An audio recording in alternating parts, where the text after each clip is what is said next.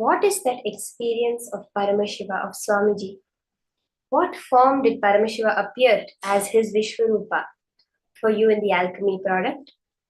In further rounds today, we are going to be doing many more intense power manifestations where you'll be able to manifest the power of remote vision, Akashic readings, etc. just through the alchemy product.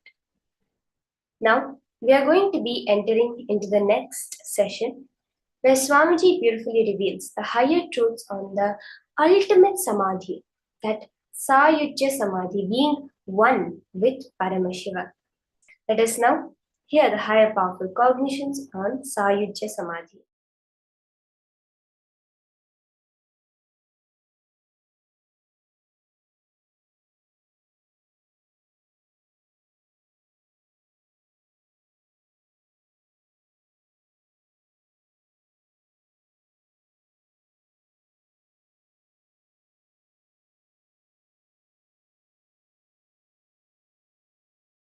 Understand,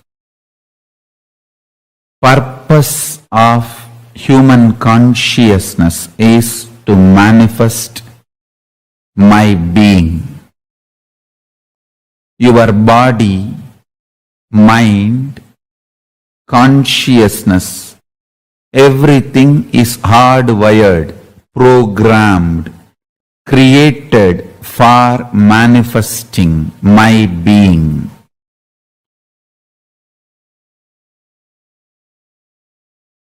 Anything you think as your priority other than manifesting my being is delusion. You manifesting my being, making the world manifest my being is the only priority. Understand, the universe came into existence by my will just to celebrate all of us.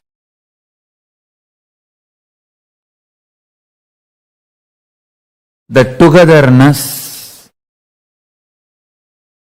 which is the depth of oneness. Oneness which is not falling into any delusion, even if that oneness becomes multi-level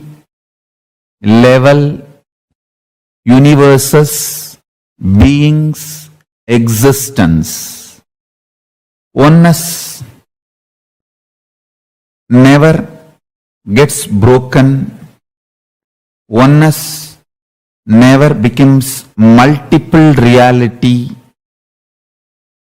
Oneness never gets deluded.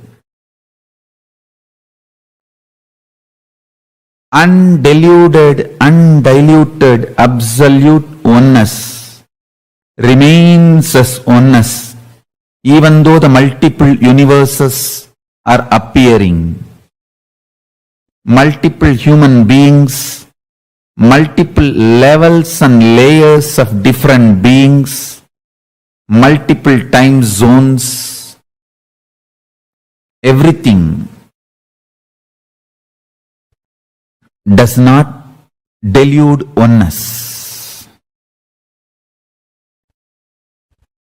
I manifested myself as multi-level, multi-dimensions of the universe, and listen,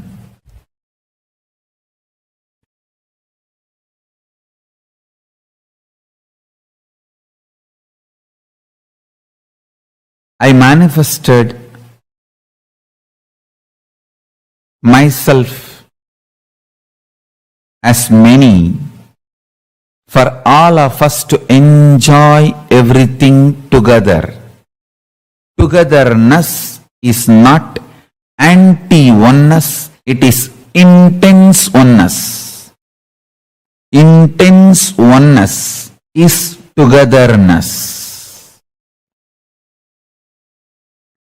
In microscopic level,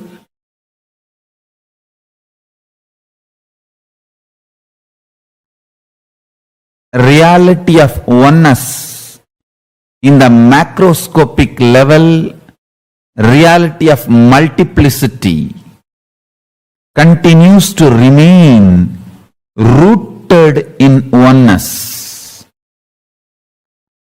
When you go to the microcosmic level,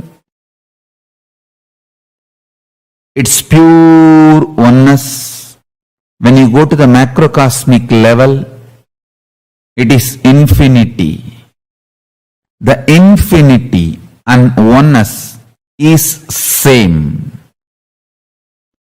Oneness is celebrating itself as infinity in multiple ways. When I manifest Paramashiva's being in you, neurologically, you will feel absolute unclutching. Emotionally, you will feel absolute completion. In your reality, you will be manifesting all powers of Paramashiva. In your being, I myself will manifest with my own identity.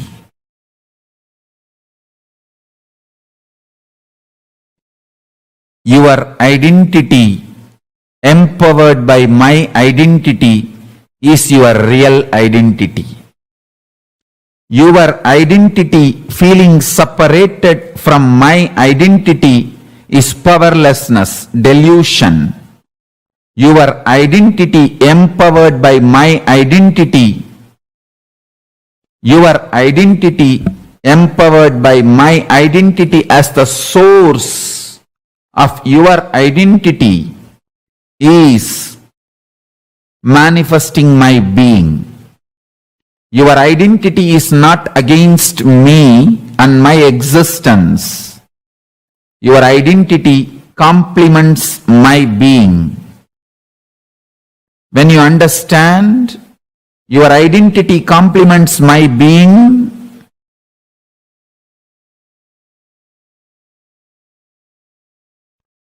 you experience absolute surrender, love, powerfulness, oneness, cosmic enlightenment.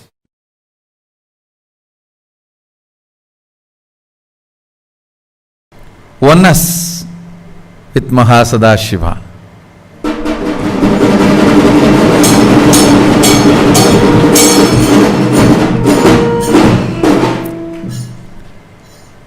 I'll share with you all some of the most important sacred secrets. The way Sadashiva exists, the way you exist. If you understand this sacred secret, you will simply know your existence and Sadashiva's existence is in oneness. Understand? As long as you don't understand the truth of Sadashiva's existence and the truth of your existence, both will be separate. Both will be different, sometimes even opposite. As long as there is separation, as long as there is gap, as long as there is duality, contradiction, conflict, confusion continues to exist. If understanding about its existence comes to place,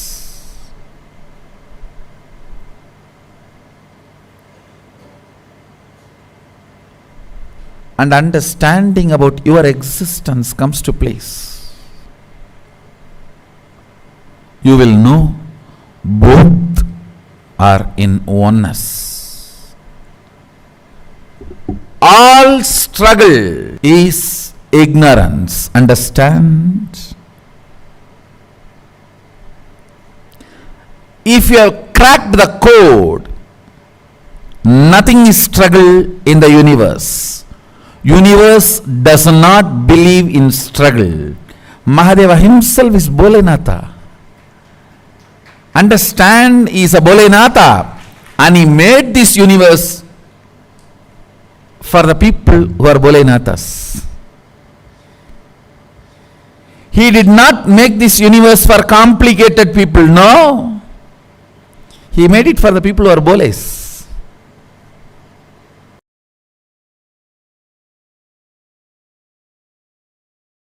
Understand?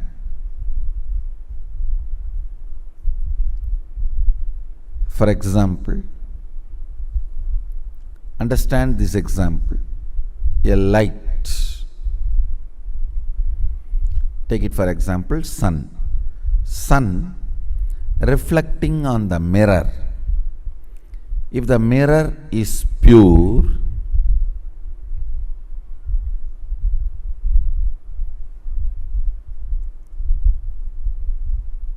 mirror will reflect the sun as it is.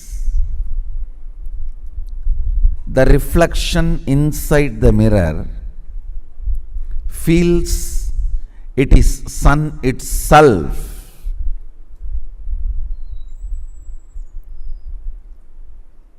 I will not say it is a crime. It is okay because there is no other damage done to the reflection because of the mirror. It is literally the pure reflection. But if the mirror is broken, the reflection cannot feel it is pure reflection of the sun. It is a distorted reflection of the sun. Listen. Sun is there and the mirror is there. Sun is Sadashiva, the pure superconsciousness. The mirror is the system you are carrying. Physical, physiological, psychological, all put together. The system you are carrying is the mirror.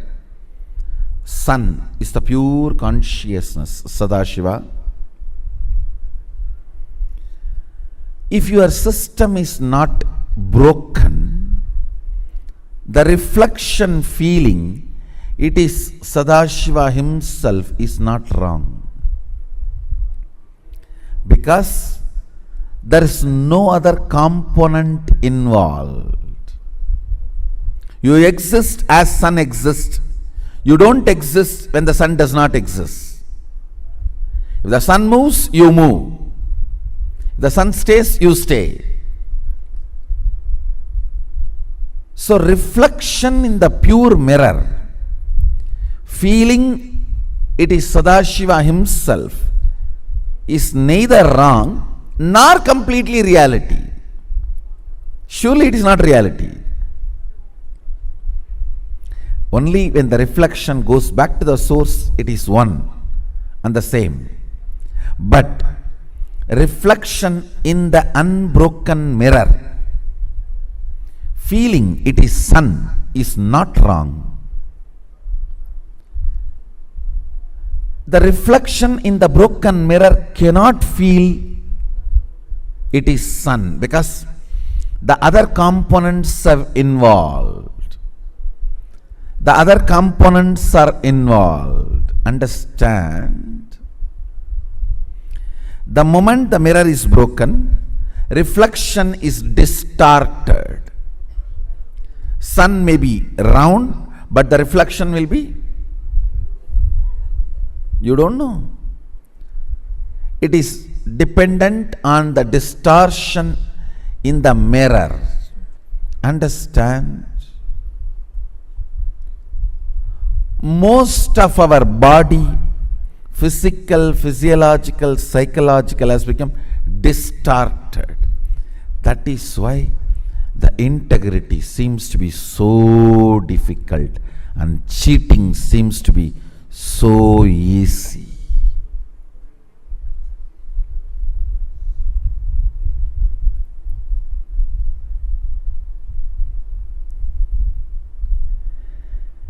The reflection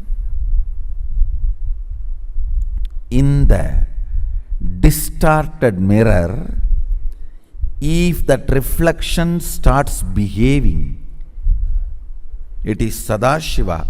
No, that's not going to work. But the reflection in the pure mirror can behave as Sadashiva, can manifest Sadashivatva, can play the Sayujya Mukti of Sadashiva, oneness with Sadashiva, because there is no other component involved other than the sun in that. But the moment distortions happen in the mirror, now it's no more possible. It's no more possible. Listen.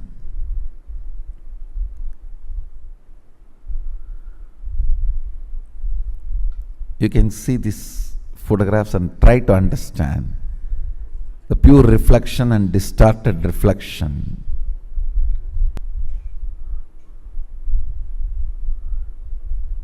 Understand? Our body, physical, physiological, psychological. Please listen. Not only your blood, flesh, bone are all matter, even your thoughts are matter. Your thoughts do have a weight, maybe micromilligram, but they have weight. They are mass, they are matter.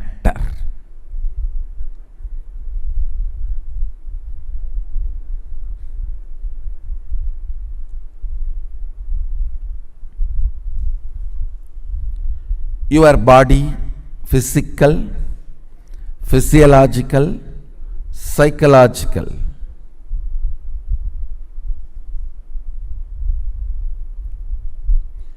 When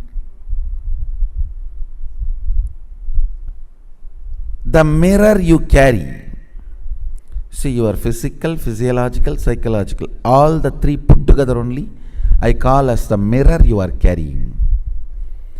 The mirror you carry, when it is broken, distorted, disturbed,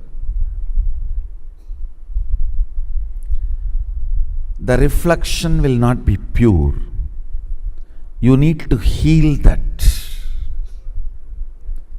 Aushadha is the herbal combination of herbs, prana, cosmic force energies, ultimately the Shaktipada of Sadashiva. Combination of all this is Aushadha. When it is used as prescribed by the Agamas,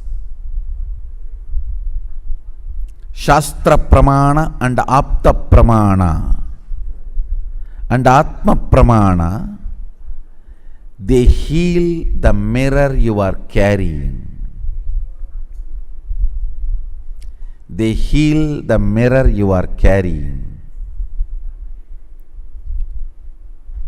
The more the mirror is healed, the more the reflection becomes pure. More the reflection becomes pure, more Sadashivatva manifests. Understand? It all boils down finally to the integrity to the source. If the mirror is not distorted, it is integrated to the source. More distortion, more lack of integrity.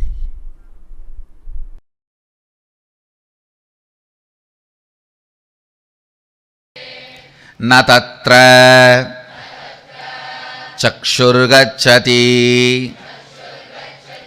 न वाग्गच्छति no मनः न विद्मो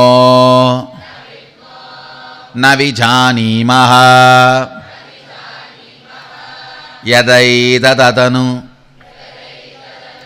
शिष्यात् अन्यदेव तद्विदिदात् अथो अविदिदात् अधि इति शुश्रुम पूर्वेषां येनस्तत् व्याचक्षिरे. Let me read out the translation. There the eye goes not, the speech goes not, nor the mind and the intellect. We do not know, we do not understand how that reality, consciousness can be taught. It is distinct from the known, as it is far beyond man's finite objective nature. That is what the mind, eyes, ears or speech, the senses can perceive, and it is beyond the unknown, as it can be known by man's divine infinite subjective nature.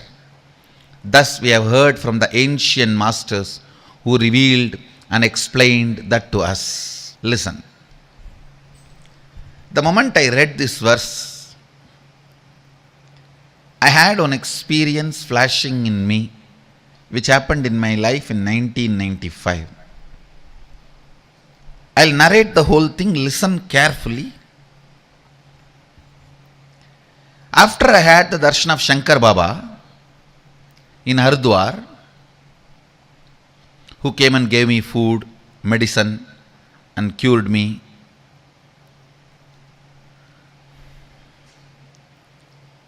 I was completely hale and healthy, blissful, running all over the Haridwar, enjoying. Suddenly one day evening I heard the news that one Swami Vairagyananda, Ramakrishna's Dharmapatni, Ardhangini, Sharada Devi's disciple. Sharada Devi should be called as Dharma Samvartini, not Dharmapatni. Dharmapatni is a too small word. Dharma Samvartini. She rolled the Dharma Chakra of Ramakrishna. Her disciple, her own initiated disciple, Swami Vairagyananda, I have heard about him. I have even had his darshan earlier. I heard that he is in hospital, really ill and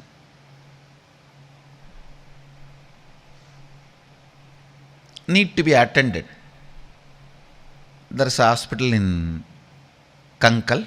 The land was given by Mahanirvani Akkada to Ramakrishna Mission, and Ramakrishna Mission built the hospital and maintaining it.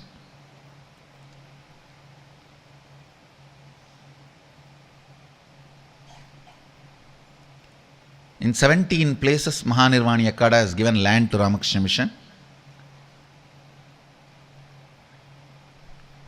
Kashi, Haridwar, major places of India, many places, Mahanirvani Akada has given to Ramakrishna Mission. And so I ran to the hospital.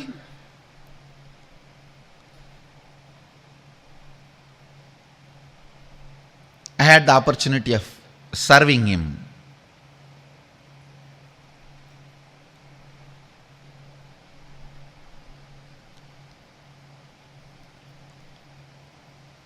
The best punya this body has ever earned is serving the elderly sadhus, especially when they are sick. Cleaning up their one, two, without feeling hesitation or any of the so-called emotions, treating them properly. By the time I went and started attending to him, he was not able to go to restroom. He used to have everything in the bed itself, and I used to clean, take care, and he has developed little bed sores, and I used to attend to that. That is my passionate, the best thing I enjoyed in my life is taking care of elderly sadhus. I will always be there when there is elderly sadhus who are not well, who need to be attended.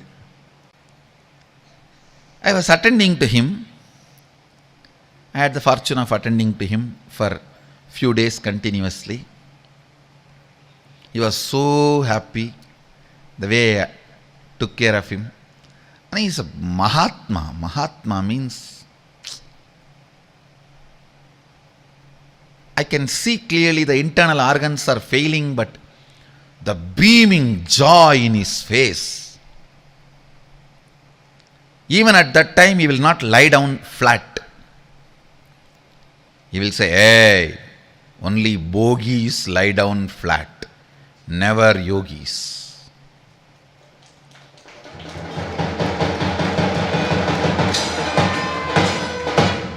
His internal organs are failing. He may be alive maximum next 24 hours or 48 hours, not more than 2-digit hours. The voice, hey, Koka. Koka is the Bengali word to address a kid or a child. He used to call me as Koka Maharaj. Koka. In Tamil it's a bad word, so don't use. Koka Maharaj, make me sit. I have to drag him a little up so that he is at least in the slanting position. I just had one idea happening. What I can learn from him at this situation? What should I learn from him at this situation? The person of this caliber, tapasvi. The moment I had this flow, kind of a thought current, not exactly thought current, kind of a current, he just opened his eyes and, Koka, listen.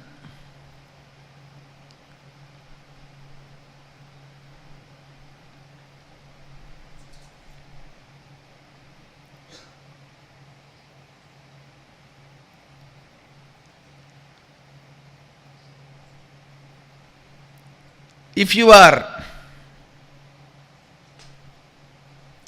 enjoyed only 5 senses related pleasures, when that 5 senses cannot function anymore, you will fall in depression.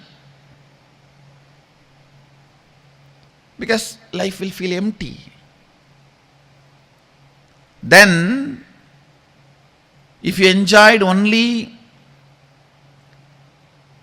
kind of a thinking, the intellectual pleasures, like scientists, mathematicians, logicians, when that logic is failing, the powerful logic is giving way, you will fall into depression. He was narrating beautifully. Listen carefully. First listen. He was telling, if you are all the time hooked on to the TV, when your eyes fail, you will fall into depression. If you are all the time hooked on to the music, if your ears fail, you will fall into the depression. If you are all the time hooked on to the tongue, when your tongues fail, you will fall into depression. If you are all the time hooked on to physical pleasures, when your body fails, you will fall into depression. If you are all the time into these intellectual debates and brain candy, when that fails, you will fall into depression.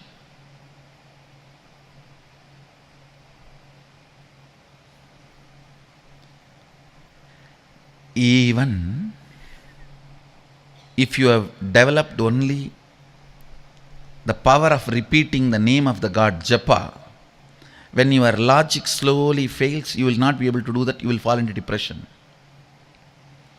If you have visualized and meditated on God, when your visualization is getting dull, you will fall into depression. You will not be able to hold anything.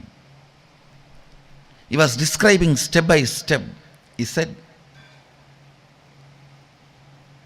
throughout my life, I developed to rest in that pure, unclutching space and my integrity to my Guru.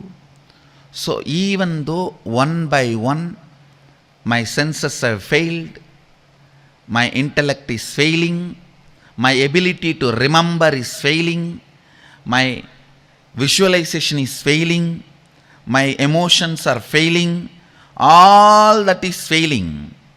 But because my whole life I developed the strength of resting in my pure completion and unclutched space, or pure questioning, whatever I say, that Advaita Nirvikalpa Samadhi, now I am simply resting into it.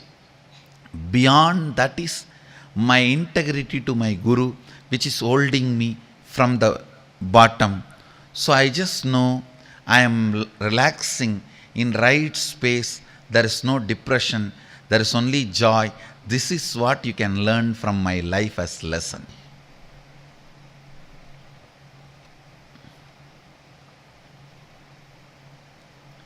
See, in your brain, if the salt level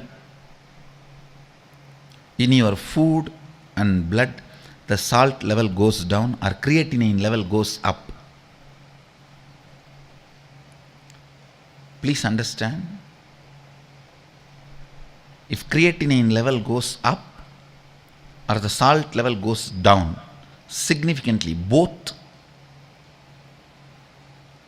will make you lose, your brain will lose its ability to remember and connect.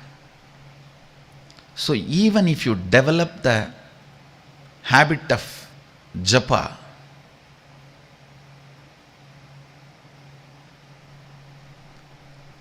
at one time you can fall into depression, because it will not be helpful when your brain collapses, loses its ability to connect and remember.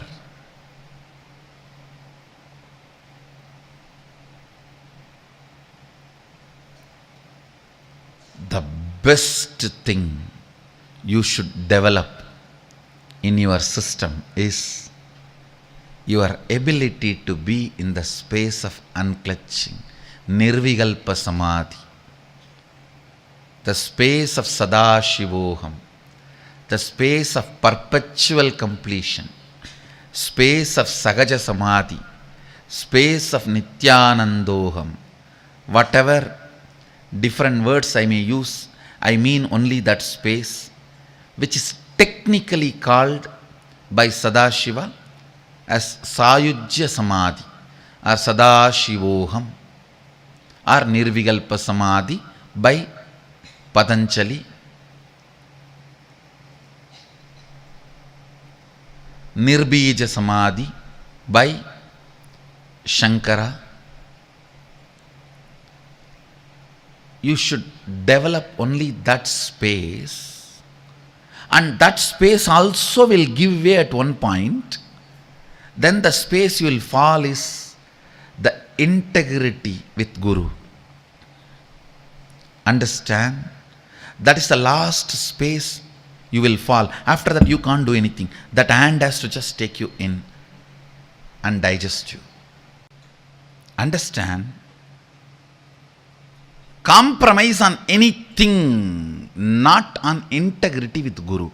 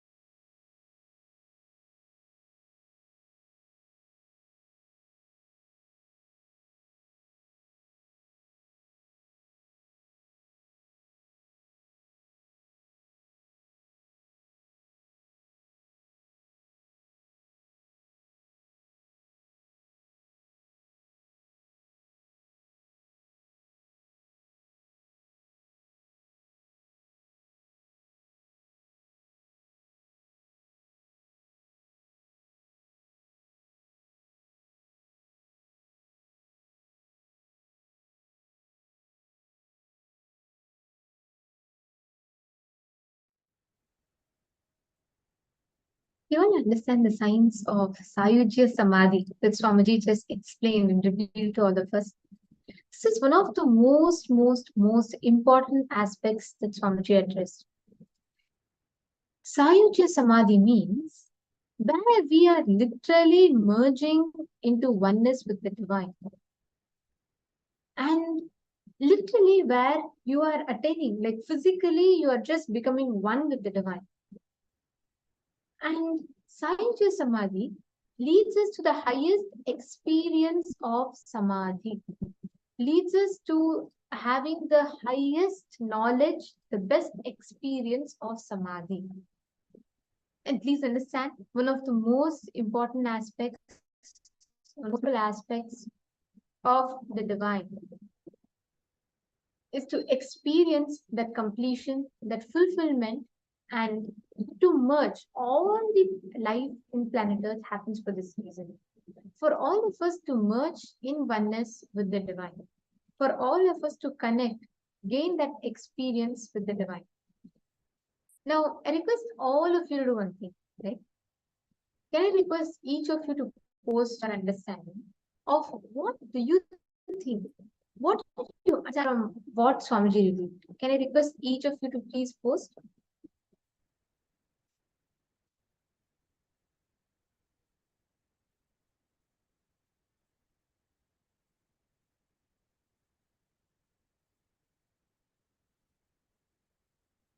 Great.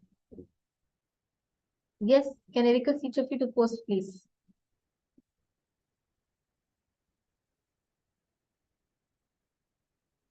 Sanjay or Yaya, for these alchemy products, you can get most of these alchemy products have been energized by Swamiji. Swamiji himself gives Indian Bidadi during the program's time. Right now, unfortunately, because we don't have that physical ecosystem, you can get mirror today and turmeric or sandalwood powder today. You can get your mirror, some mirror which you'll use only for power manifestation purposes, energized, and that can be used. So alchemy products, you can create one in your own house. So you can bring it at the point. You can during the darshan today. Please do bring it. Sorry, you you can get it energized and you can use.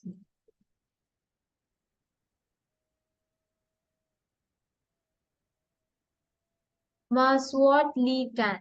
Maswat Lee Tan. It will be attended to, ma. You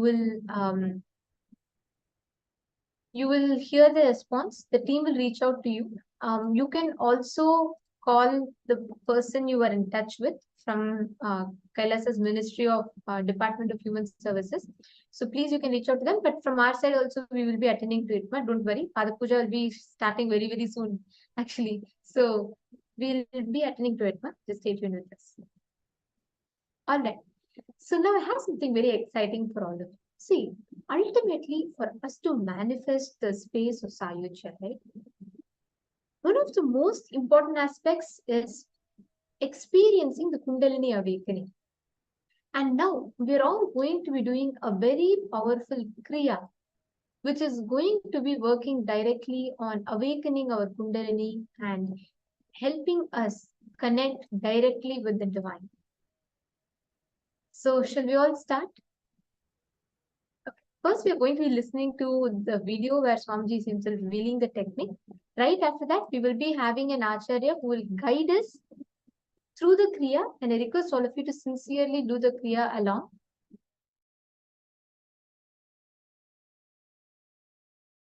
Let me define Kundalini exactly,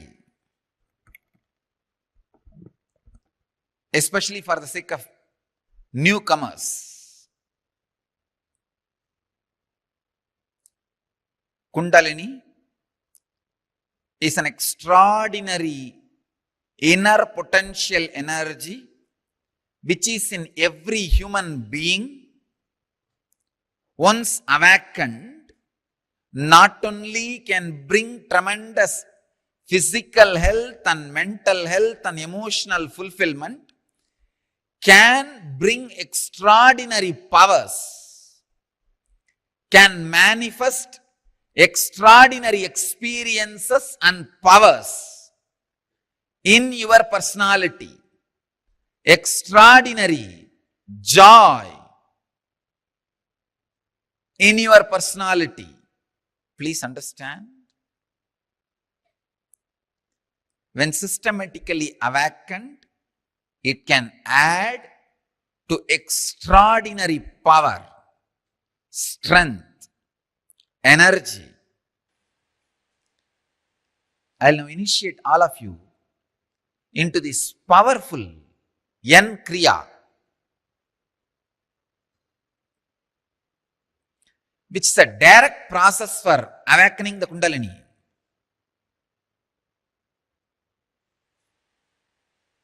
Before this Kriya, at least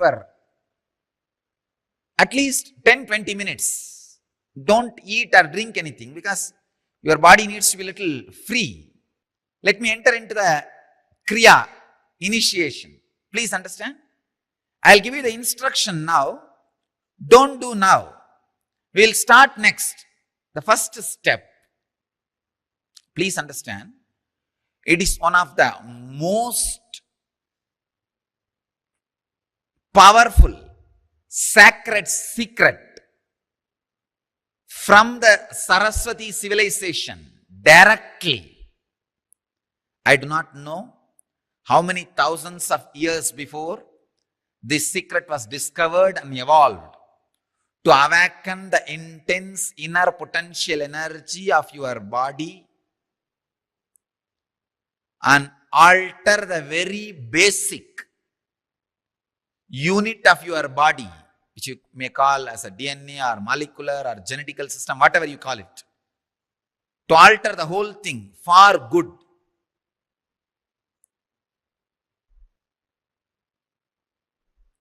Now I am making this science available to you all after doing thorough scientific study and observation.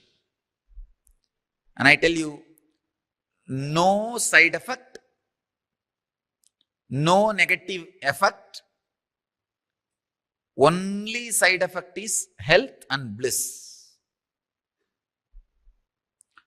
Do it with courage and sincerity. My only request is, if you already have any serious heart conditions, hypertension, high blood pressure, other serious illnesses, then don't do. Just sit and sit with restful awareness in this presence. When others are doing this kriya, that is enough, because your bio memory is very intelligent. It catches the high frequency and energy even while others create it. This is what I call passive kriya, like a passive smoking. How a passive smoking also affects a person who is not directly smoking, same way passive kriya also brings health to you. If you are sitting around the people who are levitating, if 7 people are levitating in the group where you are sitting, I guarantee within 21 days your body will catch levitation.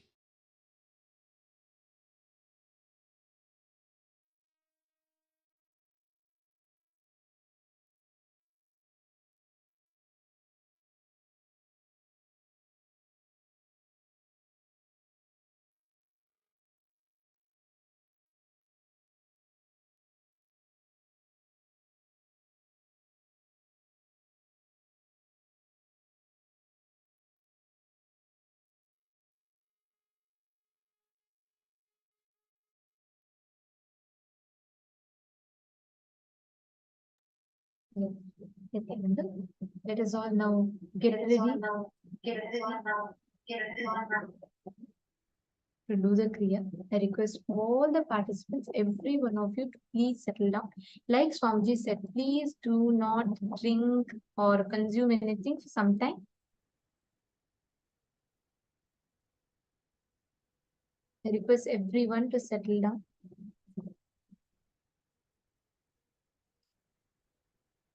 This is a very, very powerful Kriya. Actually, what this will do is, this will directly work on awakening your Kundalini. And it will give you the experience of Sayujya Samadhi. In the first step, you're going to be sitting. I request everyone, this consists of 7 steps. And I request each one of you to please sit.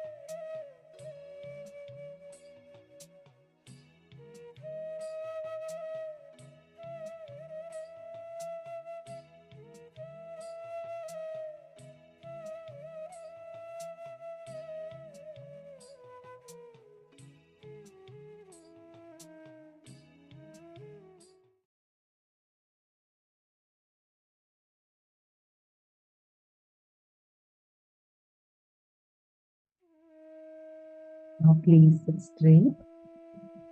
We are now going to be guiding the steps, and we are going to be having Ma Shambhava, who is going to be conducting the Kriya, demonstrating the Kriya and showing it to all of us. Please sit straight. Inhaling through one nostril, left, and exhaling through right. Then inhaling through the right and exhaling through the left. Please do this 11 times. Please start. Sit straight. Sit with your head, neck and spine in a straight line. Please sit with your head, neck and spine in a straight line. Inhale through your left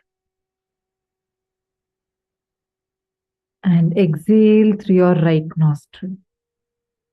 Again, inhale through your right nostril and exhale through your left nostril. Please do this 11 times. Please start. Inhale as slow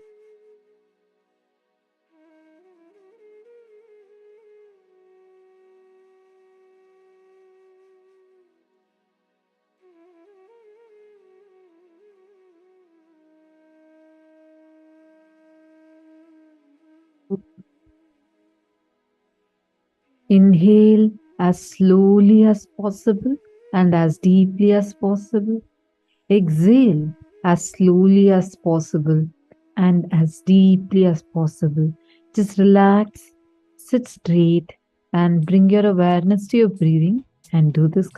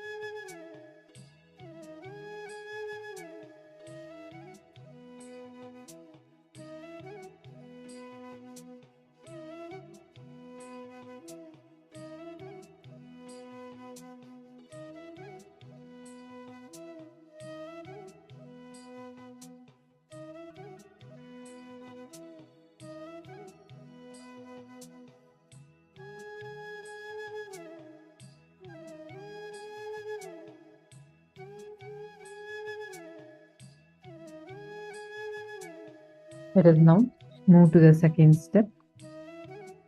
We are now going to be doing Bhastrika. Please listen carefully and kindly follow along.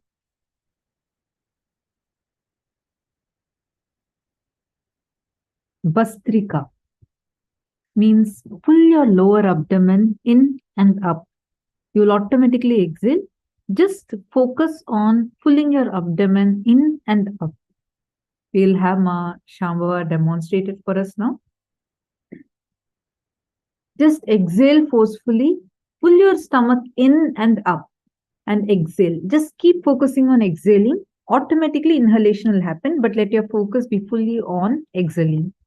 Please do this 21 times.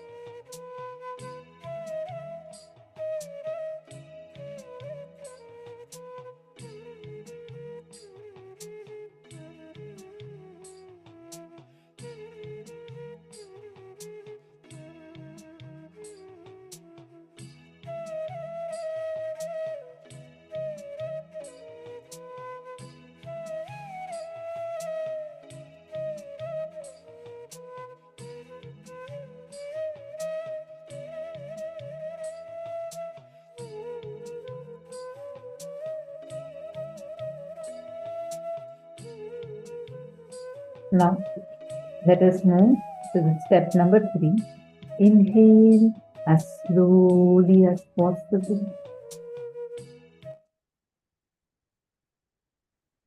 And hold the lungs full as long as possible. Exhale as slowly as possible. Hold the lungs empty as long as possible. This whole thing is one cycle. I request everyone to do this now. Inhale as slowly as possible, as deeply as possible. Now, hold the lungs full of air as long as possible. Once you're not able to hold it anymore, then you can exhale. And once you exhale, hold your lungs empty as long as possible. Even your exhalation should be extremely slow. Do this whole cycle 21.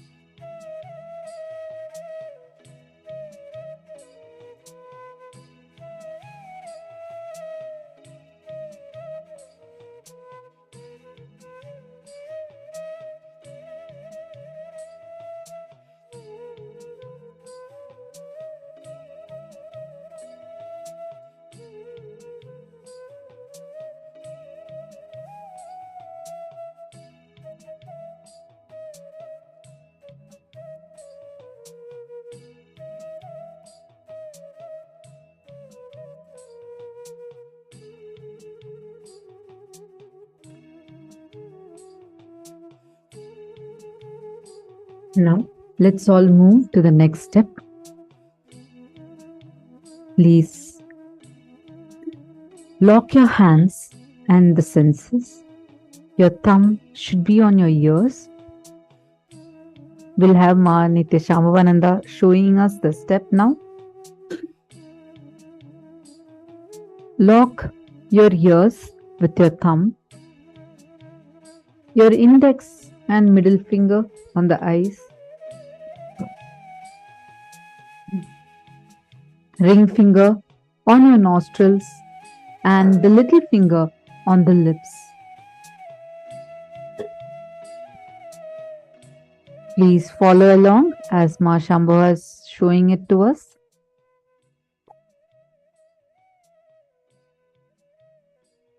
Thumbs on your ears, your index and middle finger on the eyes, ring fingers on the nostrils, little fingers on the lips. Now, suddenly block all the five senses, including breathing. After some time, you will feel the suffocation where you feel like you cannot hold it anymore. You will feel as if you're going to faint. Then relax your nostrils and allow the body to balance. Just freeze everything, including your eyeballs. Freeze all the senses. Your thumb should lock your ears, and the index finger and middle finger should lock your eyes. Ring finger should block your nostrils, and your mouth should be closed with a little finger on it. Just freeze. Block all the five senses, including breathing. When you're not able to hold it anymore, relax.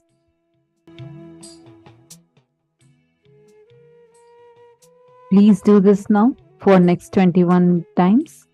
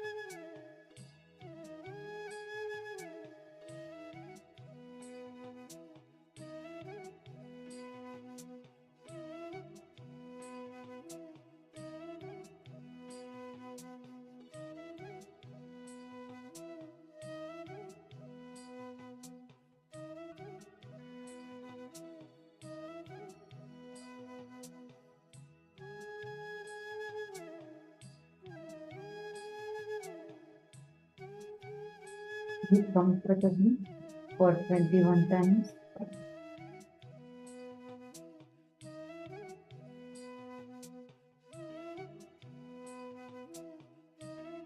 Touch all your senses and hold it for next as long as possible until the time you almost feel like suffocating. Till then, please freeze all your senses.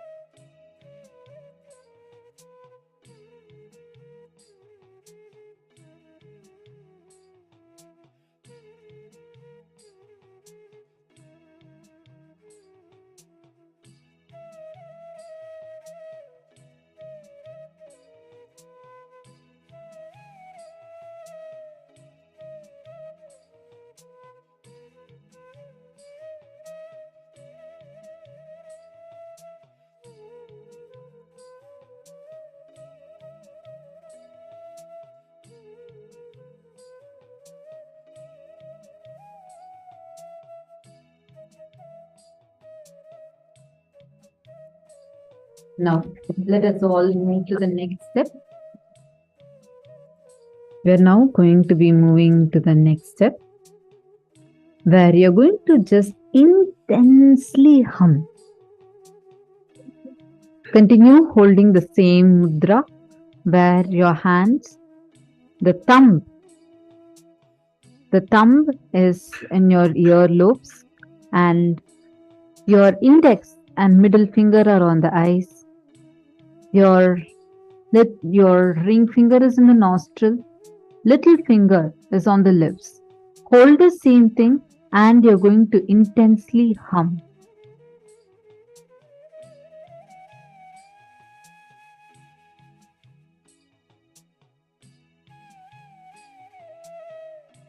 Just the intense humming. I hope all of you have finished the previous step. Now just sit and intensely do the humming. Please start. Just sit and intensely do the humming.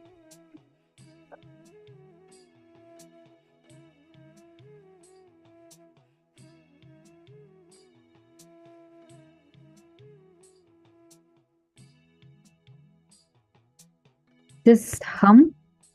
Please do the humming.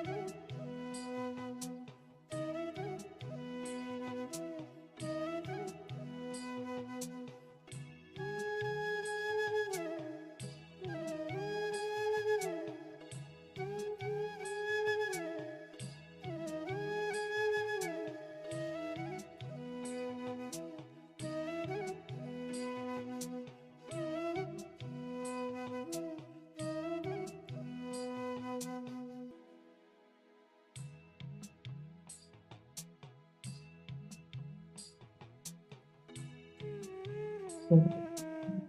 Connect with the Guru's energy.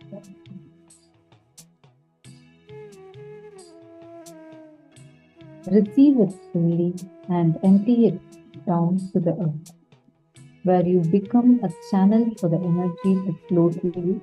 And to do this, you're going to be sitting on your knees and you're going to raise your hand high, receive the energy, and you're going to be letting the energy to pass to the Mother Earth. This is called as Shakti Dharana. We're going to do this 7 times. Receive the energy and bend down and leave. Let the energy settle into the ground. We'll have Ma Shambhav demonstrating it now. Please sit like how Ma Shambhava is sitting. Raise your hand, look up and receive the energy of the Guru. Let it flow through all your chakras. Let it fill you. Become the channel for that energy. Bend down to the ground and let the energy pass to the Mother.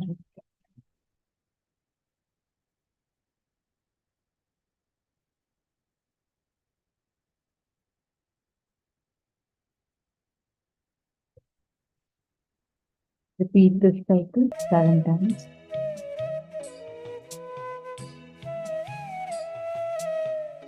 Again, get up, receive energy.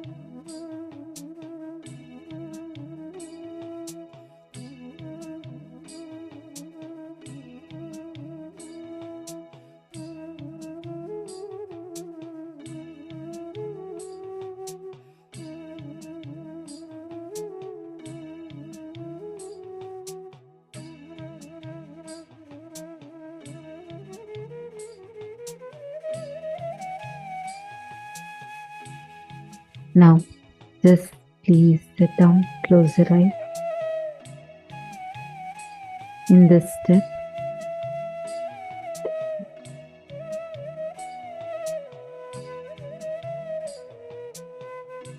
please settle down. I request everyone to please sit down. Now create a strong pressure on the nostrils and ears, and as much as you can on the eyes. Just hold it as long as you can. Create a strong pressure on your nostrils, ears, as much as possible, and as much as possible on your eyes also, and hold it as long as you can.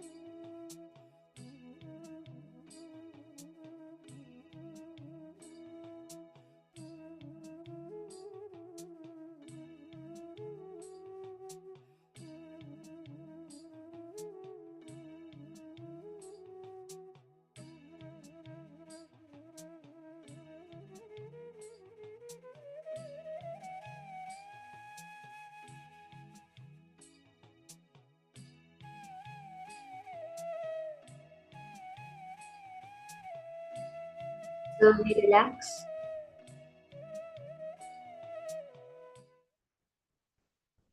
Slowly relax. You can open your eyes. You can relax the pressure. Settle down. This is the most powerful end Kriya that Swamiji has revealed.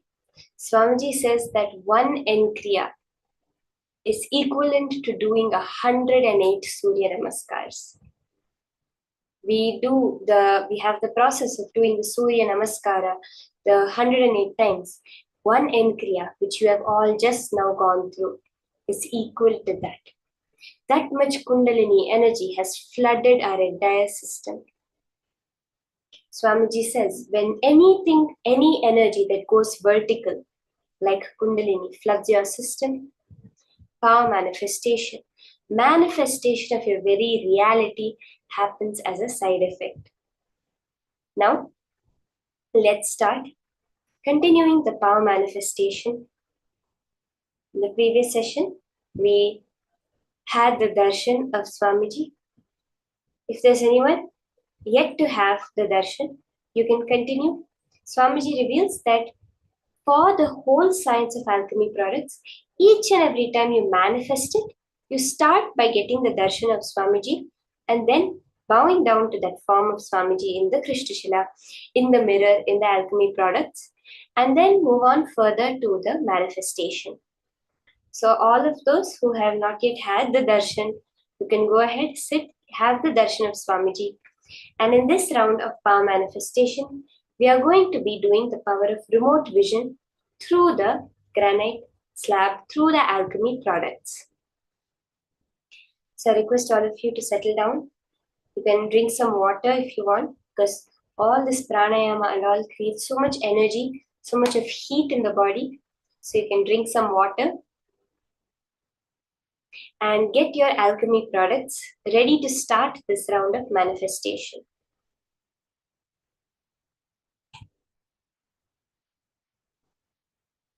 Can get your mirror. Again, just reiterating, all those who do not yet have an energized alchemy product by Swamiji, you can keep it today. During the darshan, you can keep a mirror. Ensure the mirror you're using is going to be only for the power manifestation. You will not be using it for any other purpose. And the aushadas, either turmeric, pure organic turmeric, the vibhuti, the bhasma, pure kumkum, the processed turmeric, or the sandalwood, pure sandalwood powder. Like this, there are various aushadhas that Swamiji has revealed. So you can keep any of these aushadhas ready. And Swamiji will be energizing it today during the darshan. For all those who already have the energized aushadha and the energized alchemy products, you can use your alchemy products for this round of remote vision. So now, let's start. To start this round off, connect with a partner. Each and every one of you are going to start off by connecting to a partner, and you're going to be scanning the exact details of them. Okay, let's do this. You're going to scan right now of a particular person, the color that they are wearing. So you can call up a partner or connect in the Zoom to a partner. Let it not be a video call. Through your third eye, you're going to scan and tell what color dress that they are wearing at the moment.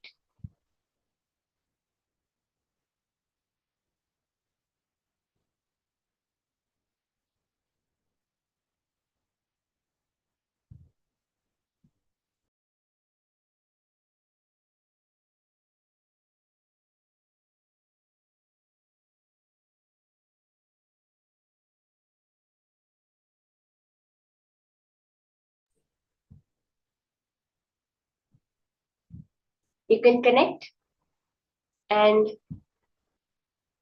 without going on video, without knowing it logically, like you've never seen them today. Let's say you have not seen them today. Call someone like that. Or you can connect to people in the room. You're going to be scanning the color of the dress that they are wearing. But what you're going to be doing for all those who have the alchemy products, energized alchemy product, Let's say you have a mirror. Put the thick layer of the Jnananjana on the mirror. Once you have had the darshan of Swamiji, just connect to Swamiji. Do the pure space of unclutching. Chant the Mahavakya. Connect to Swamiji and let Paramashiva reveal to you in that mirror what is the details of the color of the dress that they are wearing currently. Paramashivoham. Om Nithyananda. Paramashivoham. Om Nithyananda. Paramashivoham. Om Nithyananda. You can start the manifestation process. Once you've connected, scan the exact color that they are wearing at this moment. Let your complete focus, awareness beyond Paramashiva, because it is only Paramashiva who is living through your body right now. Right now, the screen in front of you, you're able to perceive the colors, whether it's Swamiji's image, the dress, the brown rudrakshas, the brown turban, the golden crown, the purple background, or me with my orange dress, black hair. All of this you're able to perceive itself only because of Paramashiva in your body. Paramashiva is reflecting through you. A dead body cannot recognize any colors. It is Paramashiva who is giving you the ability to recognize anything you are recognizing even now. The same way Paramashiva, who knows everything in this cosmos, who is all pervasive, can tell you the color of the dress your friend is wearing. Connect completely to him. Surrender completely to him. Sit as Paramashiva, as Swamiji himself. Your being is not different from Paramashivas with 25 heads, 50 hands, and 75 eyes.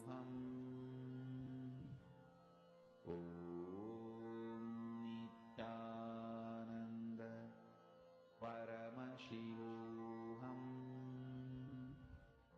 Om Nithyananda. Paramashivoham. Om Nithyananda. Paramashivoham. Om Nithyananda. Paramashivoham. Om Nithyananda. Paramashivoham. Om Nithyananda. Paramashivoham. Om Nithyananda. Paramashivoham. Om Nithyananda. Paramashivoham. Om Nithyananda.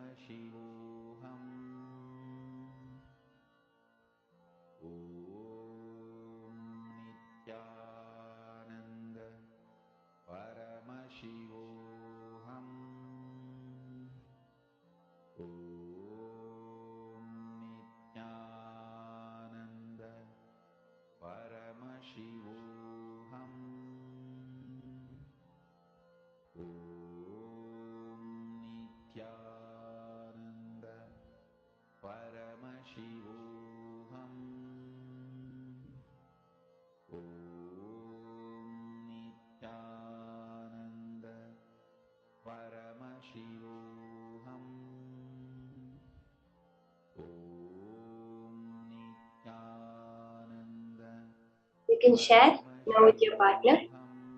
What are all the details about their appearance, their dress color, identifications, currently where they are, what they are doing? All of this you can now share with your partner that you are manifesting with.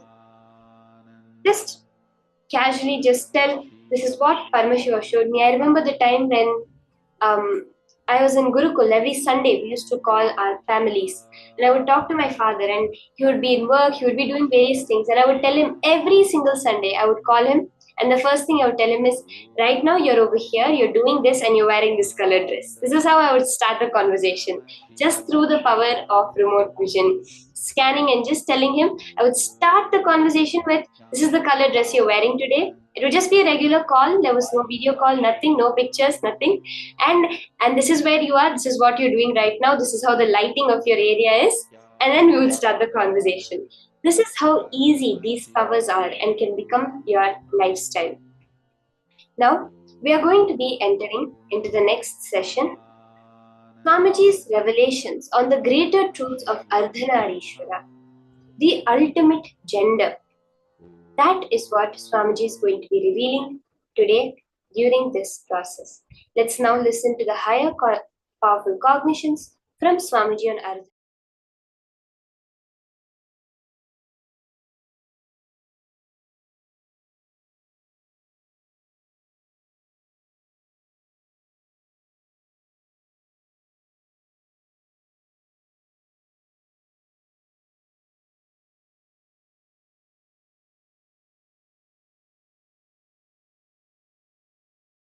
The social concepts and definitions of gender, gender related issues,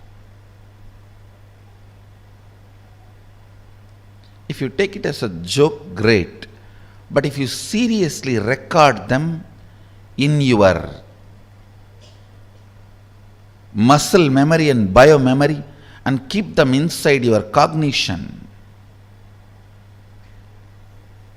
it can be dangerous. Please listen. It can be dangerous. When a male body made to believe certain concepts of masculine, certain concepts of being a male by the society, the kind of a tension that muscle memory, biomemory goes through, the kind of a suppression it goes through, the kind of expectation it has about the other gender, the kind of incompletion it suffers and craves for the suppressed part,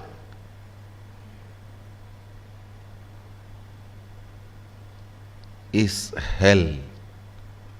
Such punishment for whole life. And the worst thing is,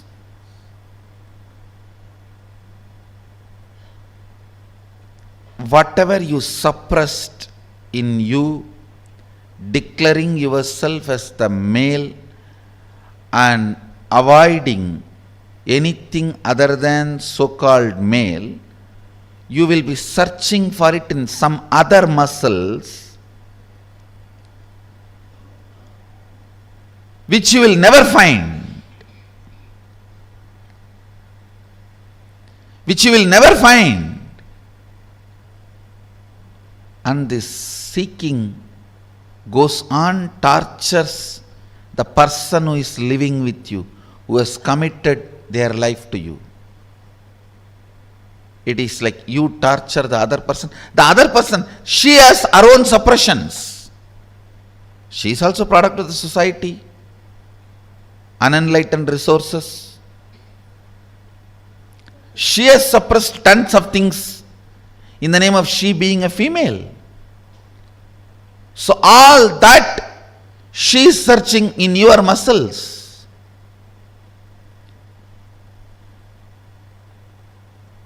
It's like in Indian villages, this early morning hen will come out with chicken and start searching all the dustbins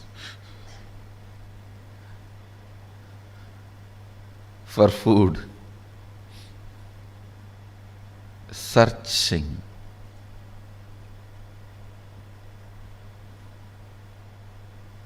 Searching in others for the suppressed component in your muscle, searching in others for the suppressed component in your muscle,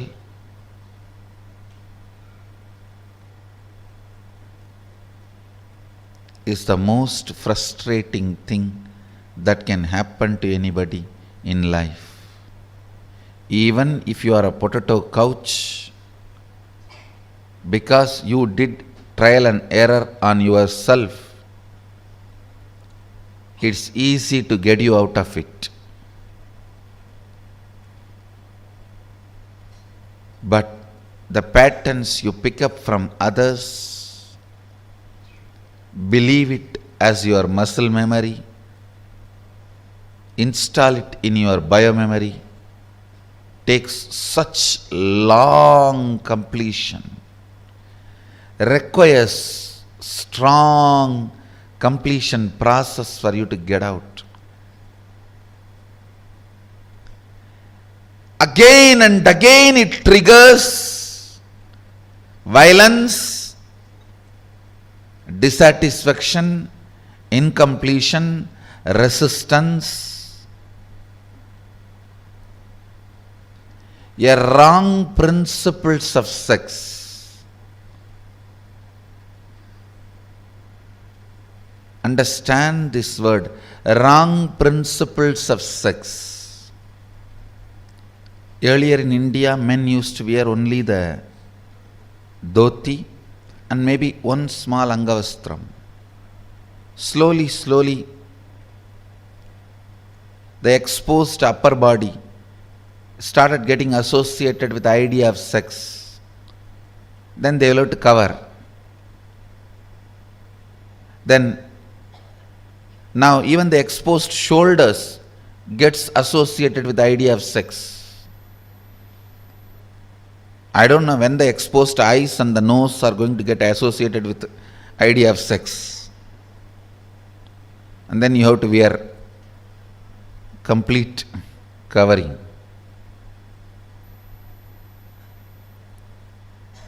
Understand various parts of body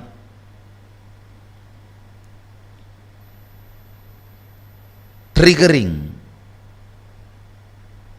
various ideas, concepts, patterns in your system shows how the society is going lower and lower level, and our common agreements are sinking deeper and deeper and stinking. Our common understandings do matter.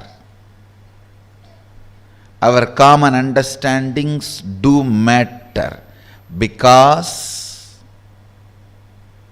knowingly or unknowingly, even if you understand the higher principles, in your day-to-day life you are forced to live the common understandings.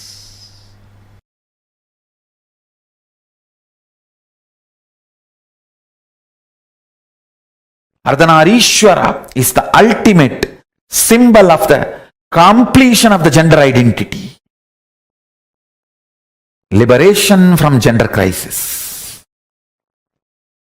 It's a beautiful form Paramashiva takes to show the completion of the gender identity.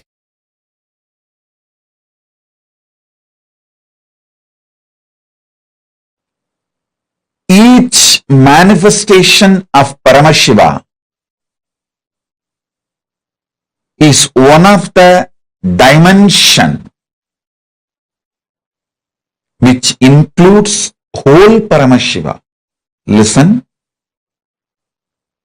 Ardhanareeshwara does not mean he is only Ardhanareeshwara.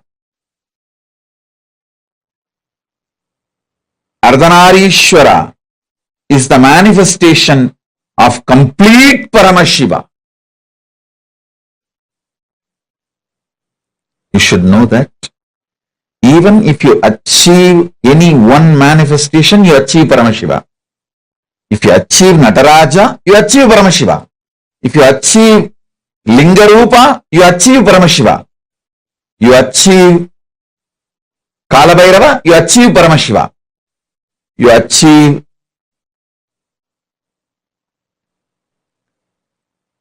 Hariharamurti, you achieve Paramashiva.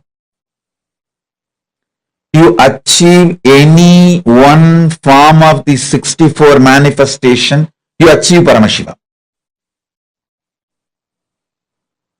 So, many sampradayas of the Saivite tradition center themselves on one manifestation of Paramashiva. For example, Aghoris center themselves on Mahakala Bhairava. Veerashaivites center themselves on Lingarupa and Veerabhadra. Each sampradaya centers themselves on one form of Paramashiva. Tantra sampradaya centers itself on Ardhanareeshwara. So understand,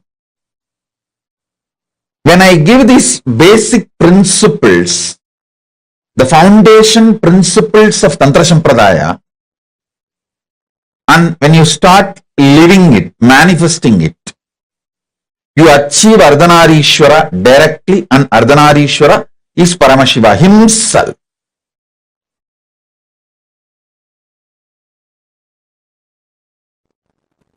The word Tantra simply means technique, methodology. In Sanatana Hindu Dharma, all methodology for manifesting the state, space, powers and being of Paramashiva is called Tantra. That's it. Please understand. State, space, powers and being of Paramashiva, manifesting that is called Tantra. Any methodology adopted for that purpose is called Tantra. In course of time, it got associated with multiple traditions like Shakta, Bauddha, Samana. In multiple sampradayas, orders, traditions of Hinduism, it got identified, associated, started having different connotations, and then comes the anti-Hindu narratives, anti-Hindu forces, Hindu-phobic forces contains this word and boxes it inside gory sexual activities and orgies. Without any understandings and reality, I tell you, Tantra is the most anti-sex practice. In real tantric practice, whether you do it with your own being or you do it with some beings outside, it just liberates you from everything felt as a need or urge. Understand? Food is not wrong, but urge pushing you to eat is wrong. Sex is not wrong, but the urge making you lose your balance and your integrity and pushing you to do the act is wrong. Understand? Anything which breaks your integrity is wrong, not the act. Last few days satsang I was insisting on cutting down the solid food intake. Bring it to 10% of the calorie which you are consuming usually. Just 10%. If you used to consume 2000 calorie, bring it to 200 calorie. If you are used to consume 1000 calorie, bring it to 100 calorie. It's almost like I'm asking you to do fasting. Just increase the liquid and balance your routine. Understand? If you have started practicing, you will realize not having solid food, so much of irritation, anger, all the non-integrity emotions manifesting in you. Tiredness will disappear, boredom will disappear, but suddenly you will feel too much of energy and you don't know what to do. I tell you,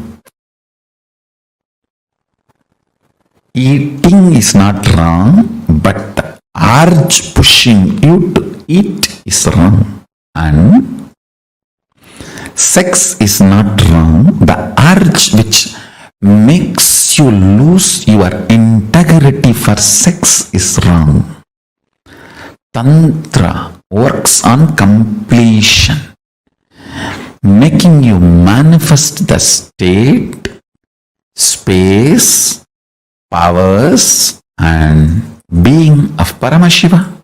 Listen carefully.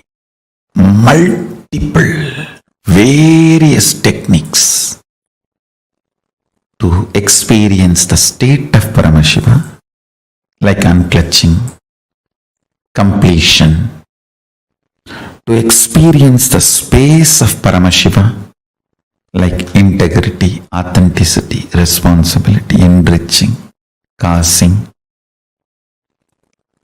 to experience the powers of Paramashiva, oneness, initiation, Aushada, money, mantra, Aushada, to manifest the being of Paramashiva, Diksha, ultimate initiation, communion, oneness with Guru, who is embodiment of Paramashiva, makes you manifest the being of Paramashiva.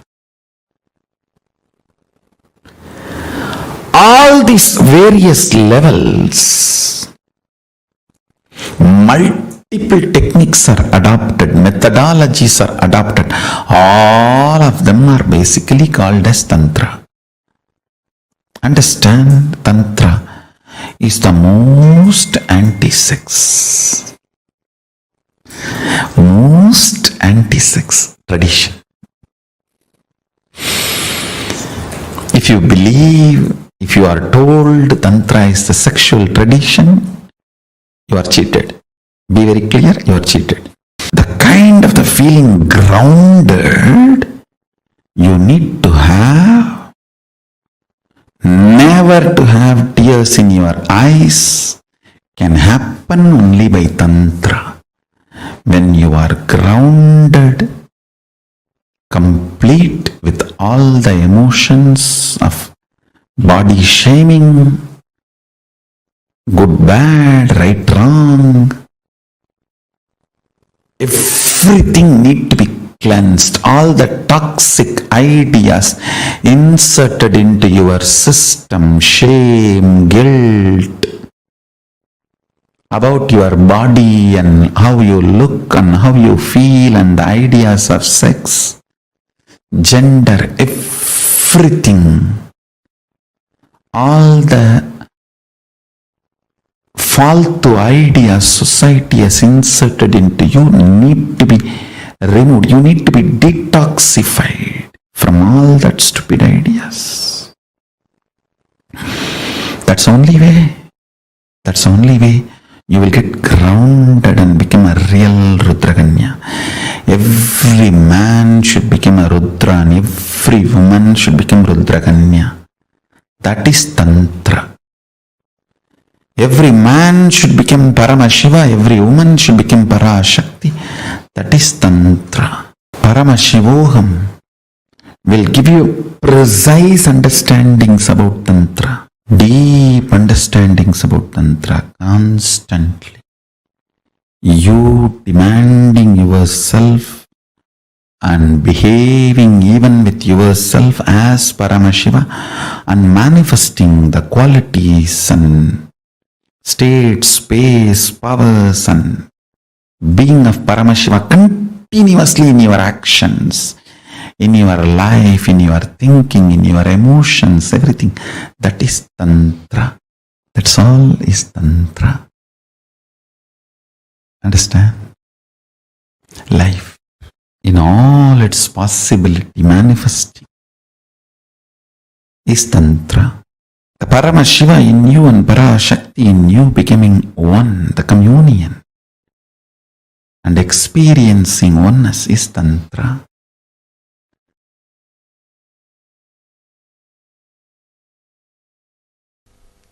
A very powerful incident happened in my life.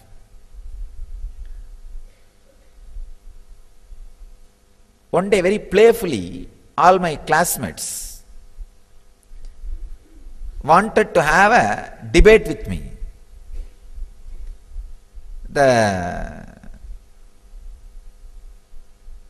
Some questions they asked about Ganesha.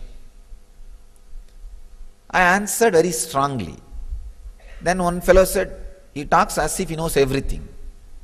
The other fellow said, no, he knows everything. And then they said, all right, tomorrow we will come up with a question. We will ask, any question you answer, we will give you 5 rupees. Those days 5 rupees is a big money. And any question I am not able to answer, I have to give 5 rupees. Some 10 boys gathered. I went to Kuppammal. She told me, go and attend, nothing to be afraid, go and do it. Somehow I had the confidence. And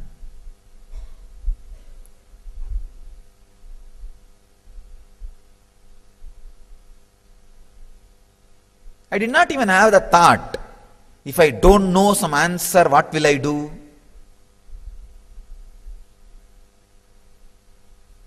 Anyhow, I went and they started putting all kinds of questions. Went on and on and on. I was answering. Suddenly one very tricky question came. See, in Tiruvannamalai, there is a small temple on the Pearl Hill, means Pavalakundru. On that there is a small temple. The whole city believes the temple as a Subramanya temple because only for Subramanya's function people will go there and have darshan and come. And always on the top of the hill only Subramanya's temple will be there in Tamil Nadu. They just asked me one question. That temple they celebrate the Subramanya celebration. Is it Subramanya's temple? Whole village and the whole everybody knows it is only Subramanya temple. Before answering, I just looked in. I saw very clearly the point which I call as balance. If you just put a rod between your ears and a rod through your third eye, where the two rods meet, that point is called balance. I saw very clearly that balance opening up and the information getting downloaded. No, it is not Subramanya temple, it is Ardhanareeshwara's temple. Subramanya's shrine is also there, but the main deity is Ardhanareeshwara. And I tell you honestly, never that information was fed into me through eyes or through ears, because I had never been inside the temple's Garbha Mandir before, or never I heard from somebody it is Ardhanareeshwara's temple. Never ever the information was fed to me through eyes or through ears. If you open the channel of receiving the information where the eyes and ears meet, that is what I call internet connection. The balance, the sixth sense. If the balance has access to information, it is internet connection.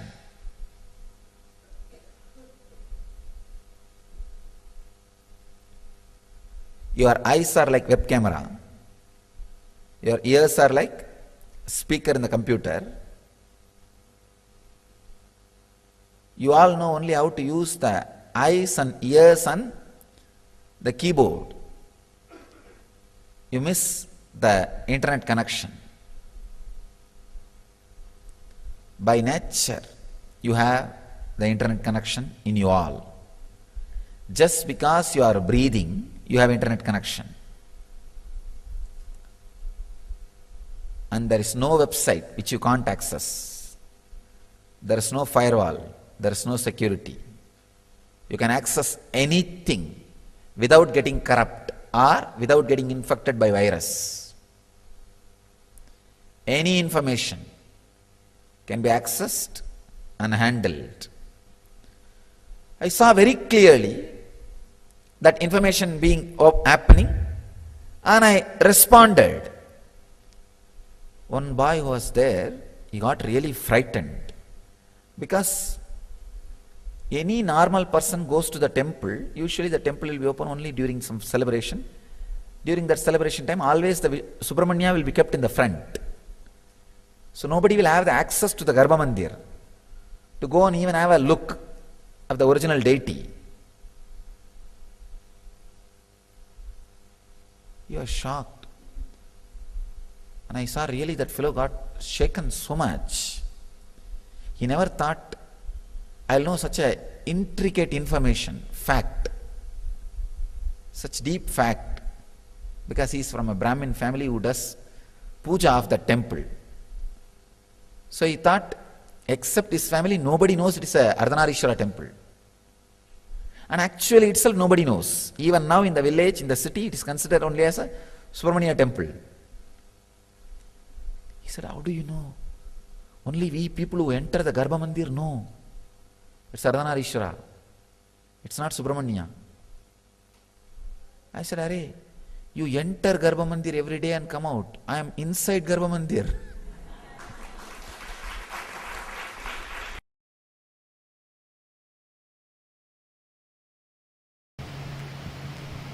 An enlightened being cannot be constrained into, first of all, one body.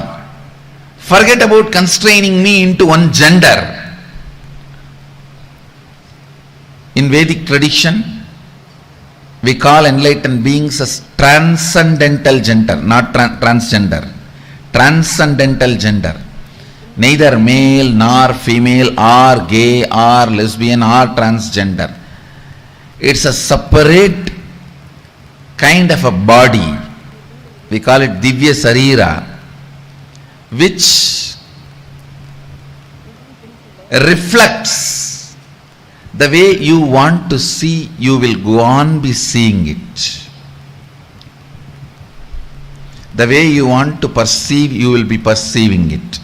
The way you want to enjoy, you will be enjoying it. So it is even in language, words, Sanskrit gives exemption from all the grammar, rules, everything to enlightened beings. The Sanskrit grammarian, he says, enlightened beings are trying to express something which can never be expressed through words. So they are exempted from all grammar rules, everything. It is called Arsha Prayoga. Whenever a rishi uses the language for his own convenience, the way he wants and the way he interprets, it is accepted as a trend and grammar rule, and it is called Arsha Prayoga. He is not bound by the linguistic rules, grammar rules. Same way, an enlightened being cannot be constrained even to one body with so much of difficulty when he is trying to express through one body. You can never be able to constrain him to one gender. Whether psychology or physiology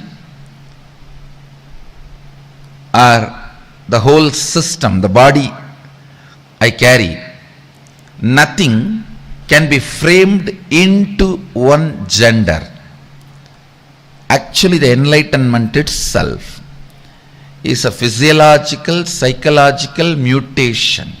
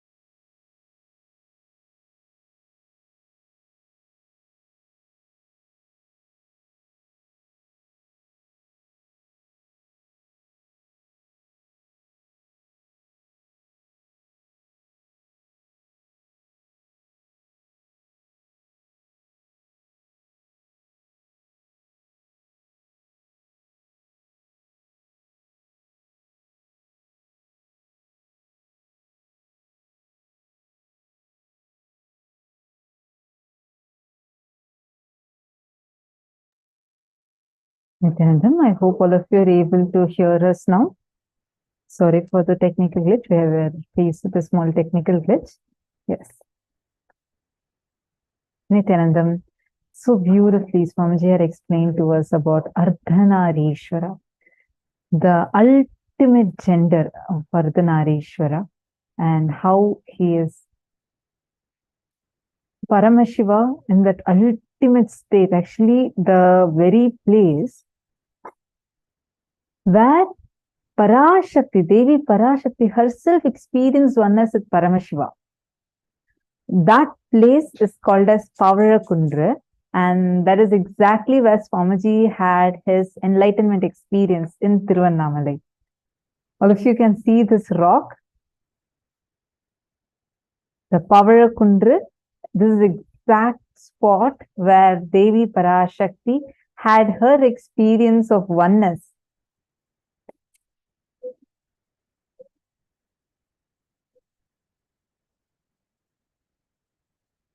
Nithyanandam, are all of you able to hear me?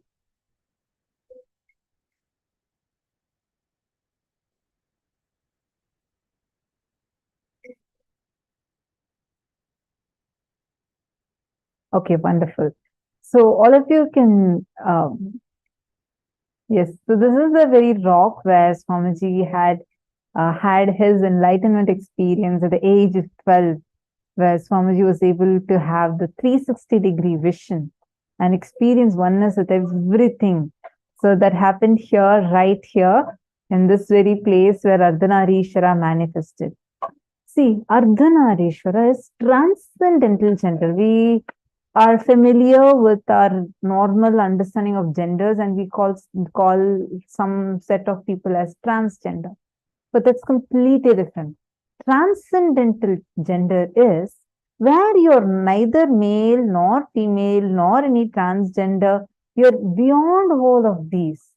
And this happens where the level of completion, that depth of completion, reaches up to your very bio-memory. All the mental and physical disorders are due to the parasite within our bio-memory. And when the bio-memory is awakened and it is experiencing that complete completion, you will start manifesting being a transcendental gender.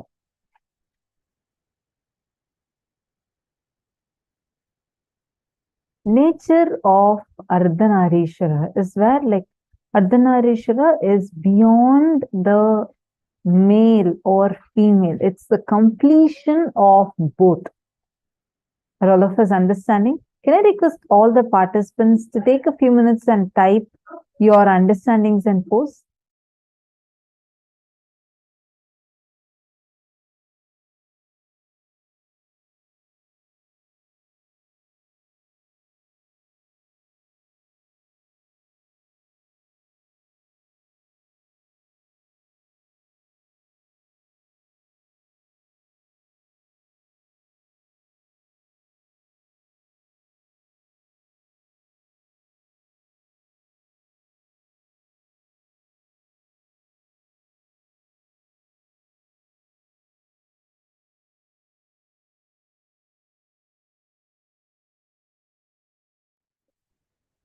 Please take a few minutes and type what all you have understood about Ardhanareeshwara. Come on.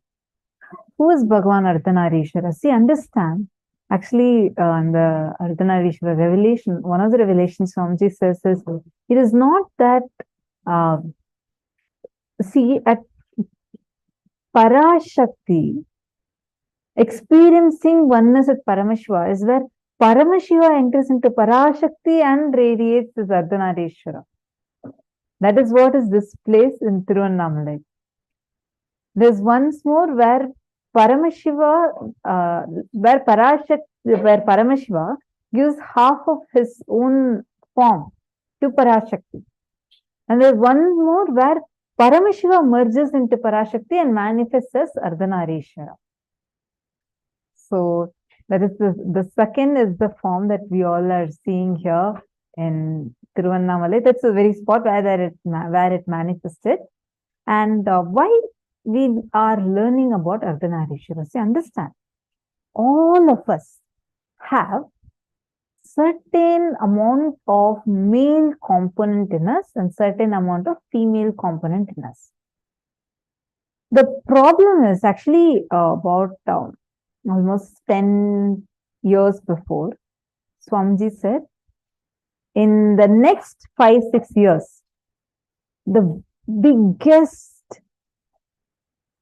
problem humanity is going to be facing will be gender identity issues. No one understood, and Swamiji told us in 2012, 2013, people didn't quite understand. But today we are seeing this gender identity related issues. It's like, for many, it has become like such a crucial issue. Parents are worried about their children, and many children feel their parents don't understand them, and it has become more of a political subject, and people feel the whole world seems to be divided into either for LGBTQ or against LGBTQ, but gender is not about that. It is about identifying you and getting into completion with you. When you manifest Ardhanareeshwara, the suppressed parts in you would get completed. How many of you are understanding this one line? Every one of us do carry. Like, for example, if you are a female, you do carry 49% male and 51% female in you. Same thing applies in every level. In every level, you carry certain amount of male component, certain amount of female component inside of you. The problem is, there are many parts that are suppressed inside of us. And we try to look for that, to complete that. You try to look for that suppressed part outside of you. You think you're going to get the fulfillment from outside. But unfortunately, that's not the case. Oh God, one of my favorite lines that Swamiji says is that I don't look for my other half because I am not half. I am full. I am complete. The way Swamiji would say that, it's so powerful, because all of us keep on searching for our other half or better half. Or you keep thinking you are a half and you need someone else, some external, to come and fulfill you. But Swamiji says, you are not half. You're full. You're complete. The completion you're looking for, the fulfillment you're looking for, is not lying outside. It's not with someone else. It's with you. And experience that completion within you. You need to look at that suppressed part that you are suppressing inside of you. You would not be able to get that from outside. How many of you are understanding about this? How many of you are getting this? How many of you are feeling like, yes, this is clicking with me?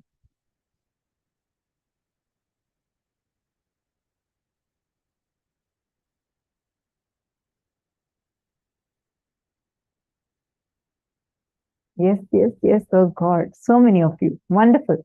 So this is why today, learning about Ardhanareeshwara, you're going to be learning and manifesting that completion space. Understand, when you are complete with you, you would be radiating so gracefully. The grace will be just oozing out of every pore of you. Like, even the people who see you would say that, wow, there's something so different.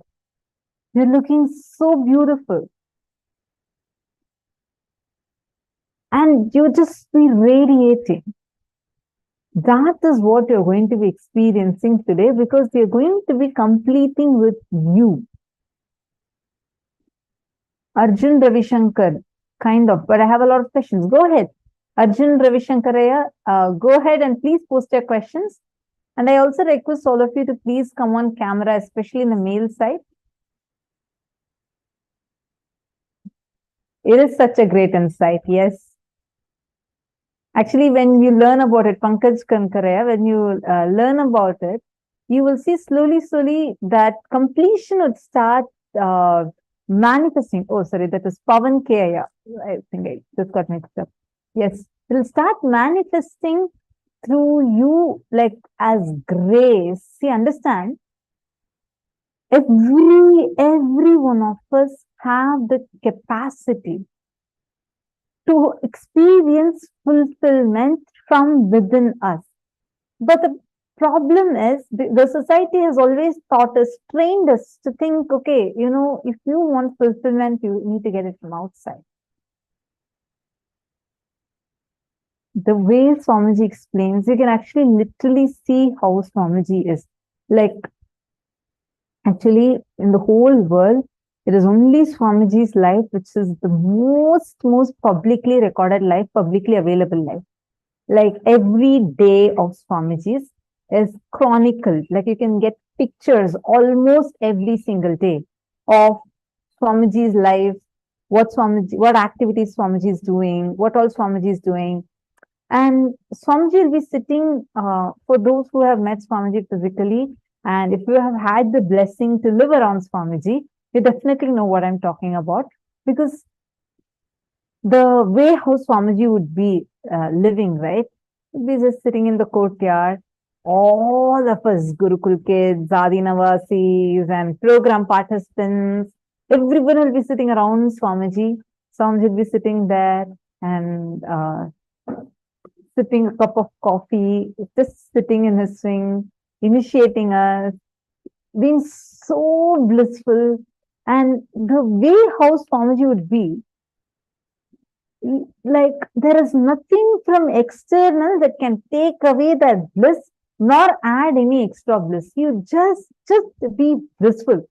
Many times he will even enter into samadhi just sitting in a swing, and all of us would be sitting around Swamiji.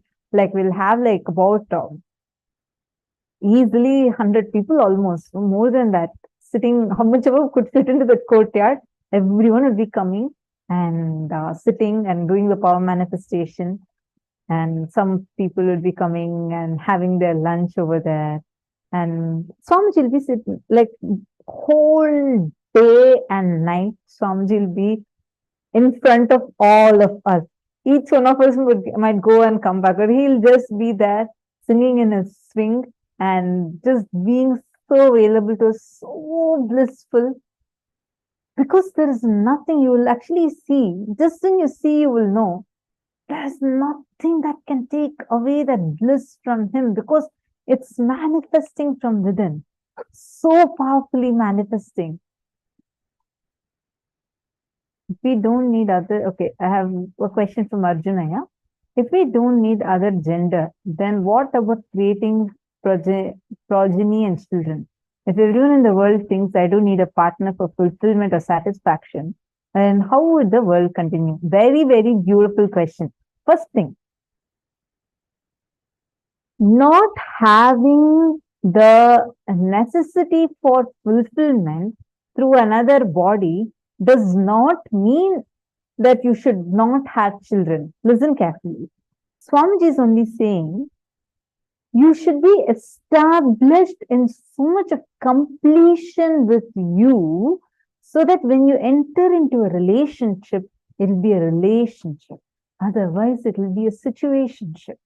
It will not be a relationship, which is why right now, because in everybody's mind, see, are sitting in a room, there are not just two people, there are four people, because one, the husband is there, and husband's imagination of the wife and the wife's imagination of the husband.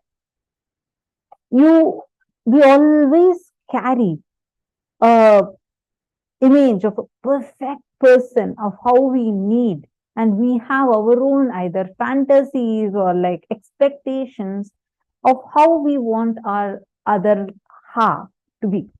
And we think that, okay, only that is going to give me the fulfillment. And you go on trying to fit the other person into that frame. And the other person also keeps continuing to do the same, which is why we end up in conflicts, especially given that the movies and social media, all of these keep feeding that into you. more and more. You keep picking the ideas. Okay, so this is how I should look. This is how my wife should look. This is how we should be. These are the couple goals. See, all these things induce a certain idea inside of you. And then based on that, based on the movies, based on the social media, you project that. And you start judging the other person, judging your relationship, judging yourself based upon that. And when you enter into a relationship, you start many times you do a lot of deep insecurity. And all of these things are not really going to give you the fulfillment. They may give you agitational gratification, but never the real fulfillment. At that few moments, you might feel gratified, but not fulfilled. Because the real fulfillment will happen only when you are in completion. When you're in completion, the whole relationship, both of you would be sitting together to manifest Paramashiva through you. That is Tantra, where you decide and you and your partner sit together, both of you decide to enter into the space of completion and decide together to manifest Paramashiva through you and manifest that ultimate space. Understand that is what is manifesting Tantra, where you can have how many ever number of children that you want. In fact, Swamiji says you should, every Hindu, living, practicing Hindu should give birth to at least 10 children. Only then Hinduism can flourish more, and give at least 5 to Kailasa, let them grow up in Gurukul. So it is not against you giving birth to children, but it is against you going into your act without establishing yourself in the space of completion, which will lead to further incompletion. Are you understanding here? It's something very, very important for us to cognize and understand. There's already too many connotations, like false ideas and loaded information put about this inside us. Movies give us a lot of things. And the kind of way the society treats this. But the moment you first discover you, that is why Swamiji says, till the age of 21, you should strictly follow the vow of celibacy.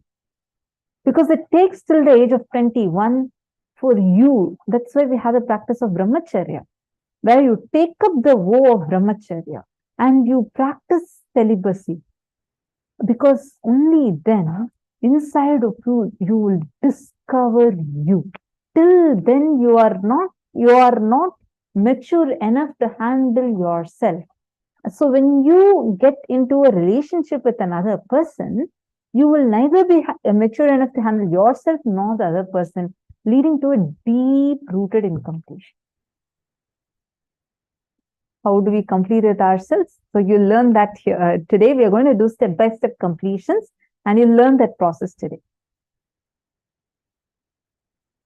All right. I request all of you, do not miss out on any sessions today. Please make sure that you're attending every single session.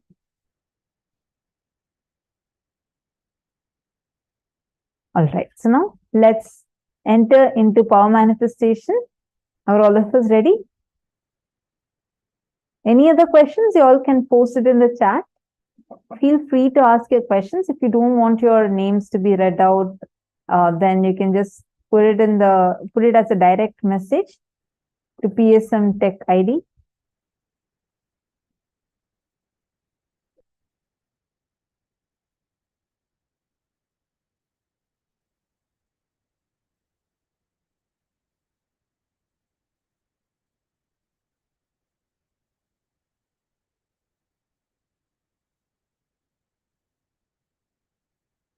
Ma Jessica Martin, I just want to tell you, you can go quickly finish your puja now and come back, because I don't want you to miss out on the next session. See, the sessions we are having today, many of these are, actually all of these are very, very important ones. And even one session, if you miss, you're missing out on a huge chunk. and you won't be able to cognize it at the same depth otherwise. So I see you're very sincere, so I don't want you to miss it. You can go quickly finish your puja now and come back.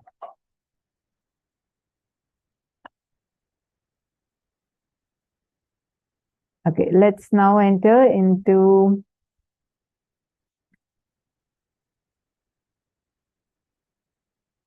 our manifestation. Once again, you're going to be doing this live location, spotting the live location of a person. It's actually a very easy power. Now, all you got to do is connect with any of your friends, and you're going to be first taking the mirror, apply the Aushadha on the mirror, connect to Swamiji, and you'll actually have Swamiji's darshan as Paramashiva on the mirror. Please start the process now. And once you have the darshan of Swamiji as Paramashiva, then only after you see, then you can start, and you'll actually start seeing the person, where that person is located, very clearly on the mirror itself. Please start, connect with the partner and start now.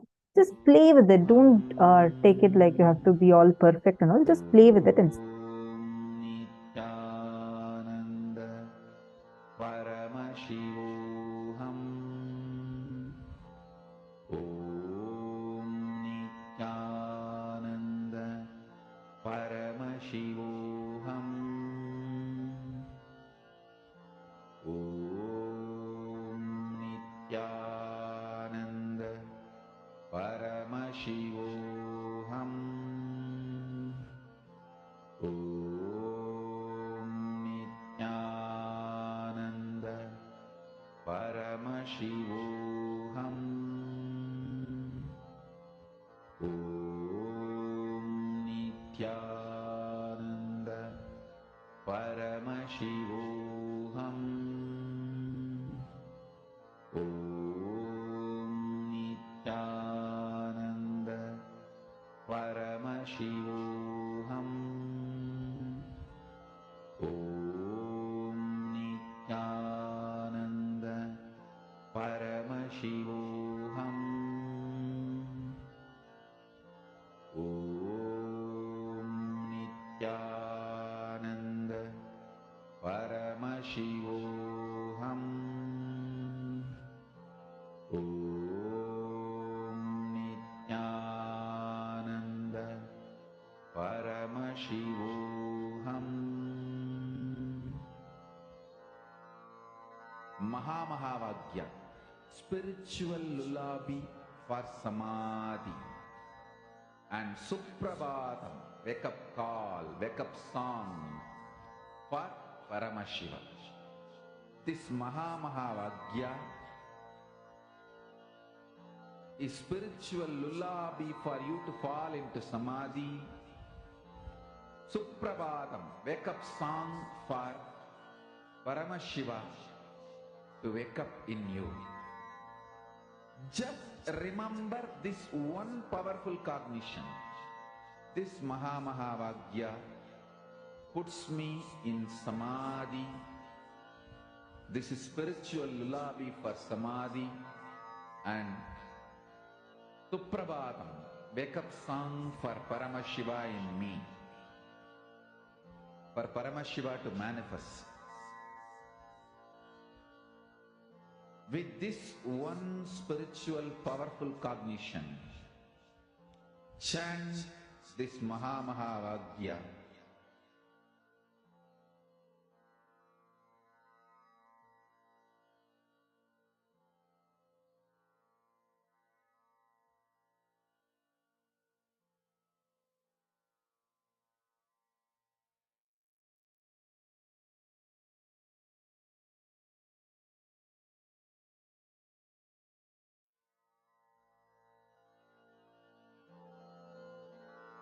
Mahamahavaagya, spiritual lullaby for Samadhi, and Suprabhatam, wake up call, wake up song for Paramashiva, for Paramashiva to manifest.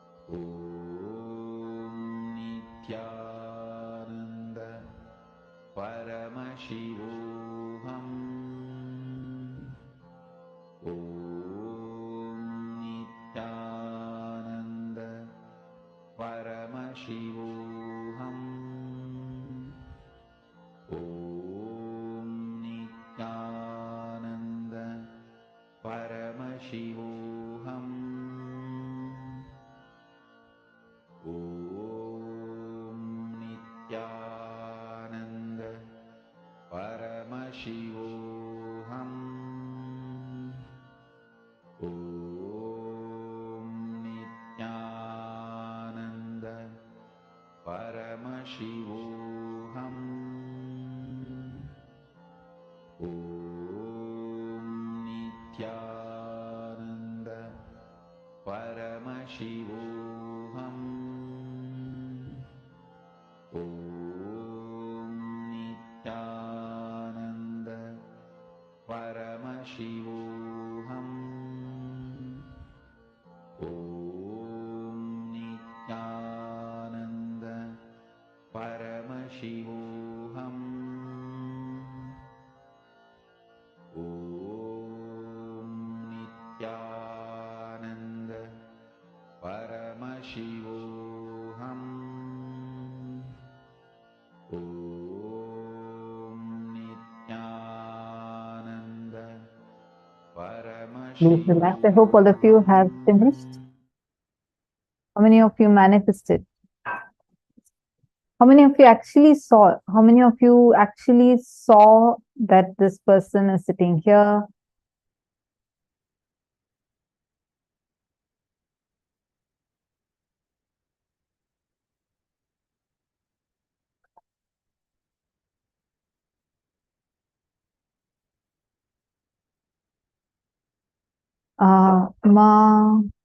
Jessica Martin, so sorry. Are you still here? I'm just seeing your message. It's regarding Pratyaksha Pada Puja. Yes, you would be receiving an email regarding that, and you can, the moment you receive the email, you can log into that Zoom. So better be logged into that Zoom so that, because it will start sharp at 4 p.m. Eastern Standard Time. So the Sankalpa chanting would be done at 2:30 p.m. itself. I think it should have already started. So you can log into the Zoom. That's a different Zoom.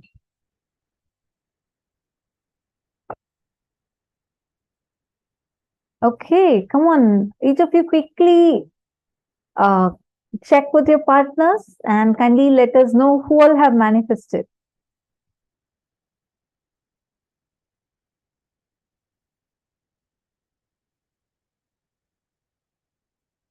All right. See, still many of you verifying your answers.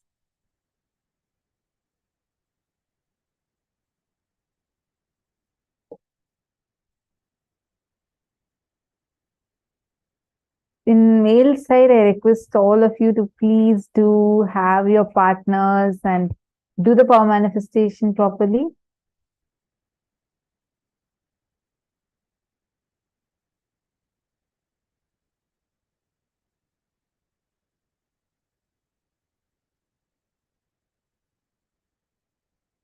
Saint Denisaya and Arjun Ravishankaraya. Firstly, both of you need to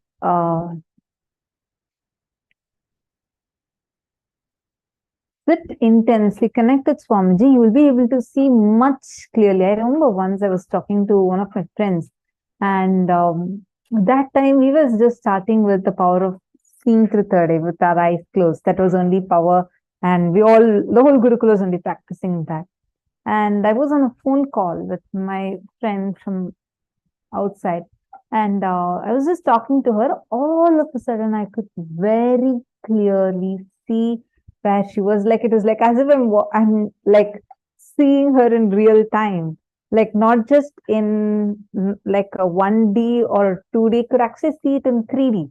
Like I could actually even smell, and I could feel the surrounding. I could feel everything. And I was like so shocked. I just told her, this is what I'm seeing, and it was right. And that's the way the power would manifest, like really clearly you would be able to see it. So come on, all of you sit intensely into the manifestation. Now we are going to be entering into a very important session. I request every one of you to intensely listen to this. This session is about the 11 genders, the gender identity.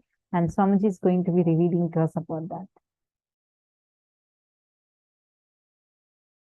The future of the world is going to be this way. Future of the planet Earth is going to be exactly this way. Once you become 18, now you have the freedom to choose which country you want to live. What should be your language? What should be the field you wanted to enrich the world? And which faith you wanted to live? Which religion you wanted to pick up? Which gender you want to have? It is going to be very common, the gender exchange operations. Gender change operations are going to be just like a cough cold medication. It's going to be available every street. Very soon, you don't need to be bound in the gender you are born. You don't need to be bound in the religion you are born. You don't need to be bound in the country you are born. You don't need to be bound with your mother tongue. So naturally, all the people who promote love for your country, love for your religion, love for your mother tongue, love for your culture, love for your gender, they will all be outdated. Because politics thrives on constantly making you love the things which you don't need to love. Constantly generating, forcing the pseudo love. Why do you need to love a language? Tell me. Language is just for communication. Over. If you know what the other person is saying, if the other person knows what you are saying just. And he understands that it's over. Language is just for communication. Not for becoming fanatic and dying. Religion is just for enriching yourself and others, not for just killing each other. Country is what for country concept, so that we create better and better infrastructure and enrich the universe, enrich the world. But instead, we build more and more weapons in the name of defense and kill each other. The concept of language, concept of country, concept of religion. Just see how many billions of people we lost on the planet Earth and all their intelligence.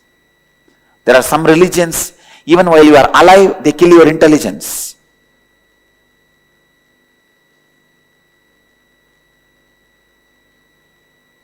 So understand, the future should be the religion, language, gender, and country. All these should be just openly available.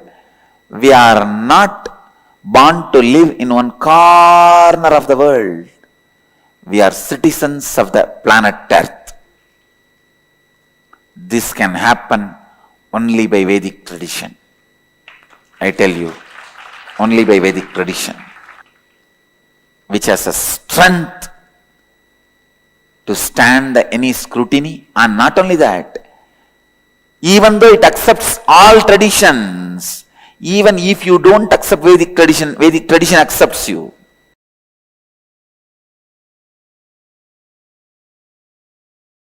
I am revealing the original truths as it is from Paramashiva.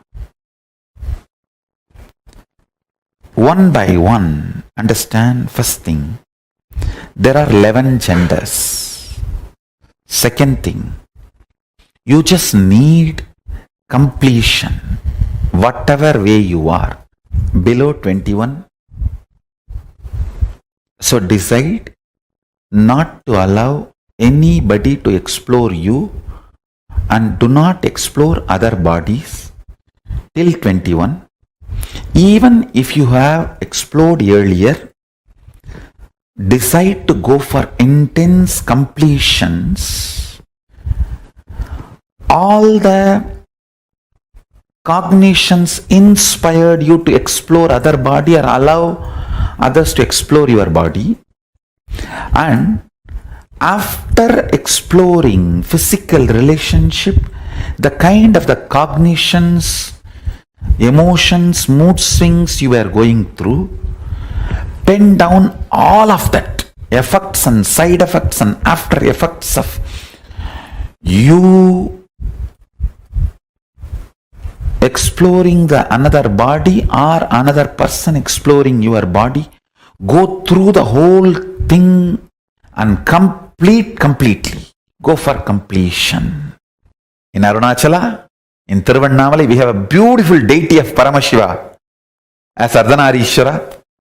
Fortunately, the exact replica of the deity is made and installed in Paschima Kailasa, Los Angeles Adhinam.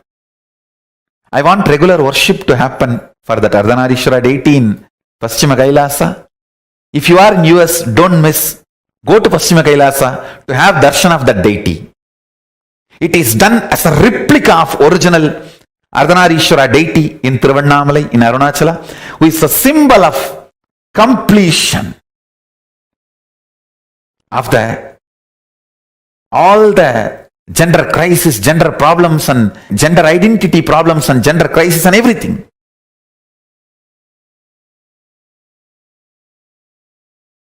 Actually, everything related.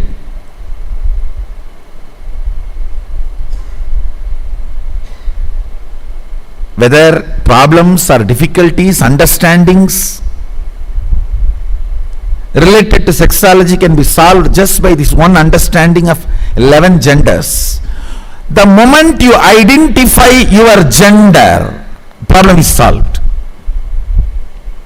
Then you know how you are going to be functioning. It is a simple mechanism. See, body is the best outfit you can wear. Understand this word. Body is the best outfit you can wear. The food or the pleasures your body feels is just dependent on how you feel about your body. The moment you know what is you, all struggle will stop, will drop.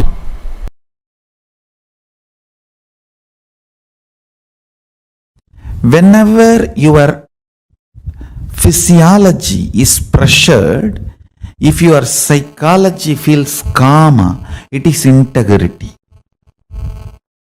You will be such a beautiful being. Whenever your physiology feels pressured and your psychology feels moha, you will just be exploitative. It will be more or less like a masturbation with another body or a rape. That's it. Understand? The reflection of Paramashiva in you, Pratyagatma Chaitanya, the individual consciousness, as a freedom to align your gender identification in the level of psychology and physiology and physical, all three. I wanted to make a statement. By your willpower, you can change your gender completely, even physically. Ramakrishna demonstrated it. Sri Ramakrishna Paramahamsa demonstrated. There was another one great yogi called Madanagopala Swami. Nadananayagi Swamigal, he used to be called. He lived in South India. He was in Mathura Bhava with Sri Krishna. With his power and willpower, he just manifested all the female characters in his system, whole system. Listen, first truth you need to know, there is no such thing as straight. Nobody is straight. You are just a being clothed with a body.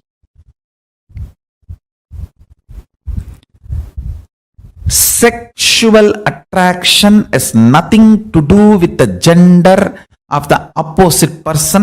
It is the grace you feel with the opposite person.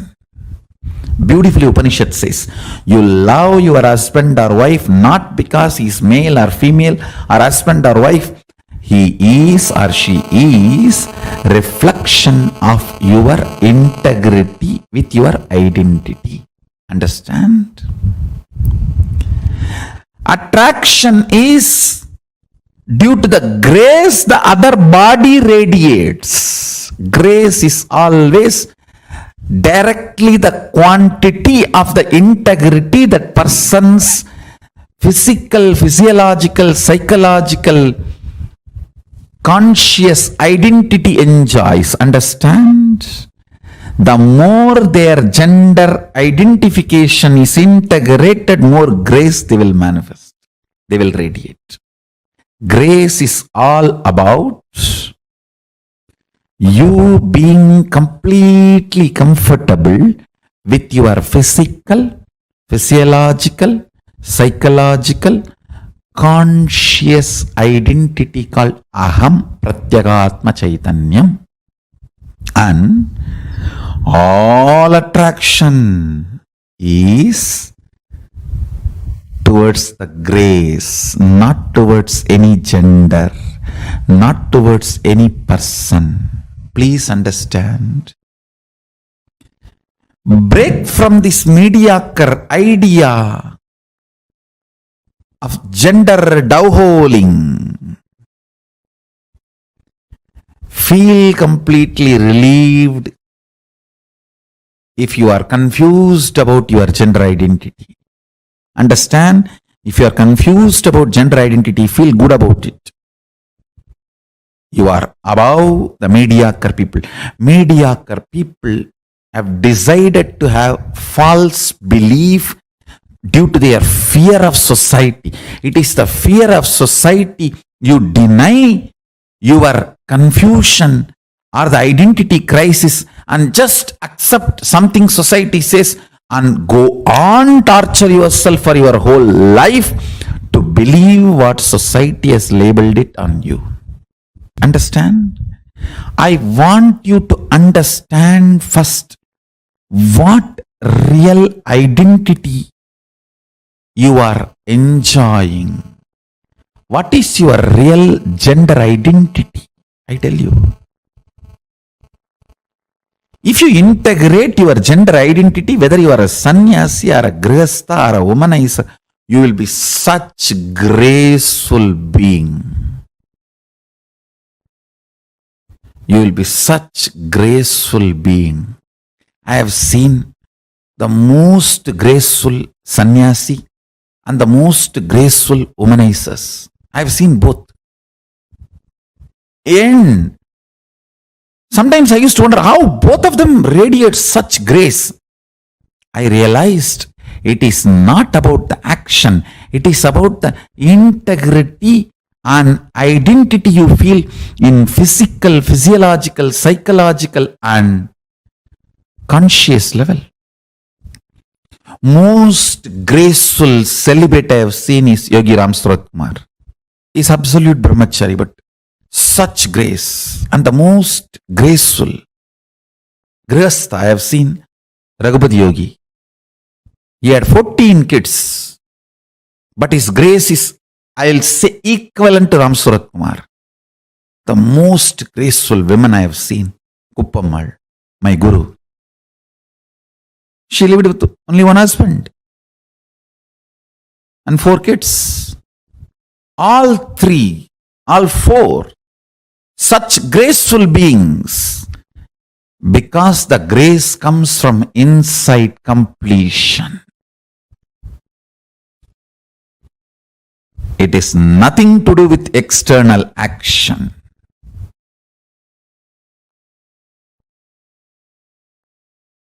Grace means ability to generate huge love and respect in the other person the moment he sees you, she sees you.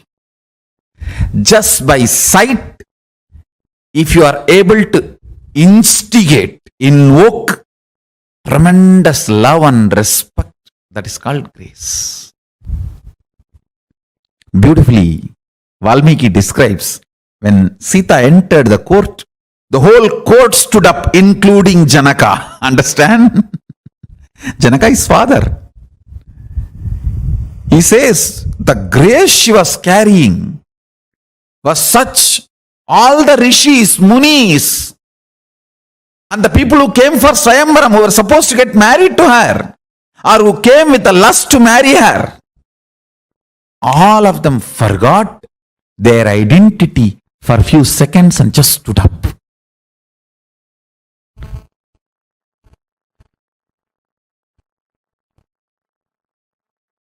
The grace she was radiating. I tell you.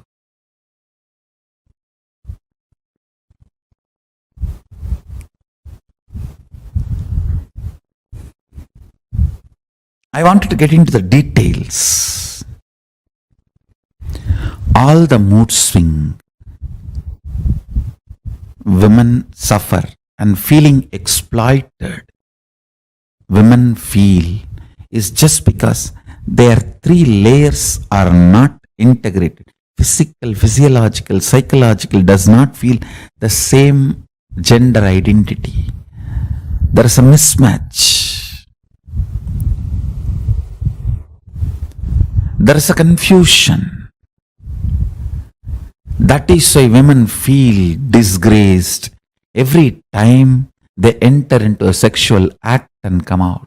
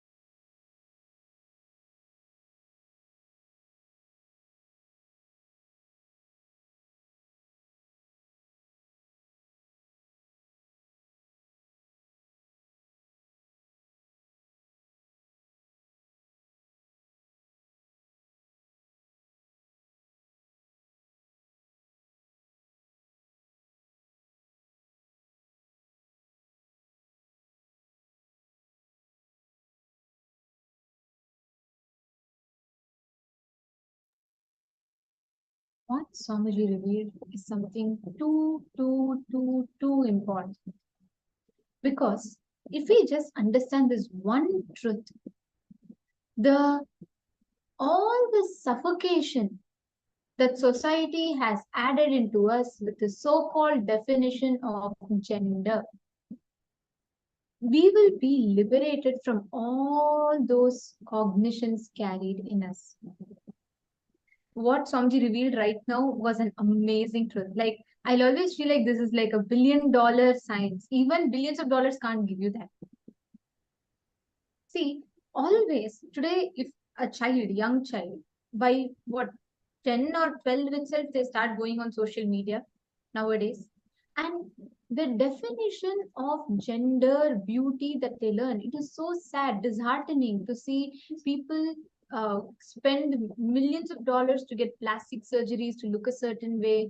They want to be a certain way is beautiful. Like recently, I saw that there was a very, I was watching one of the interviews, and at that time I saw they were saying how in a particular country, the definition of beauty was that women had to have a certain uh, type of a waist, they should have certain height, their skin tone should be a certain color. These are all set by women for themselves. There's like so many standards that constantly suffocate, and unfortunately we get so stuck to the body, we forget one of the most important components of beauty, which is the being inside.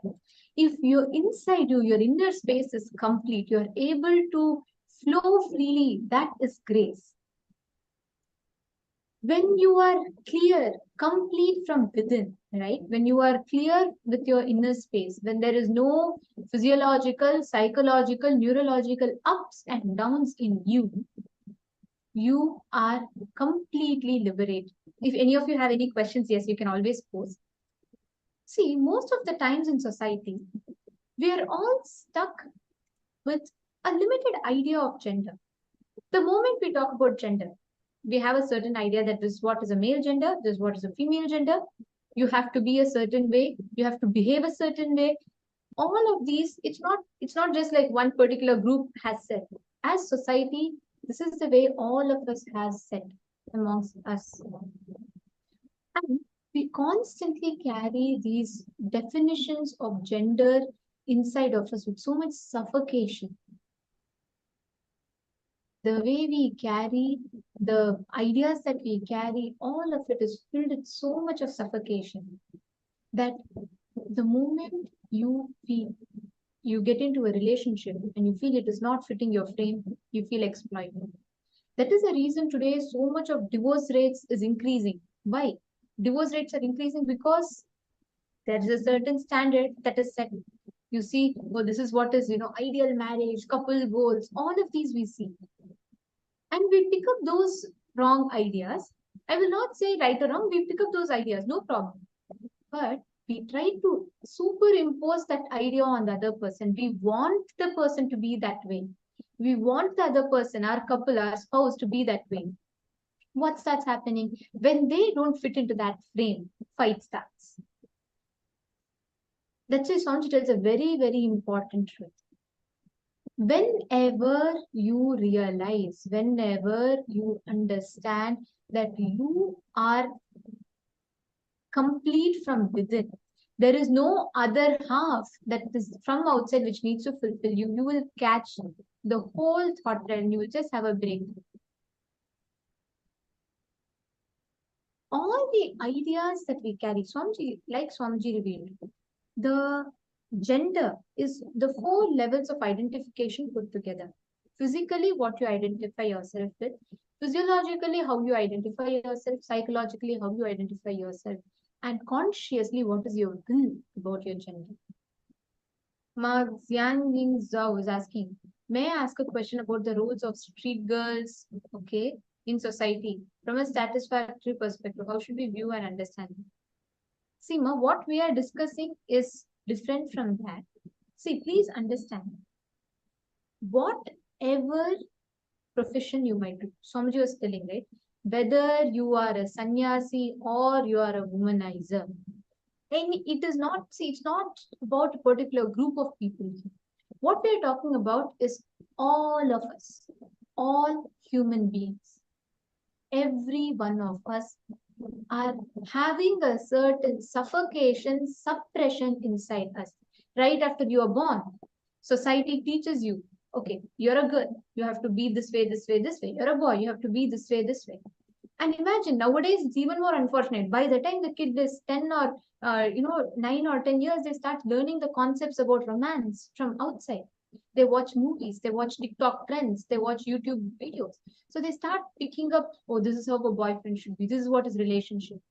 And by that time, even before they hit the physical puberty, they start getting into relationships. That is the worst thing that can happen to a child because it affects their very consciousness. What happens after that? When they get into a relationship, when they hit the puberty, they start realizing that their whole hormonal ups and downs happens in them. It is very, it's very new to them, right? When they see, suddenly they feel up, suddenly they feel so much of excitement, suddenly they feel so low. At that point in time, if they look for support from outside, they start depending their strength on another person. That is why the moment that person who gives you that attention withdraws that card from you, the child falls into severe depression. Their very identity gets shaken. It is all in such a rush. It is like, human factory. Right after you at 10, start learning about these concepts. By the time you're 13, 14, start getting into relationships. And when you're going through the ups and downs, you start looking for fulfillment from outside. Unfortunately, even the other person is going through their ups and downs. This conflict is what leads to so-called breakups. After breakups, drug addictions, alcohol abuse, all of these happens.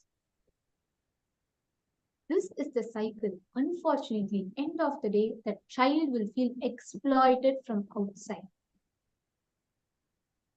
Today, so many celebrities, all of them say, oh, when I was young, I was like this, like that, fame gave me all this. When celebrities who became too popular when they were young, you will see a particular trend in them. All of them will say this, oh God, the time I was young, I got into so many relationships, everything. And now after they grow old, they'll say, I learned my lesson now. But unfortunately, you do not need to damage your consciousness that way. The most that gets damaged is not even your body, it is your consciousness. Because inside you, there is so much of suffocation and confusion. You are just exploring your body. By the time you understand what gender your body is, what gender your conscious will prefers, and before even you can come to completion with all these permutation combinations, when you get into relationship, that's all, it's over. That's why Swamiji tells before 21, you should not get into any relationships. Are all of you understanding? This one thing would give you tremendous completion and a deep understanding of yourself. Arjun Ravishankaraya, you're asking what about Manusmriti's instructions about on gender responsibilities? Manusmriti is one of the most mistranslated, abused scriptures. The original Manusmriti does not demote women, does not put down women. In Manusmriti itself, there is a very clear verse in Manusmriti, Yatra naryastu pujyante ramante tatra devataha, where it says, wherever women are worshipped, all gods and goddesses live over there. It is mistranslation. See, if you see, none of us have the direct access to the original scripture. It's Max Mullerian version of the Max Mullerian version of the scripture of Manusmriti isn't available to us. Max Muller had a very clear agenda, where he was a British who had a very clear agenda to learn Sanskrit only from the context of mistranslating the scriptures so that Hindus lose confidence on themselves. Understanding? And there are certain responsibilities given. from a completely different perspective. Like when I was reading Manusmriti, so there is this part where the constitutional rights are clearly described in Manusmriti, and there's one part where they say what type of judgments must the king pass for what type of crimes. And there was a description about Varna and Jati. Fortunately, the blessings of Swamiji clearly explained to us like what is Varna, what is Jati. So I knew about it when I was reading that scripture. So when I was reading, I saw the English translation of it. I was shocked.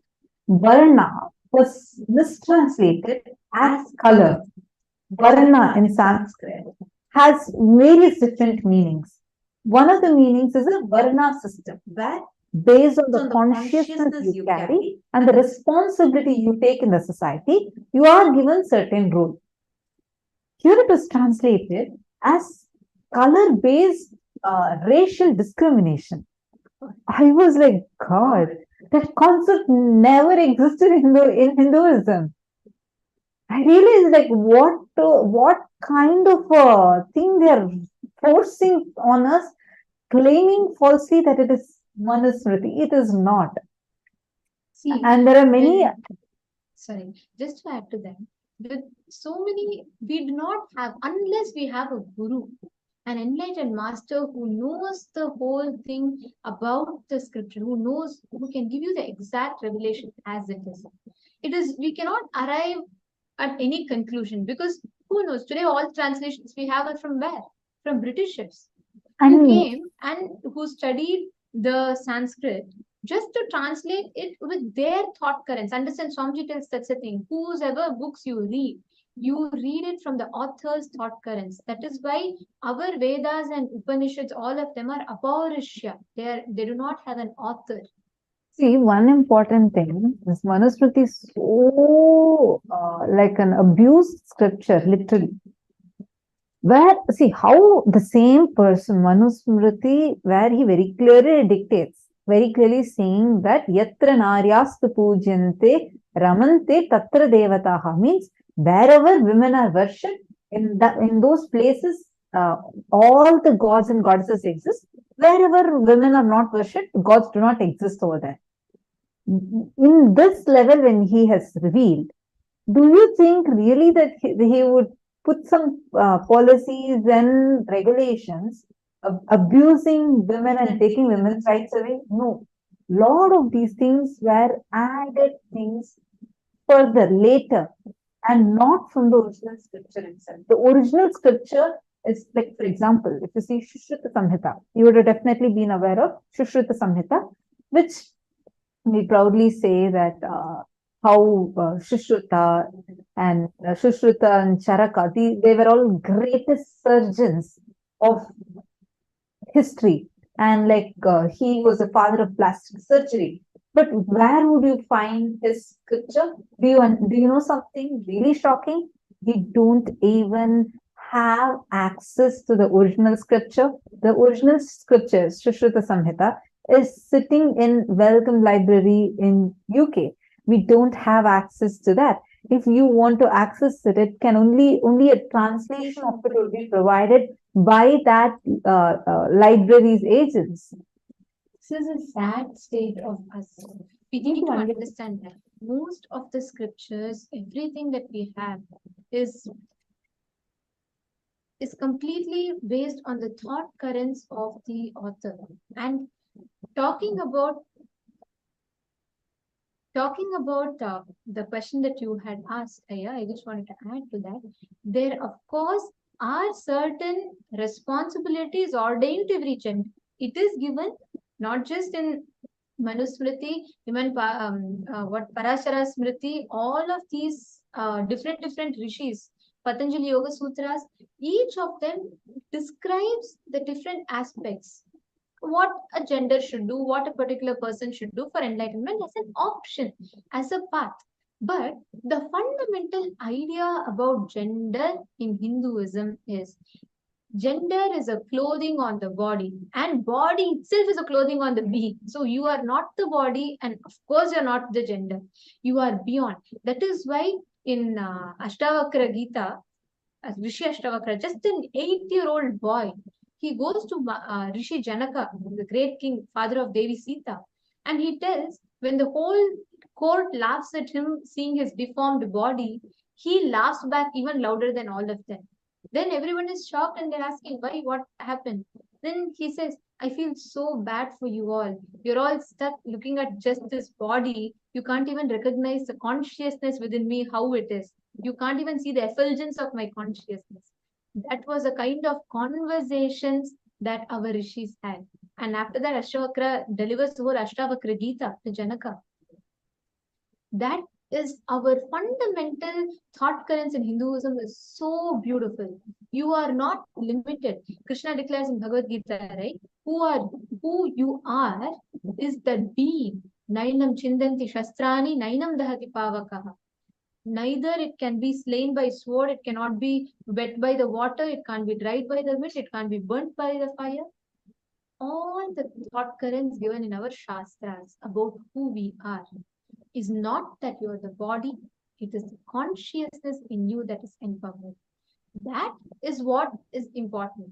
Gender, see, it's like this. It's like if you become a teacher, you have certain responsibilities. If you become a doctor, you have a certain responsibilities. Like that, if you are a female or a male or any of the 11 genders, each gender has their respective responsibilities ordained in our scriptures for the path of enlightenment. And that is definitely given. But you are not confined as a particular gender. So just and we need to also understand these things in a much deeper context. Like in every, like, for example, actually this is like a topic we can keep discussing more and more about the way Swamiji has revealed to us about it.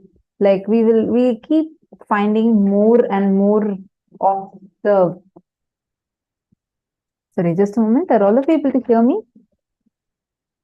Yes.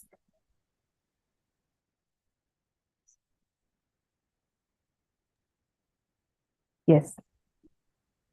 See, understand one thing. Scriptures have to be really understood so deeply because we need to understand it from the multidimensional logic. Our binary logic cannot cognize it clearly because otherwise we will only be translating Varna as racial discrimination, which never existed in Hinduism. Never. Because you will see all gods and goddesses are portrayed. Like, for example, who's Krishna? Krishna is portrayed as, he's as dark as the night sky and portrayed as one of the most beautiful gods. So, in Hinduism, we never had racial discrimination. No Hindus would even believe that ever we had a racial discrimination because we never had. But this was a mistranslation that was given. So understand, everything that we are learning, the way the person who's mistranslating to you is based on, from his cognition, he's translating it to you. So you will never understand. See, for example, when we say Paramashiva has Ganga on his jatas, how do we all imagine? Ganga, at least the pictures that show us, it shows as if Ganga is just flying, like just flowing away from Paramashiva, like that. She's flowing. That's how we see in the pictures. Swamiji described. How will she leave Paramashiva? Like, how will she just miss that opportunity to touch Paramashiva? She'll flow all over Paramashiva. So the way we visualize and the way we imagine things are not the way it is actually. So if you want the right thing to learn and understand, the best thing you can do is learn directly from the source. That's why Swamiji gives Shastra Pramana for every single thing. Every single thing that we learn, Swamiji clearly gives us the scriptural reference for it as to why are you learning this? The understanding you carry about yourself. It's not just for you to feel good about you, but to have the powerfulness about you. Even like how Swamiji described, when you walk, the powerfulness you carry will make the entire court stand up for you. Yes, Sanjay Oriya, you're saying even the photos of Krishna are all based on the imagination of the painter. Absolutely, yes. See, for Because example, like Ras in- Leela, Krishna did when he was what age? He was a small baby. We all see Krishna portrayed in Rasa Leela as a young man. He was a baby, 7-year-old, 8-year-old kid. So, just the if we read our Puranas, if you have the right knowledge, and of course, if you have a guru, only a guru can give you the right perspective. Until then, we all of us, it is prone to get there's constant misconceptions, because the moment the Guru Shishya Sampradaya was removed, then we lost the whole science of it. And also, Arjun Ravishankaraya, I saw your other question. See, the moment, it is very fortunate that you had a guru and you did not get into any relationships till you were 22. You need to know that's the best thing.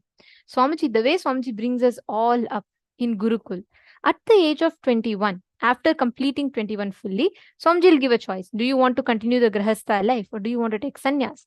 Based on what each kid chooses, their future is designed.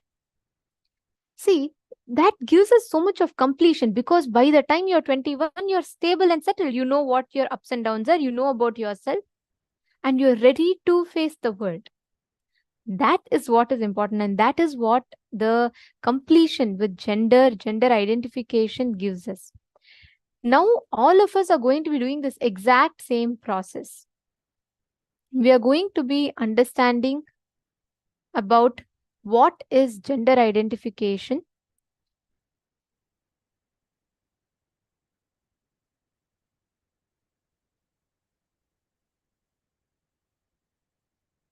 Like Swamiji revealed, there are 4 components of gender in us. The physical level, what gender you're comfortable with. In physiological level, what gender you're comfortable with. In psychological level, what gender you're comfortable with. In self-conscious level, what gender you're comfortable with. We are going to be writing that down now.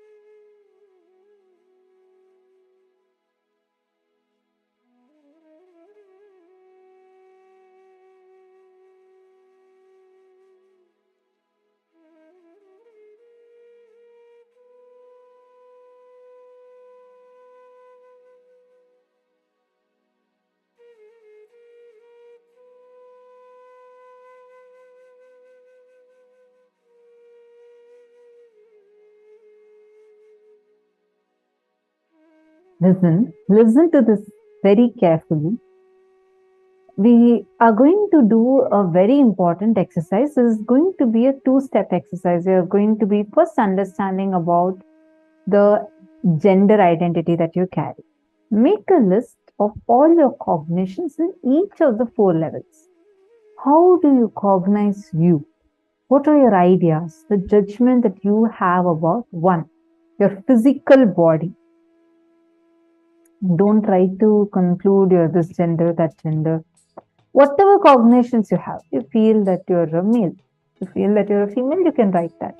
And you have certain judgments about you.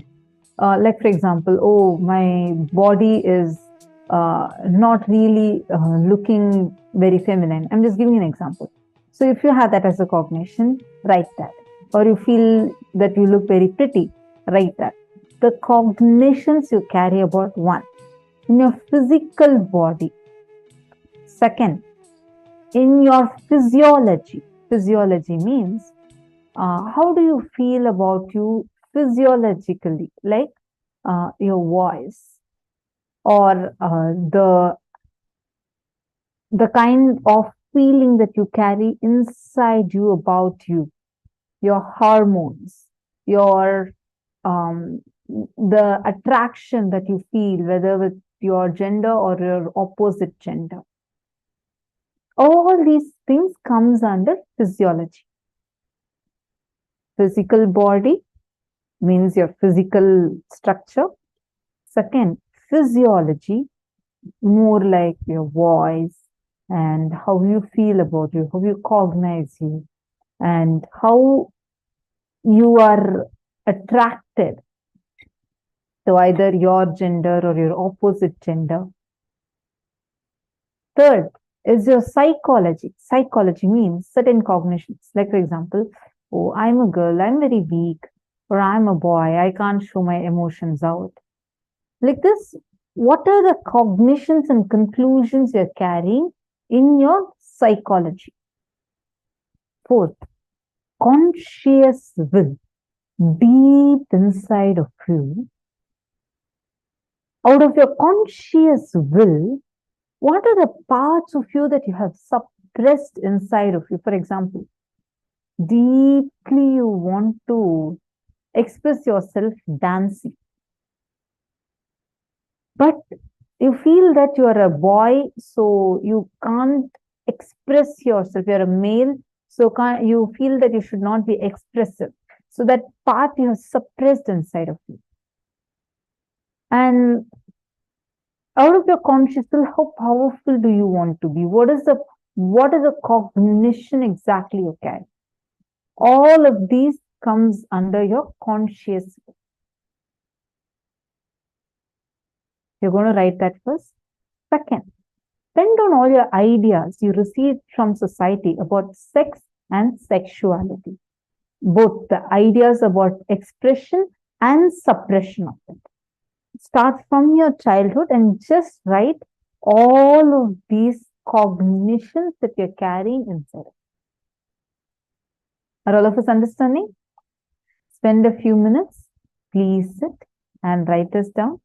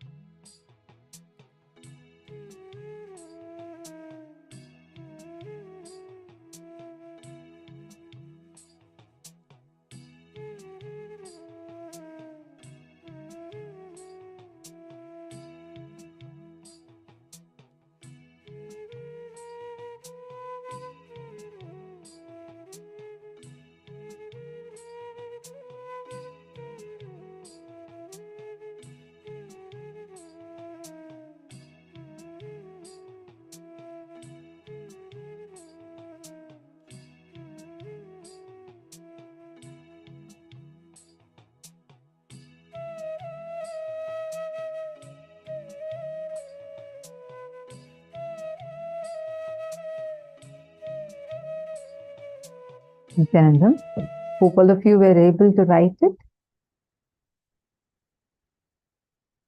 Oh, what is the difference between physical body and physiological?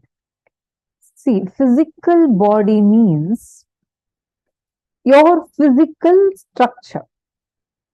For example, okay, how is your body looking like? Or sometimes you don't like how your face looks like, or any physical features. All that comes under your body. Physical.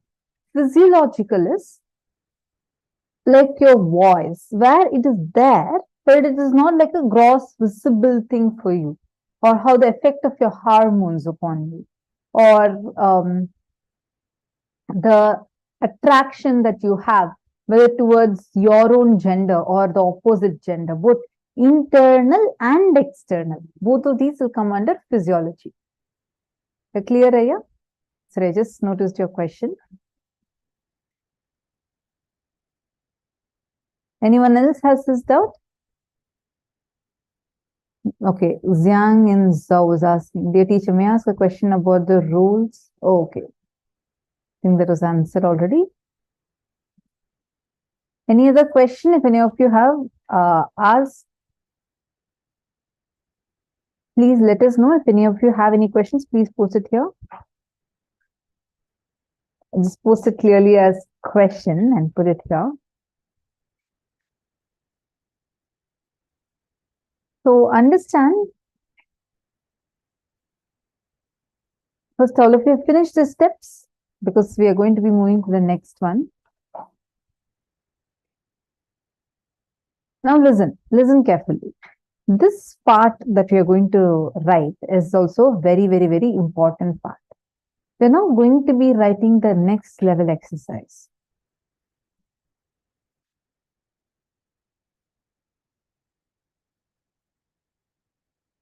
Take a few minutes and identify in physical level, what is the gender with which you're comfortable? Physiological level, what is the gender you're comfortable with?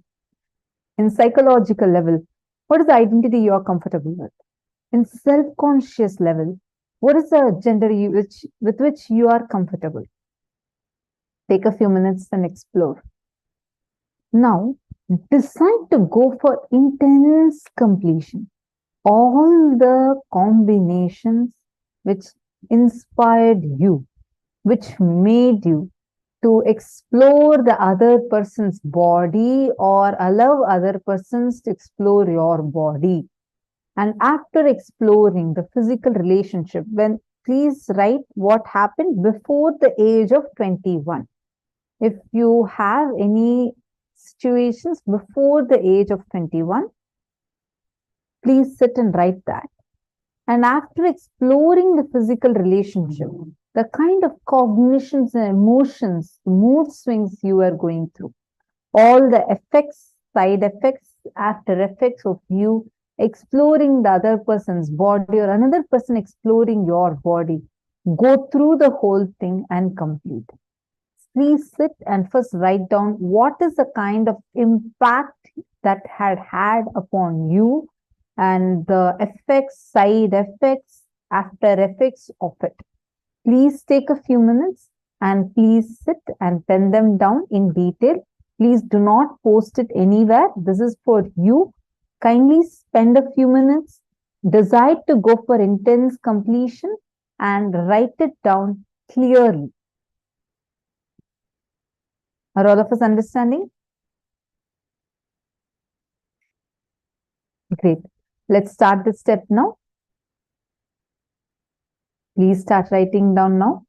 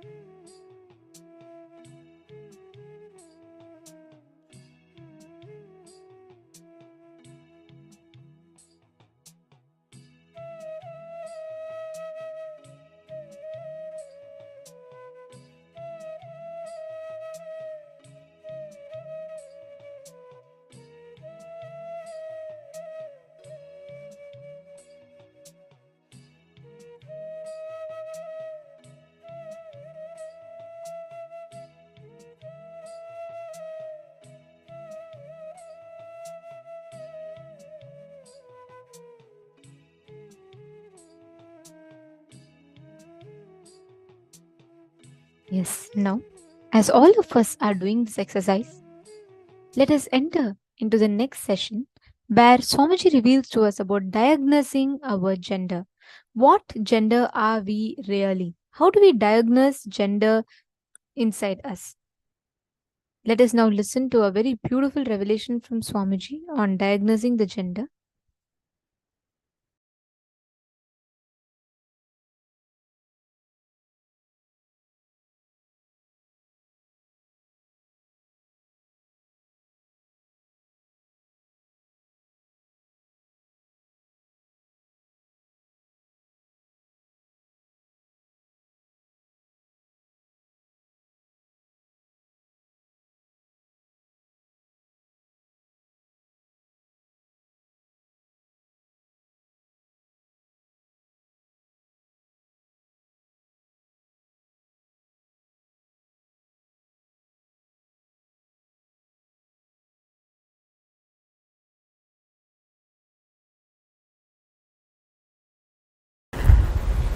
Some of the most powerful sacred secrets and powerful cognitions you need to know from Paramashiva about the 11 genders.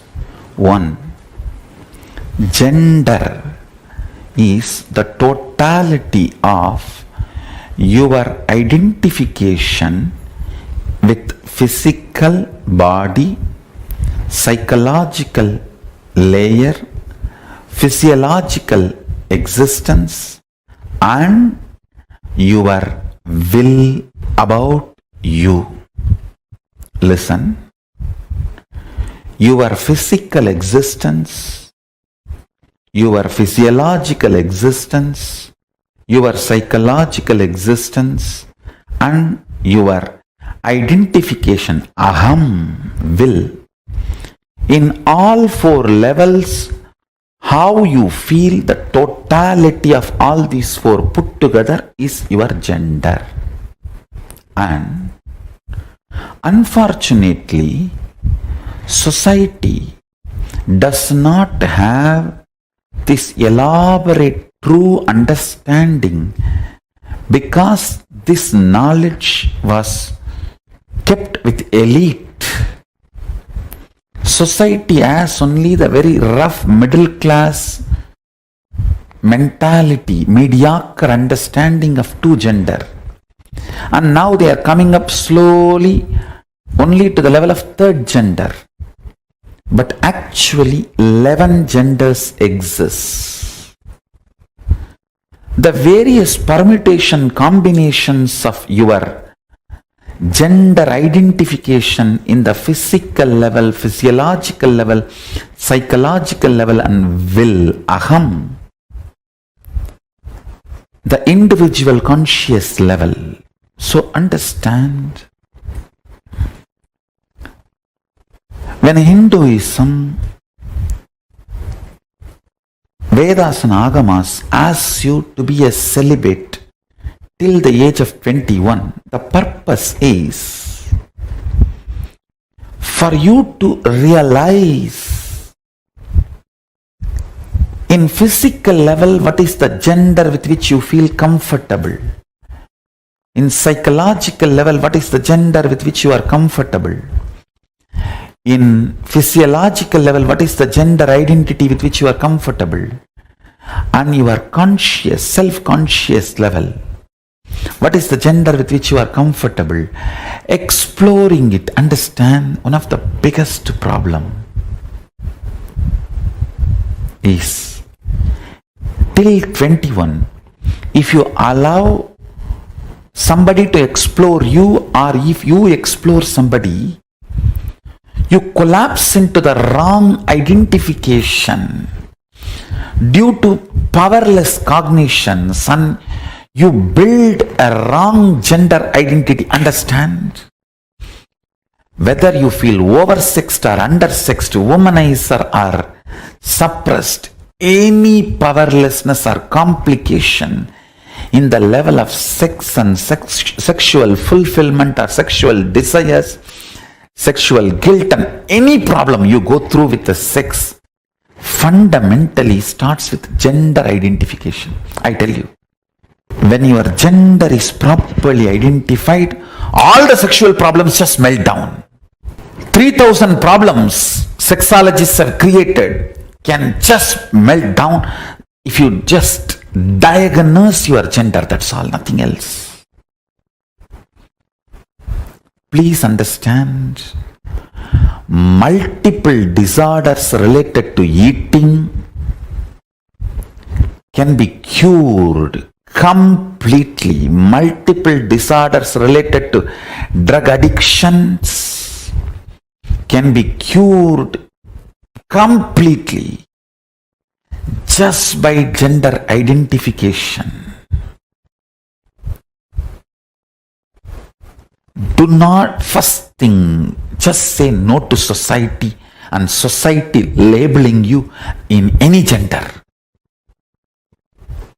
If you are below 21, decide not to allow anybody to physically explore you and never explore another physical body. Wait. Understand, gender identity is like a mercury. It cannot be kept even in golden pot. It can be only kept in stone vessel. Only after 21, your system becomes a stone vessel. If you are below 21, decide no question of exploring another body or letting another body to explore you. And if you are already above 21 and you feel you have allowed people to explore you or you explored other bodies, don't fall into guilt, but sit and go through every incident and go for completing it. I am telling you, you need to cognize your will, the aham, tries to play with your multiple possibility, multiple permutation combination. Sometimes it tries to be physically male and physiologically female and psychologically gay. Sometimes it tries to be psychologically male, physiologically female and physically gay. It just tries multiple permutation combinations, explores itself. During those periods, you just need to be with yourself. 3 worst things are done to you by society. First, trying to push you into 3 or 4 genders they are recognizing, like pushing you into either male or female or lesbian or gay. That's one of the biggest crime done to you. Second, not letting you understand that they don't have the ultimate solution. They are ignorant, but trying to push their off, unverified, not time-tested, non-foolproof understandings, ideas, concepts, cognitions being pushed into you, forced to digest basic truths about life, your gender identification,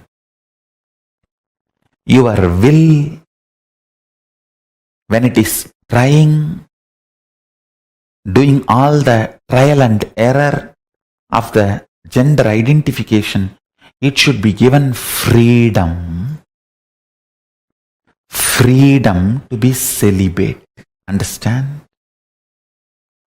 Society is so abusive only if it hooks you into the greed of sexual need. I call it grid of sex. You can continue to be exploited. The first 21 years till you find your identification and your beautiful alignment of the gender, which is the true integrity with which your physical, physiological, psychological existences feel complete. In these 11 genders, one permutation combination gives you a complete completion. Wow! The heaven experience in your body, your 6 feet body feels heaven. That experience to happen in you, you need to explore what is the gender you are really, in which one you feel, I know me. To come to that experience, that is what I call the state of Ardhanareeshwara, Paramashiva. The state of Ardhanareeshwara.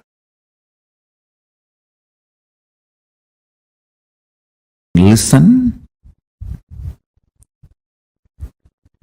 If the integrity between physical, physiological, psychological components of you is not achieved about your gender identification, whether you are oversexed or undersexed, you will be constantly struggling. If you are undersexed, you will have so much of struggle in your dreams.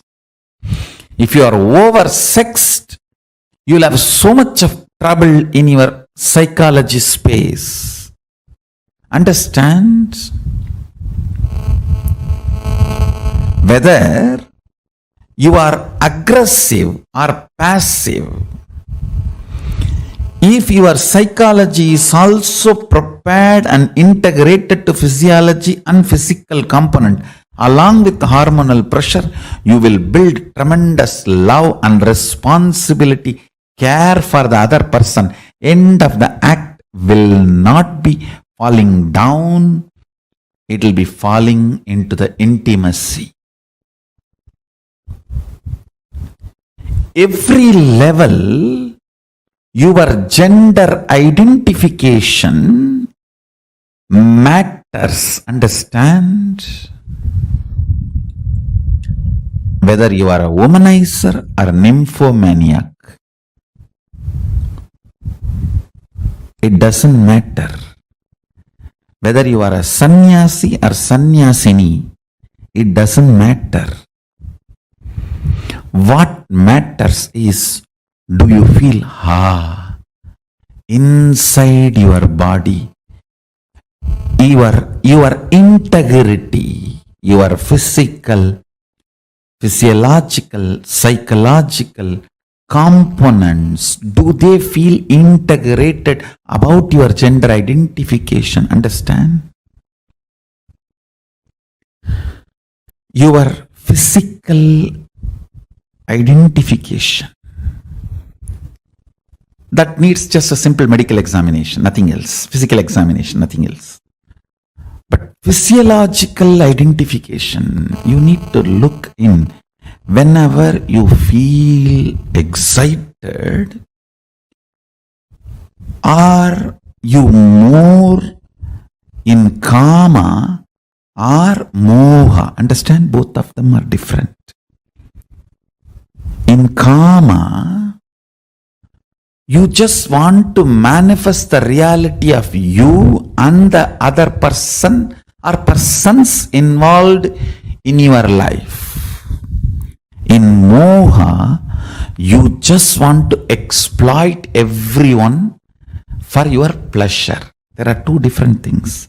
In kama, you are very sure you want the completion for everyone involved.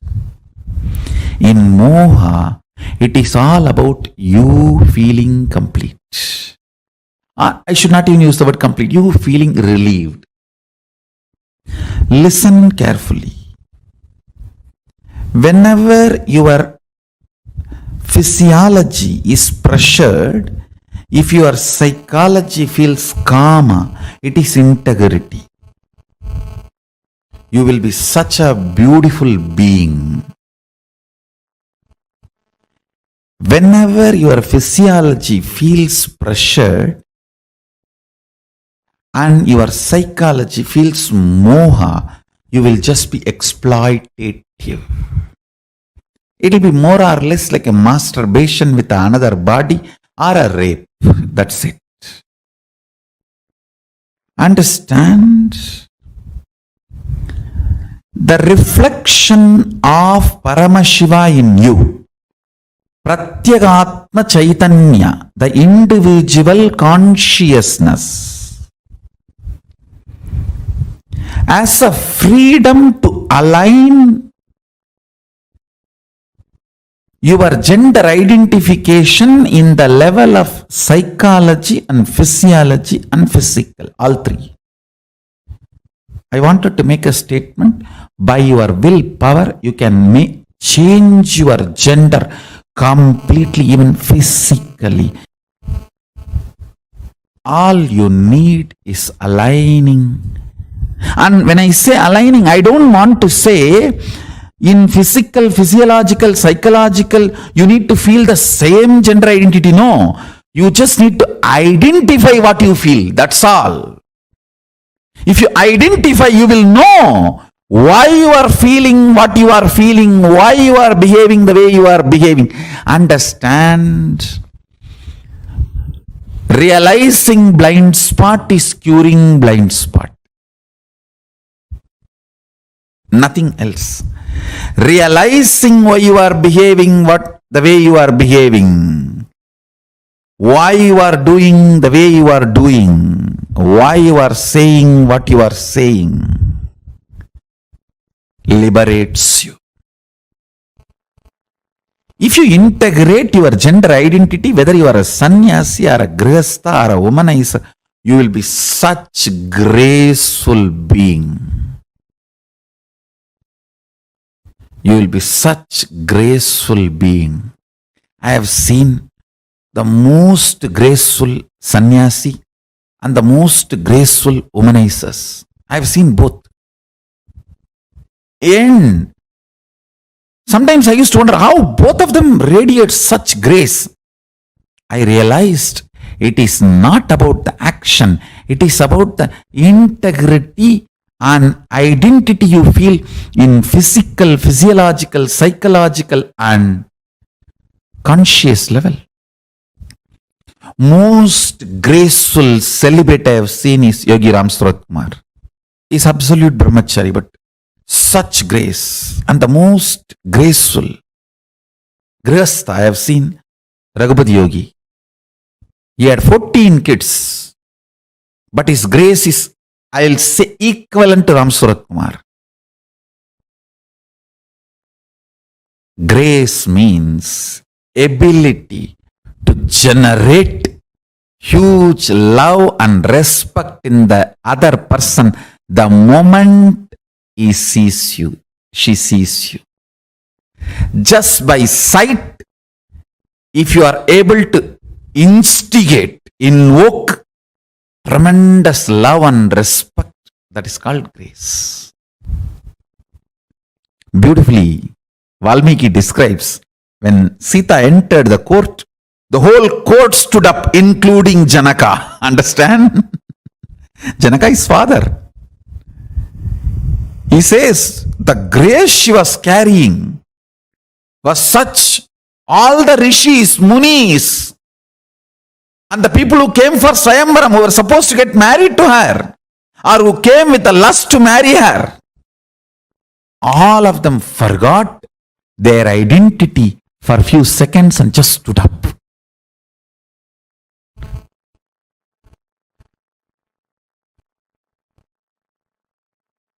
The grace she was radiating.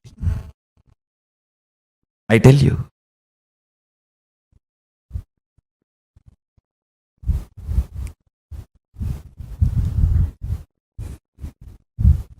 I wanted to get into the details. All the mood swing women suffer and feeling exploited, women feel, is just because their three layers are not integrated. Physical, physiological, psychological does not feel the same gender identity. there is a mismatch. There is a confusion. That is why women feel disgraced every time they enter into a sexual act and come out. They feel exploited, tortured, abused. Listen.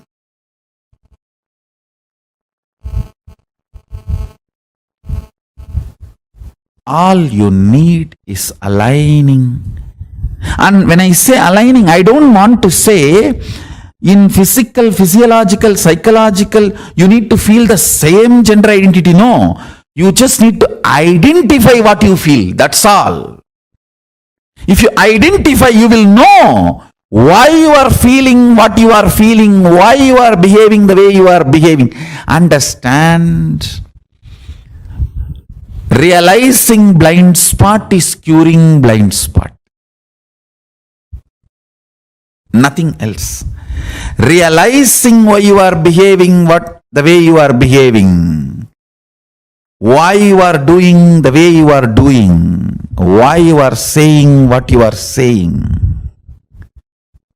liberates you.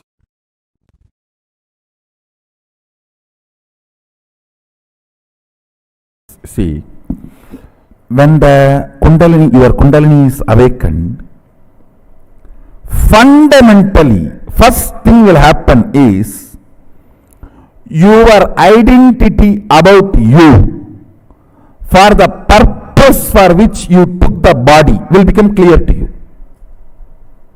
It will become clear to you. Then you are given a freedom to alter and align your body as you want. Understand? Swatantra, ability to handle yourself first, then the number of choices second. In Hindu tradition, Swatantra first, choices next. If the Swatantra does not grow first, directly choices are given. Depression is life. And I wanted you guys to know, all the fellows who talk about the so-called freedom in the modern way of thinking, the modern lifestyle, I tell you, it is absolute false. Where all you don't need freedom, you are given freedom. Where all you need freedom, you are not given freedom. It is like the cow has been put inside a cage, only the face is allowed to move, and you go, hey, see, the face can go up, down, right, left, center, 360 degree, it can rotate. What amount of freedom? That is modern society. And the cow grazes freely in wild forests. That is Hindu tradition.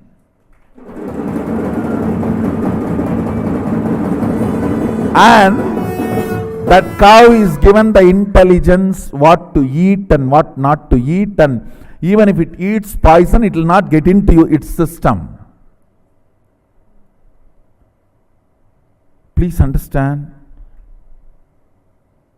Swatantra is much, much higher than the freedom based on choices. Freedom defined by the choices.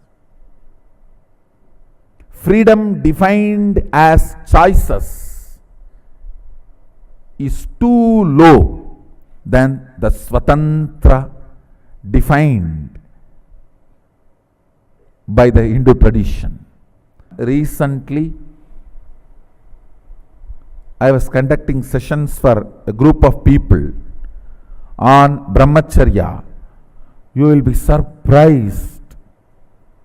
In that class question answer, almost 90% of the people say they don't feel the gender they are supposed to be feeling as their body. 90% of the people, not a joke, understand. 90% of them are saying we are not feeling the gender we are supposed to feel as per the society, the body in which we are. I think it's little more than 90. Fortunately, they are having understanding about brahmacharya as per Sadashiva's instruction. The first instruction, as I said, 9 months. No physical sexual activity and practicing completion means the power manifestation. Second instruction, every morning have neem juice, every night a black betel leaf with a little pachakarpuram, the raw camphor, a pinch of raw camphor. These two herb, if it can be programmed by the master and given, that is great. Even if that is not possible, offer it to Sadashiva's deity or Sadashiva mandala and take. These two instruction can do so much of healing, I tell you. All the toxins gets accumulated in your system because of sexual abusal. Pornography means sexual abusal done to you by you, sexual abusal done to you by others. Both accumulates toxins in your system that can be cleansed. The detoxification can happen by these two. Morning neem juice, night black betel leaf with a pinch of camphor. This can detoxify your body and reveal your original gender to you. Understand? This is what the story, Meenakshi's story says.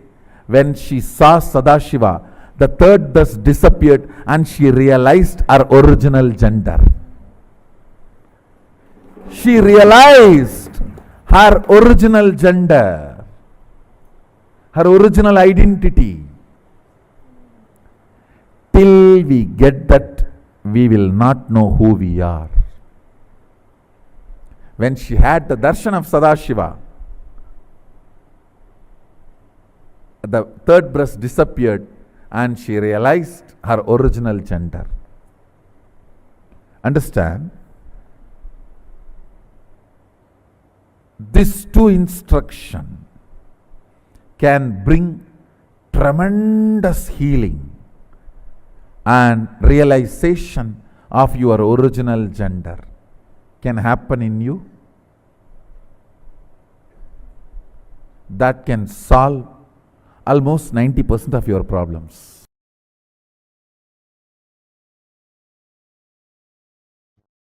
Center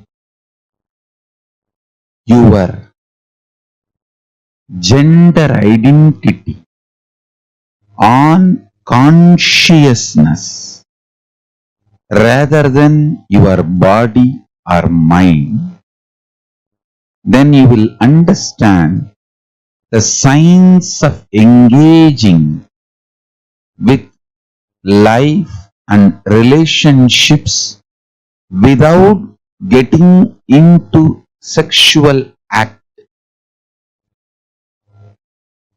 The science of entering into relationship with the whole universe without engaging physical or sexual act is pure power manifestation.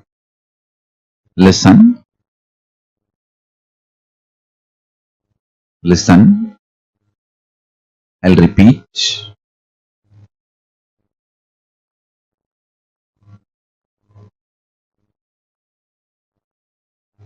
Do not take your consciousness, life for granted.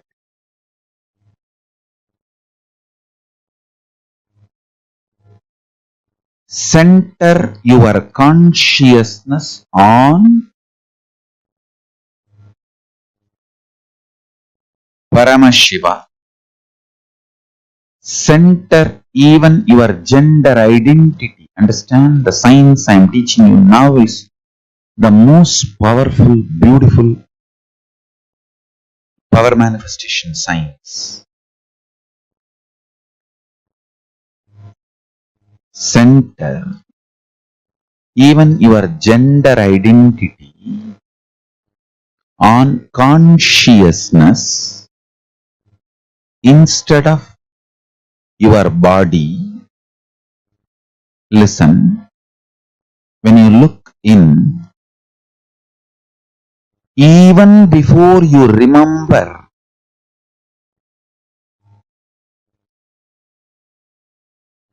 your gender as a male or female, center your core existence on your consciousness. Remember your consciousness. You are pure consciousness. On that understanding, cognition, you are pure consciousness. If you build your existence, understand, the more and more you remember your consciousness, more and more you engage yourself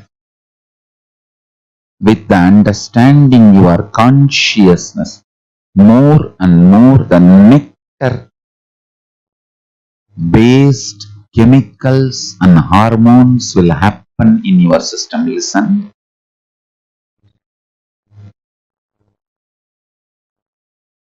The everyday living process of your body, your inhaling, exhaling, breathing, digestion, all this can be either amritatva, nectaric, or they can be aging, growing old.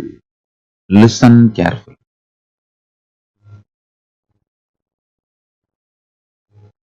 You need to understand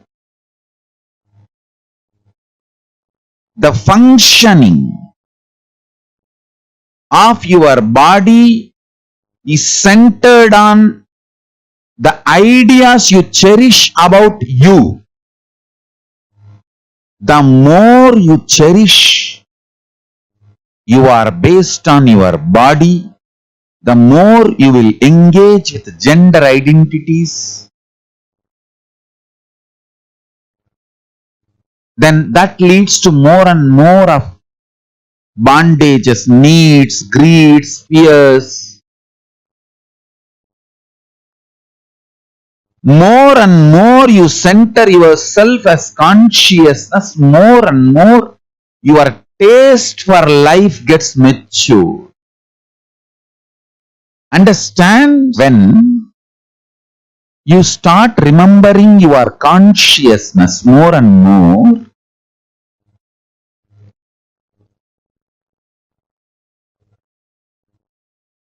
your identity will not be based on gender. Cognizing yourself consciously, from that cognition, your consciousness, when you approach your physiology, it engages itself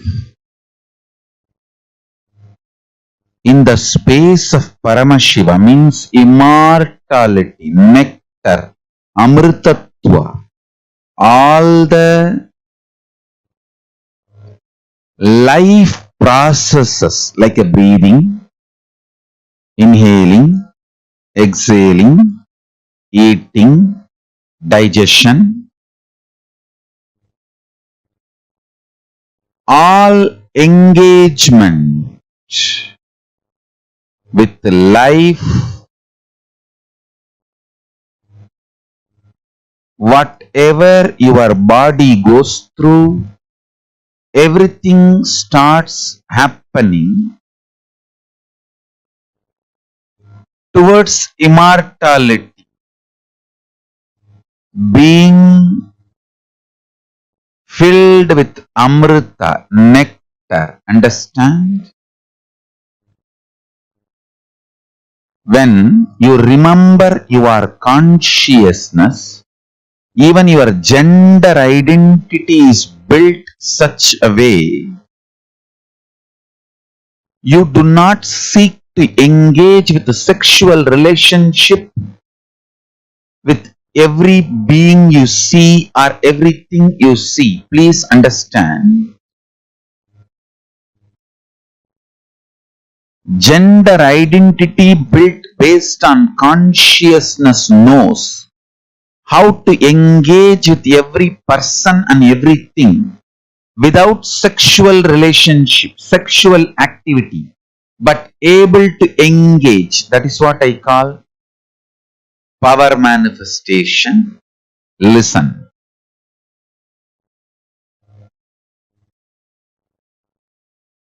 If you engage between two bodies, it is sexual act. Even you possessing a gold jewelry, a gold, is sexual act. A matter working with matter always is sexual act.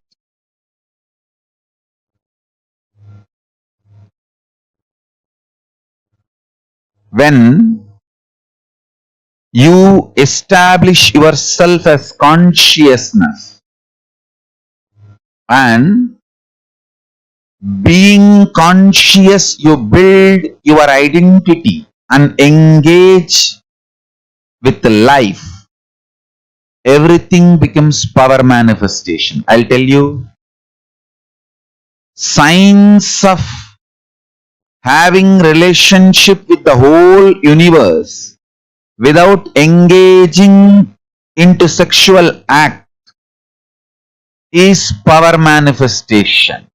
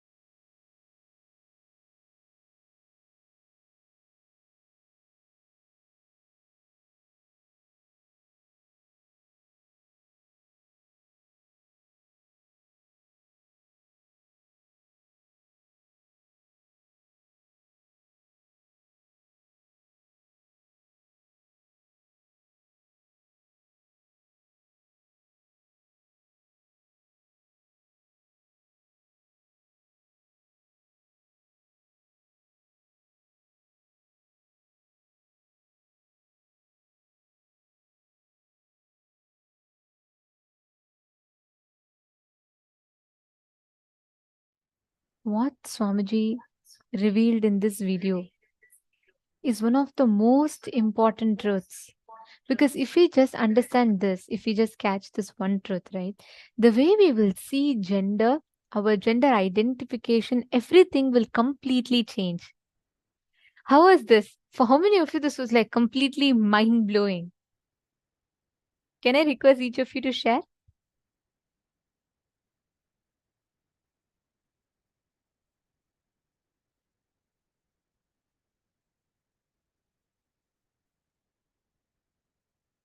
See, Ma Feng Zhen Fang. Yes, I read your message where you have put about the different frames that are given. See, unfortunately, Mom, today like Somji said, today it's the society is limited to just the understandings of these 2, 3 genders that we know.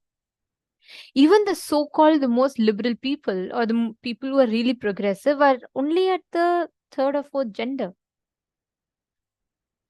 In Hinduism, gender identification, the first process that's given to you is for you to understand yourself.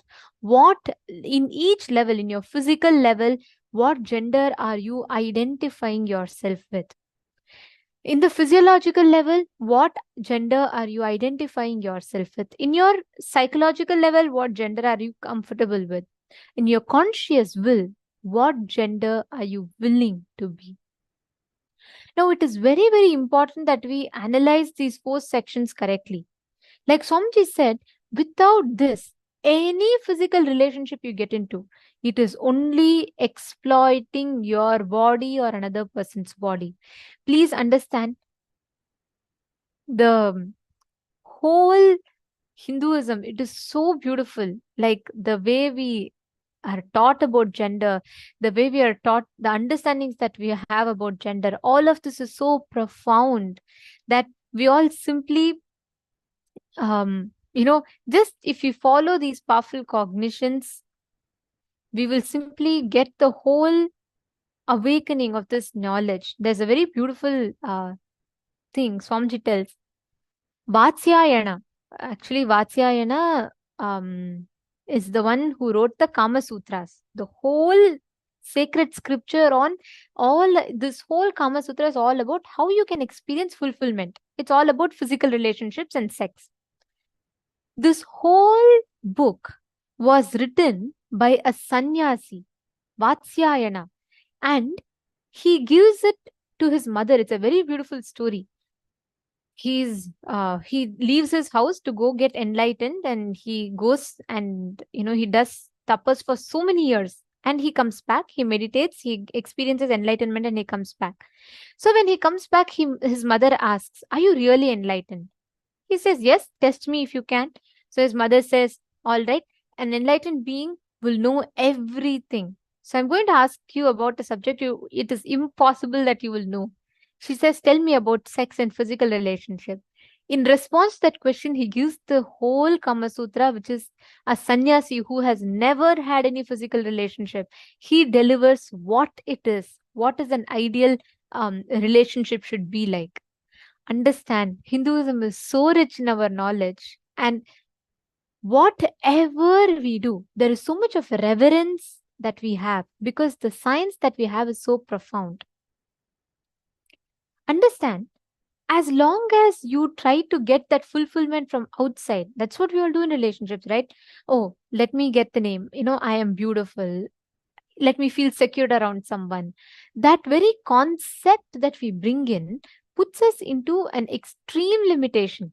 When you are not clear inside of you, no matter how much ever you try to force life outside to tell you, unfortunately, you will never achieve that fulfillment by demanding life to give you that certificate. Unless you tell yourself you are complete, unless you look in and tell yourself you are complete, you are fulfilled, nothing from outside can bring you that fulfillment. See, Ma Hongs was asking, so at the conscious level, do we all perceive ourselves both as male and female? Actually, that itself is wrong, Ma. See, in your conscious level, there is no particular um, rule. It is not that, oh, you have to perceive yourself as a certain level in your conscious level. You have to perceive yourself as a certain gender. It is not that you have to believe you're a male or a female or both. It could be anything. Like, for example, there might be a person who at their conscious level will feel they're absolutely like just they'll feel their feminine manifestation. Someone might feel they're absolutely the Rudra, the male manifestation dimension. For each one, it might be different. It is not that you have to be a particular cognition, you have to have a particular cognition in certain level.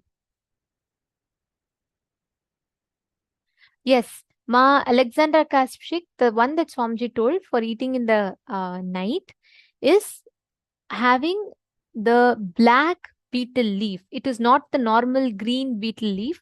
Black beetle leaf is a different variety of leaf, Ma. Every night you should take that with not normal camphor. Pachai Karpuram it is called.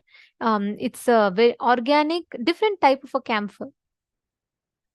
Ma Parameshwari, so you should use the right thing because there's normal beetle leaf, there's normal camphor, but that's not for consumption. There's black beetle leaf and Pachai Karpuram. That is what we should eat.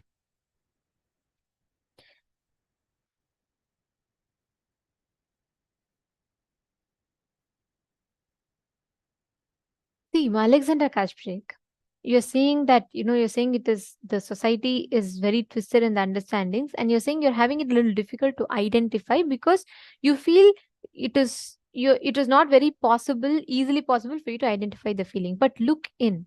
I request every one of you to do this.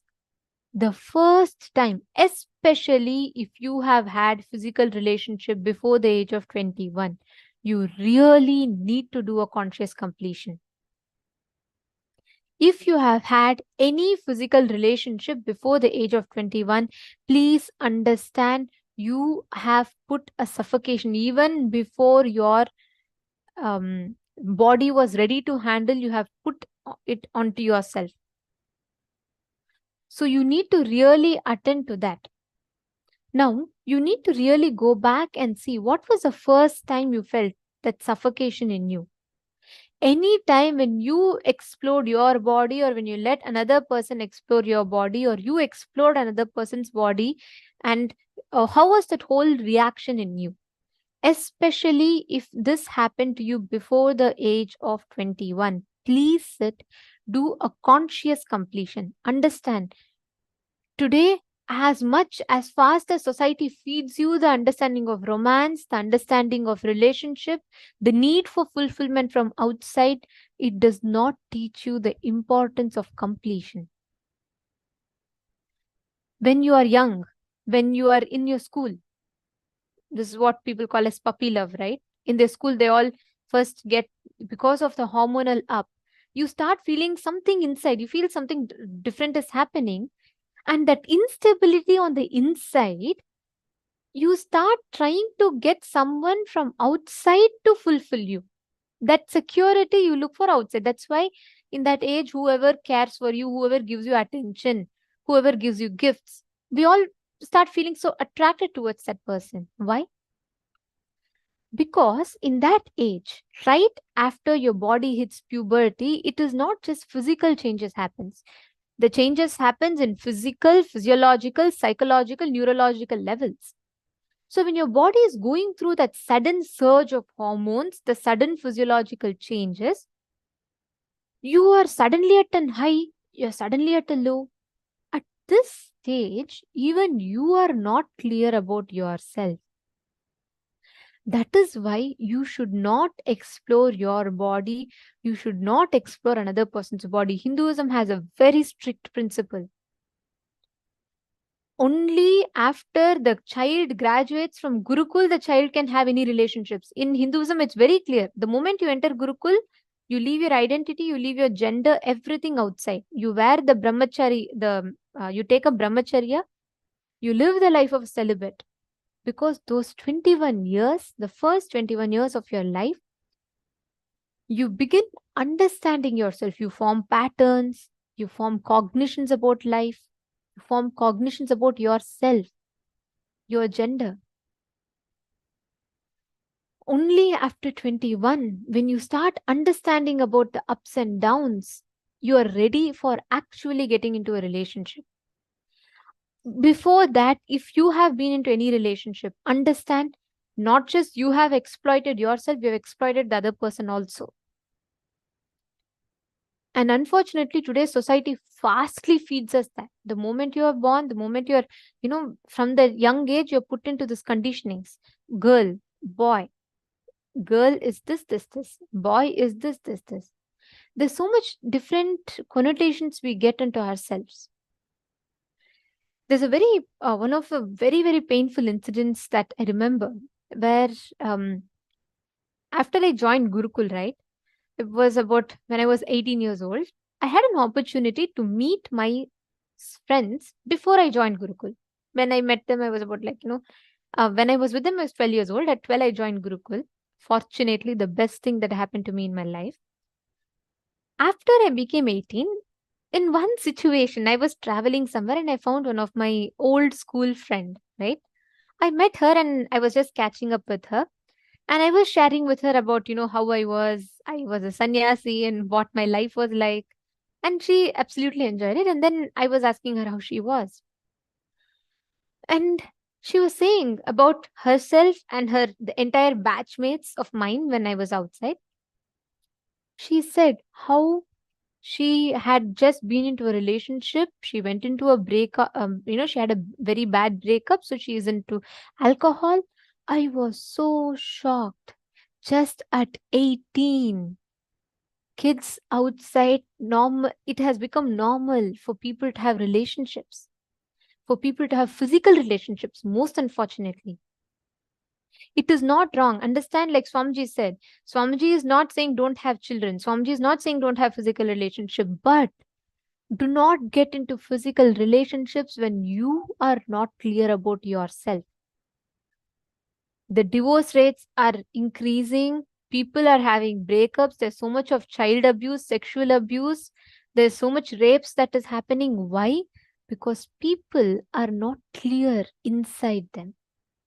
Only when inside you are clear.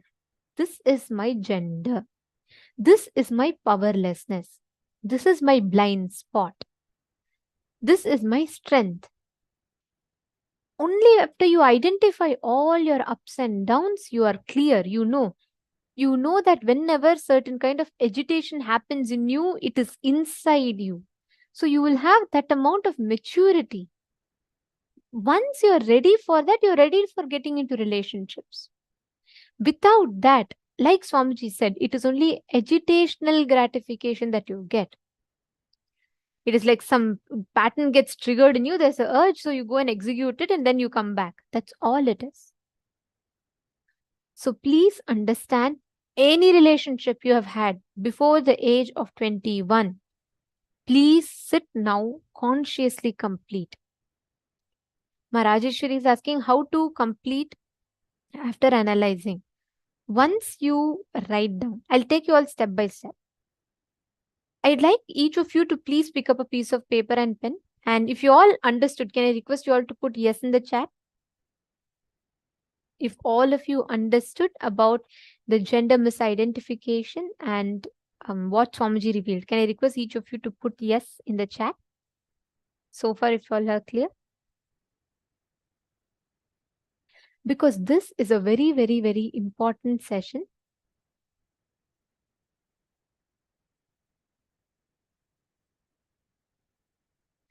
See, like Swamiji revealed, the sexual attraction is nothing to do with the gender of the opposite person. It is the grace we feel with the opposite person. Attraction is the quantity of the integrity that person's physical, physiological, psychological, conscious identity enjoys. All the attraction happens towards that grace.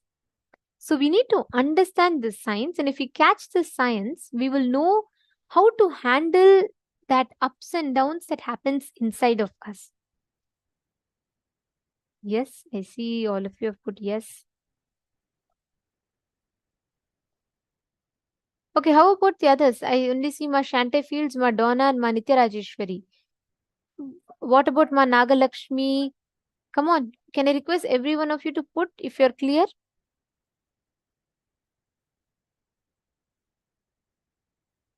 Please put yes in the chat if you all understood. Ma Wei Huang, Ma Shukrendrananda, Ma Nithya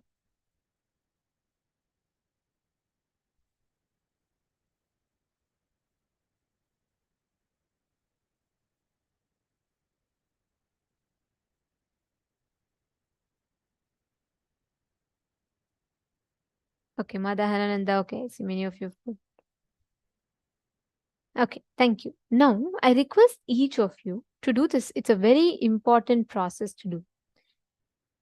Till the age of 21, before the age of 21, if you have allowed anyone to explore your body, or if you have explored anybody else's body, please pen down. Listen, do not post this anywhere. I request all of you to kindly not post any of these incidents in the chat. I'm only telling you all to write it down for yourself. You're going to write it in a piece of paper for yourself. Feel comfortable. Do it for yourself because it is important that you heal. At the young age, when you explore, even if you were explored, your body was explored without your permission, it has caused a deep impact in you. You need to heal it. or even if you did it playfully, you still need to heal it. Pen down. Write down the first time. What inspired you to explore the other person's body or allow someone to explore your body? And write down what are the type of cognitions, emotions, mood swings you went through right after that. I request everyone to catch this. It's very, very important. Pen down what exact mood swings you went through. What was the suffocation you felt? How did you feel? What are all the things you went through? Please pen that down. Please write it down.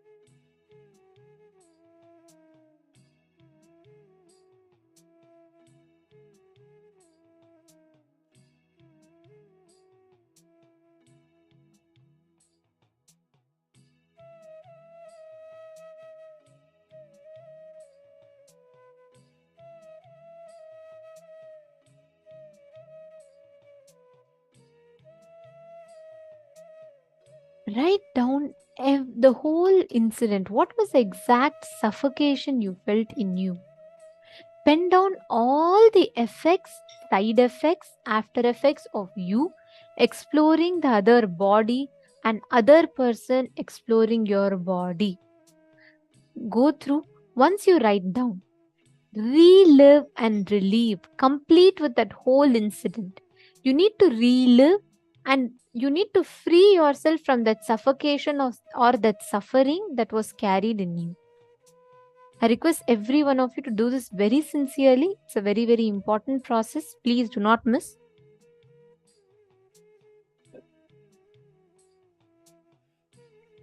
Ma Hongli Wong, yes. Please understand, Ma. Anything related to sex, sexual interest before the age of 21 has to be completed.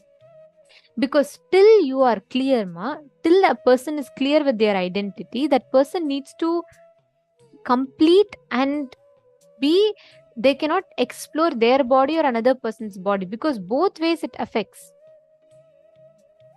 Actually, all of you can notice when you write this down, you will notice clearly how if you have explored your body, or let's say another person's body, or you explored another person, allowed another person to explore your body both ways, you will see after any such act, right, you will feel a lot of suffocation in you. You will not know how to handle that suffocation.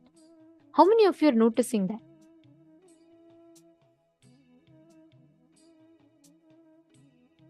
Understand, Ma, whether you have done something to yourself, or you allowed someone to do something to you, or you have done something to someone, all of these acts impacts you, the doer and the receiver both.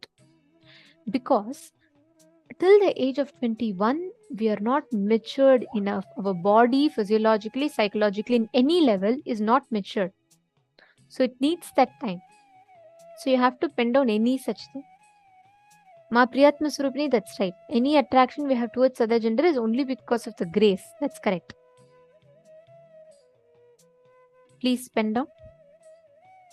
Ma Nagalakshmi, what you're saying you're not clear. Is there any specific doubt? If you could please ask, I can help you understand it.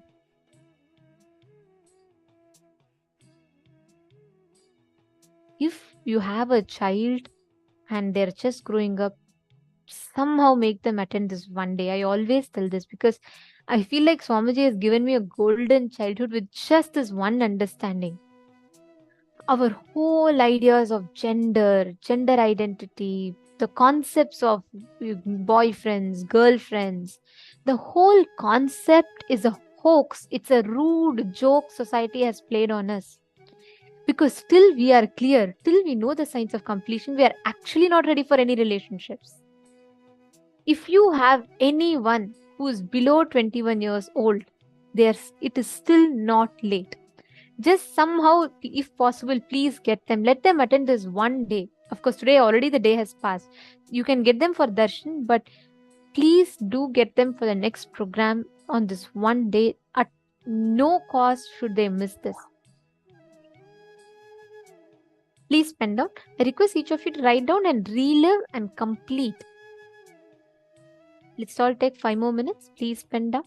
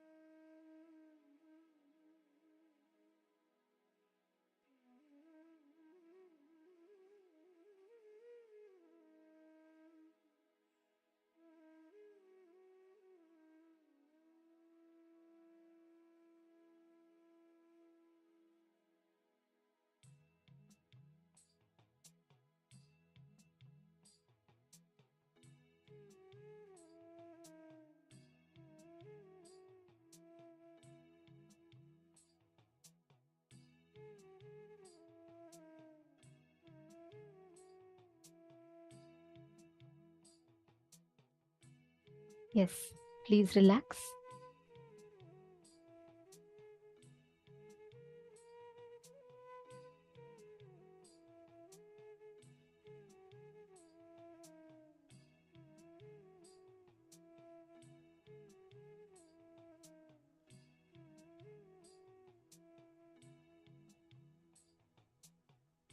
Slowly, please relax. Hope all of you have had enough time to write the completion. See, this is a very, very powerful process, and just doing this will give so much of healing and completion in your inner space. You will be so ready to handle any relationships in life with this right understanding. And today we are going to be having a very, very beautiful initiation called the Akshara Matrika's initiation. And now we are going to be entering into a very important session where we'll be understanding about the Akshara Matrikas, what they are, and what is this exact initiation that we are going to be receiving today. Let's all enter into the session.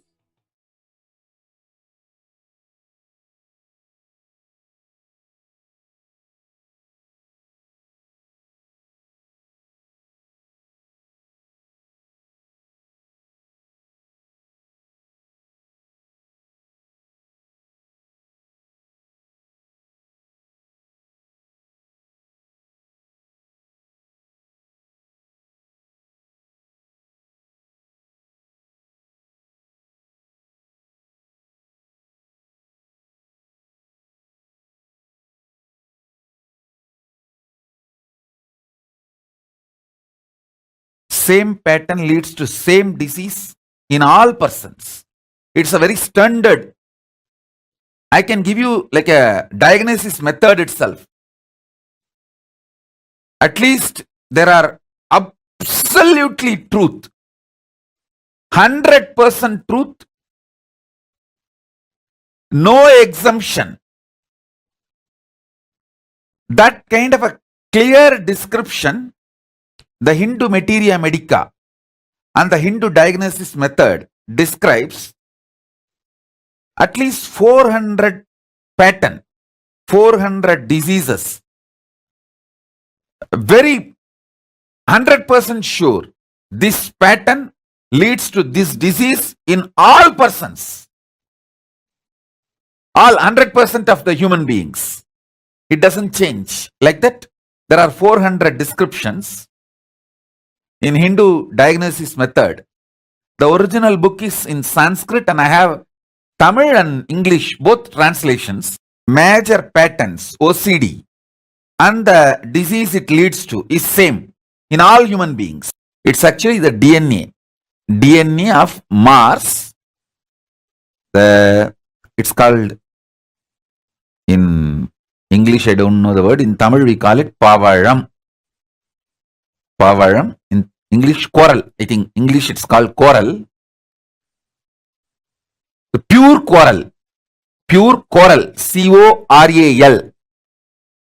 It is a DNA of Mangala Graha.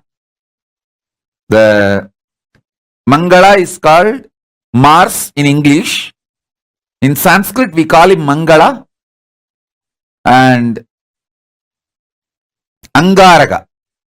He is so big. He converts everything into Mangala, auspiciousness. He makes everything into auspicious. So during specific initiations, actually I am going to initiate all of you into this Mangalatva, auspicious now, auspicious energy, auspiciousness. That's why I am wearing the coral, Mangala. I am going to give you the 54 Matrukakshara initiation, bringing the Paramashiva's DNA through the planets and 54 sounds. Actually 56. 54 is known to human beings. Only for Devatas, the other two is known. So 56 sounds. We call it Matruka, Akshara Matrika. Going to use the 54 sound energy. I can say that 56, 2, which is known to Devatas also, is going to be used. 56, sound energy, and auspiciousness, life positivity.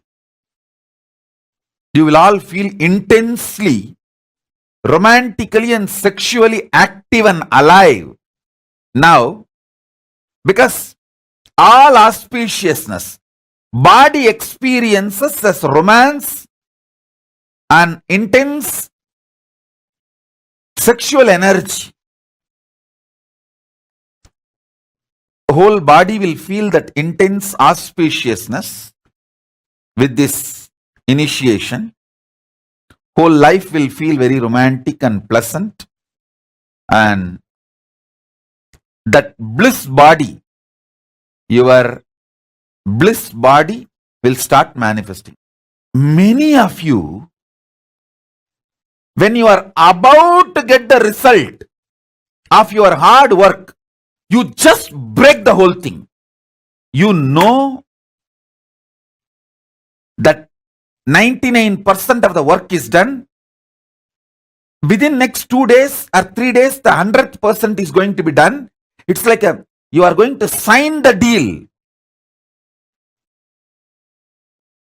It may be buying a house, or marriage, or some relationship, or some business success, or some relationship with your team, or even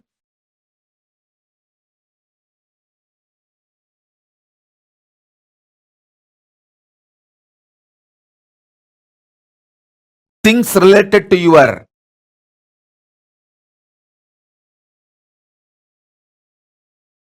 family or team or teamily, sometimes even your relationship with me. You know you are in the last leg and you purposely break it. In Tamil we have a proverb, வெண்ண திரண்டு வரும்போது தாழியை உடைக்கிறது. Means you churn the butter. You know the butter has come. Before you collect that butter, you break the pot. You knowingly do it. Many times you know. It is about to happen, but you break. How many of you understand you have that pattern? It's like a compulsive behavior. When your Muladhara, root center, tastes Paramashiva, you feel in your muscle memory orgasm. In your biomemory, extreme romance. In your bioenergy, high Kundalini Shakti. There are 56 primordial Moola Shabda. Moola Shabda means primordial sound, which is the foundation of Panini and the whole Sanskrit grammar. Listen. Mangala, life positivity, always enters into you as a romance and cosmic orgasm, as a sex energy. That's why I am wearing the pearl, DNA of moon, Chandra, and coral, DNA of Mangala, Mars.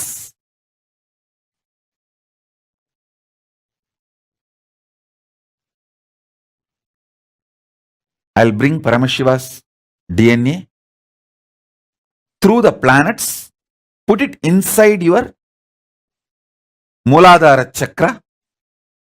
It will do so much auspiciousness. I tell you, first it will break that self-sabotaging pattern. How?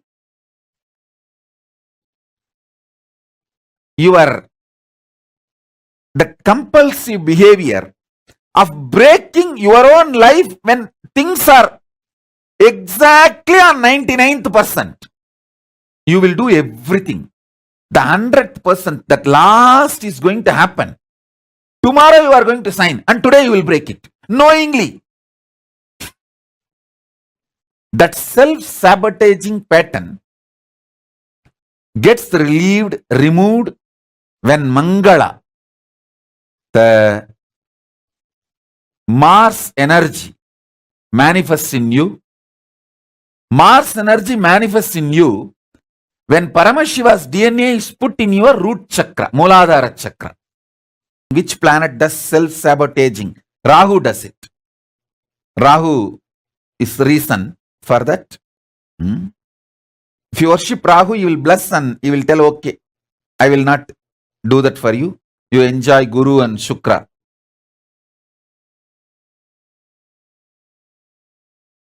Paramashiva beautifully says, in Kriya, in Puja, there is a special ritual called making yourself Divya Sariri. You invoke every part with the sacred syllable of Paramashiva's name. Paramashiva sits on the throne made out of 54 mantra. Not 52, 54. 52 Akshara, one spelled but doesn't have a script. Another one can neither be spelled nor written. So totally 54 Akshara.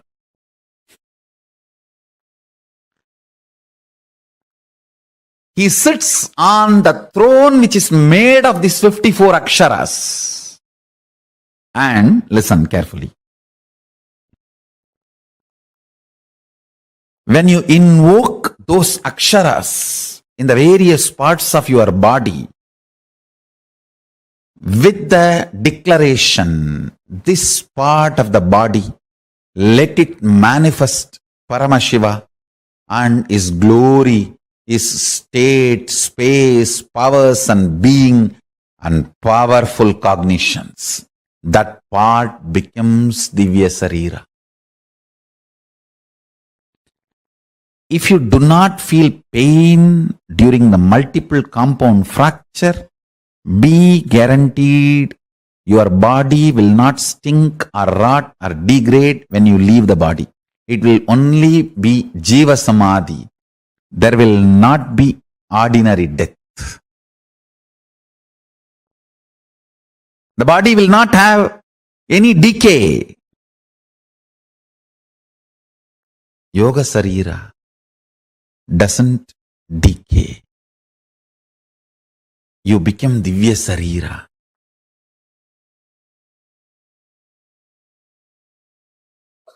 Let me introduce the science, this process, now which we are going to do. The exact 16 sounds which awakens these same lines into your brain, in your cognition, which makes that 42 powers awakened. I'm going to use those 16 sounds and literally program your biomemory and muscle memory with those 16 sounds. See, all this, the traditional dress, ashram dress, it is all directly helping you to support the process. So, the weight of the clothes should sit only on the left shoulder. It should not sit on the right shoulder. If it sits on the right shoulder, body heat will increase tremendously. Your lungs will feel suffocated. If it sits on the left shoulder, only then lungs won't feel suffocated. It will constantly keep itself cool. And especially that Vaishnavite structure of worshipping and all that is completely that. See, Vishnu, because he is in the Milky Ocean and everything related to Vishnu will be cool. So that's why Tulasi, not to catch cold. Shiva, the whole thing is cool, that the Kailasa, everything. But he himself is a very high active heat. That's why bail to cool it. Bail will cool. The whole thing is related to this. See, now let me restrict myself only to this process. Let me not get into the whole thing. I am not expecting any cooperation from your mind. So you do not need to presume you need to be very silent, peaceful, meditating. You don't have to presume any of that. You don't have to imagine any of that. I am making it very clear. I am not expecting any cooperation from your mind. I am only expecting cooperation from your body. Means sit holding the yantra, don't scratch yourself, don't hurt yourself, like that housekeeping kind of level. That level cooperation only I am expecting from you. Nothing more than that. If at all I expect any cooperation, it is all just simple housekeeping level, which you can physically do, which you can do it using your body. Nothing else is required. So you do not have to have any stress. I free you from all psychological demand. No psychological demand. And just be free. You are going to be spending some time sitting, like when you spend time rarely seeing the sunset, or sitting in your rose garden, or just sitting with the books, not even reading, seeing pictures. Now that is one of my hobby. I have beautiful photographic books of all the temples. Lot of temples, pictorial books. I'll be sitting and watching all those temples. So how you casually spend? I tell you, if you have your own library and your own garden, you have everything you need. The garden which you love, where you spend time, and the library which you love, where you spend time. So how you spend time there? Like that, just sit. You don't have to plan. And if you are tensed, okay, be tensed. If you are relaxed, okay, be relaxed. I am not expecting any psychological cooperation from you. And you don't have to presume that you are supposed to be in any specific way. When I am chanting those 16 syllables, you may feel the shooting pains in the body, which will be getting released. It's like the hot flash kind of a thing. But it will not give you any suffering. Don't worry. Don't be afraid. If you are having knee pain, suddenly you will see in the knee hot flash kind of a thing. A kind of a needle entering or that kind of feelings, but it will disappear immediately. These 16 sounds, they are not even a described syllable. Please understand, it is not like a A, B. It is not like a defined separate letters. It will be like a So it may be sometimes like a mixture of A and E off. So it is a 16 sound, not 16 syllable actually. That's the truth. It's a 16 sound, not 16 syllable. So those sounds I am going to use very intensely. Those 16 sounds form the basis of your cognition. Listen. Your cognition of love, joy, insecurity, bliss, fear, good, bad, right, wrong, all that starts in your cognition. You see that all the things you cognize get triggered in your cognition with the 16 sounds. For example, anything you experience in your life, good, bad, world, large, small, anything, it has to get triggered in your cognition, in your inner space, it should get triggered. For example, the moment that I utter the sound, tiger, immediately some kind of a fear, mixed fear with insecurity, those, all that gets triggered the moment that form is triggered by this sound. So everything in your life gets triggered in your inner space only from this 16 sound. The mixture of this 16 sound is the source of all cognition in your life. All of you are able to understand what I am saying? So, I may be just cutting into many of your pains, pleasures, good, bad, right, wrong, into many of those things.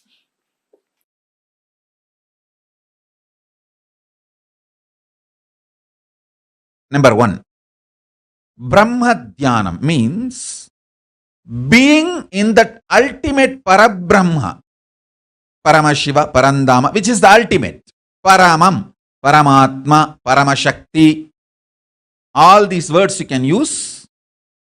That Paramam, ultimate.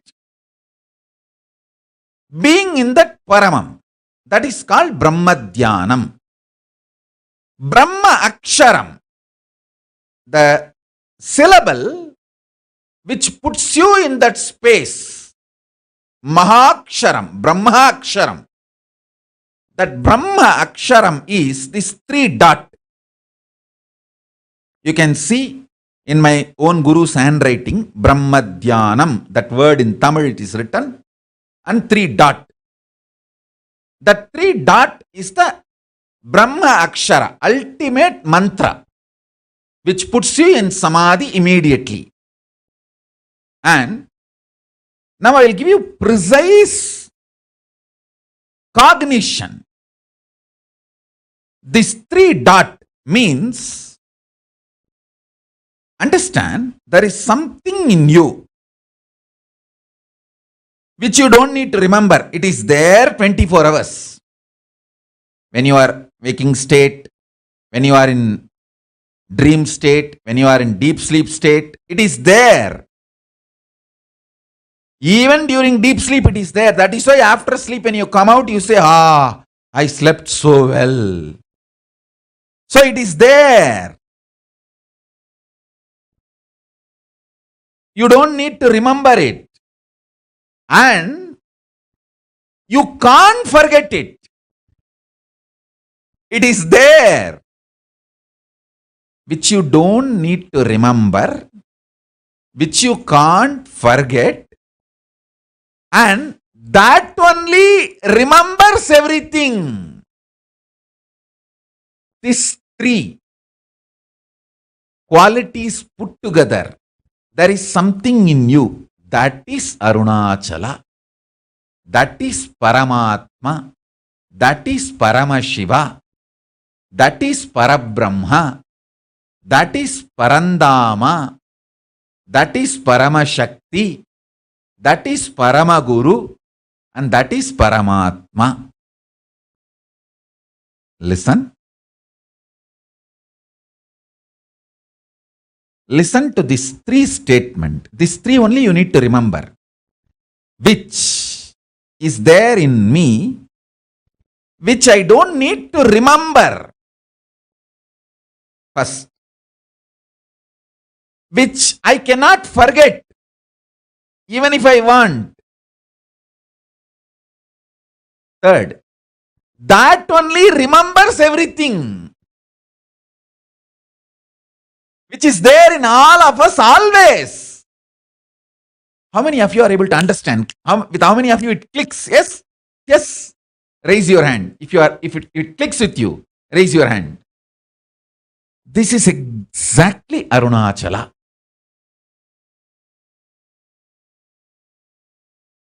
remember that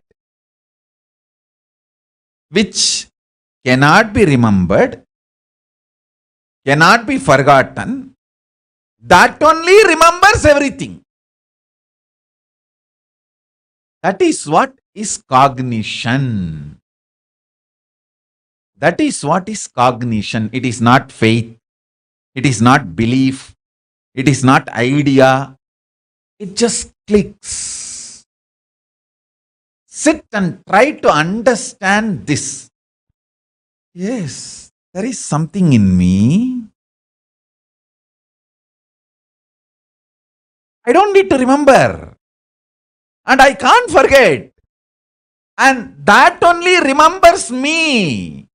Remembers everything. That is what is Arunachala.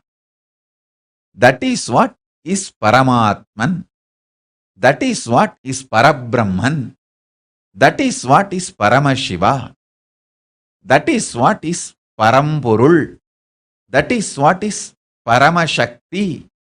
That is what is Parabrahma, Parandama, Paramashiva, Paramashakti, Paramatma, Paramaguru.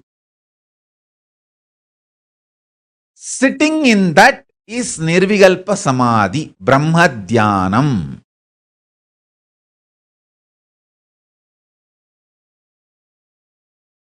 Just remember this one powerful cognition. This Mahavagya puts me in Samadhi. This is spiritual lullaby for Samadhi.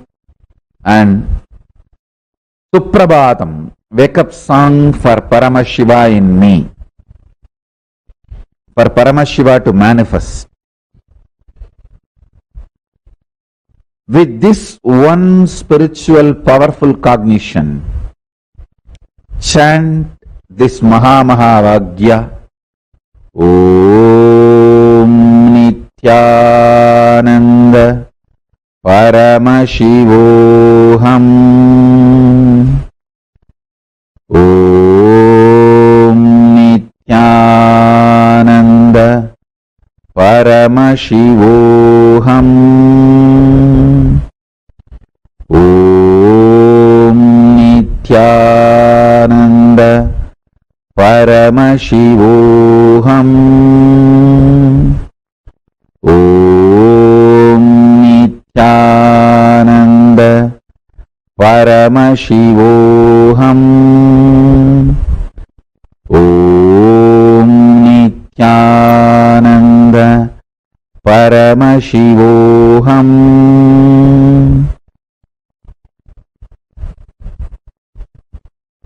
I have also implanted the Bija mantras, all the 54 sounds. Some of the Sanskrit scholars may think, oh, it's only 51, some 52. What does he mean by 54? Please understand. Many people think Sanskrit has only 51 Akshara. Some say, no, it is 52. But I tell you, 54. There are 54 Bijas, powerful seed syllables. I have embedded them into this Mahavagya and has manifested the various versions of Mahavagya, which I will be sharing with all of you in further satsangs, like Om Nithyananda Paramashivoham. When the Devi Bija, Parashakti Bija is embedded, Om Hrim Nithyananda Paramashivoham. When Ganapati Bija is embedded, Om Gham Nithyananda Paramashivoham. So with each Bija mantra, this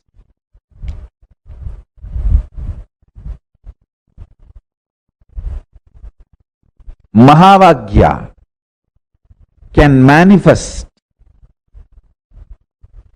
various different powers intensely, immediately, just with the Maha Pranava, Om. It can manifest everything with the specific bijas. It can manifest those specific manifestations immediately.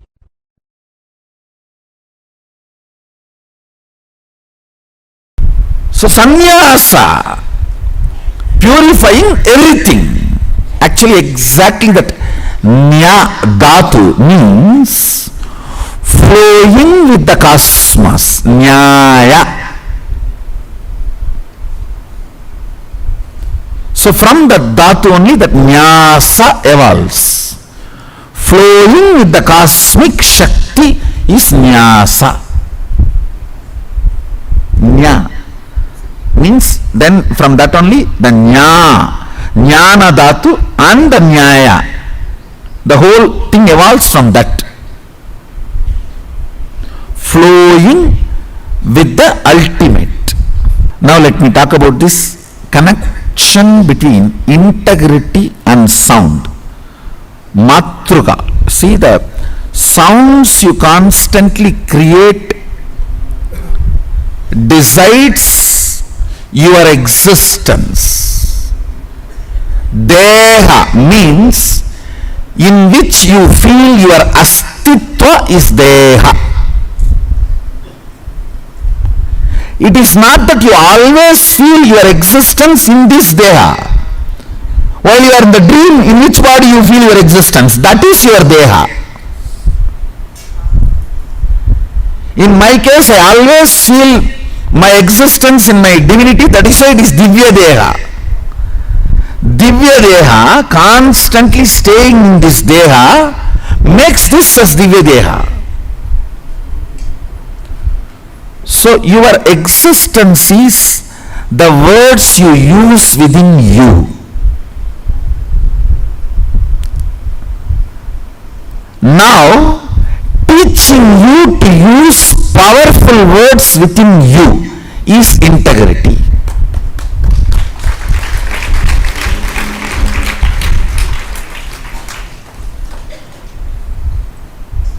When I am teaching you to use powerful words within you, I am stopping all the pollution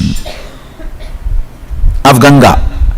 When I am installing these mantras into your body, I am just sending a heavy rain and flushing the whole Ganga of the past pollutions. Clear? When you think with Agama software, anything you think will go on becoming reality, because the Ashtakanma Shaktis will start manifesting in you.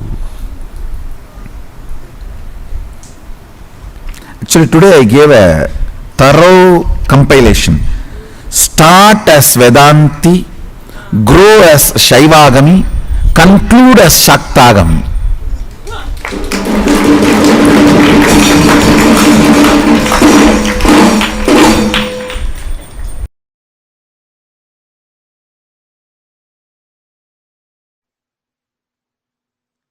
I'll now intensely initiate all of you and infuse Paramashiva Shakti, the Devi energy, powerful feminine energy. Listen to this 5 initiation. 1. Life is all about Shakti, power, energy.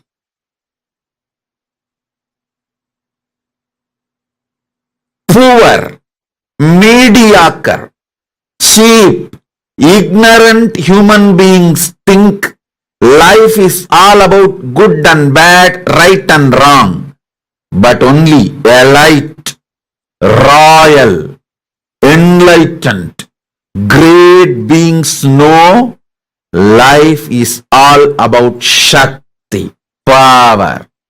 energy, not about good, bad, right, wrong. I am not saying you should be bad, but I am making it very clear. Cosmos functions based on energy, Shakti. So if you want anything, it can be only from Shakti, power, energy. If you know how to receive and infuse that energy into your sankalpas, your vision, your desire, your want, your need, you will simply manifest it. Mediocre minds, mediocre people, ignorant people think life is all about good and bad, right and wrong.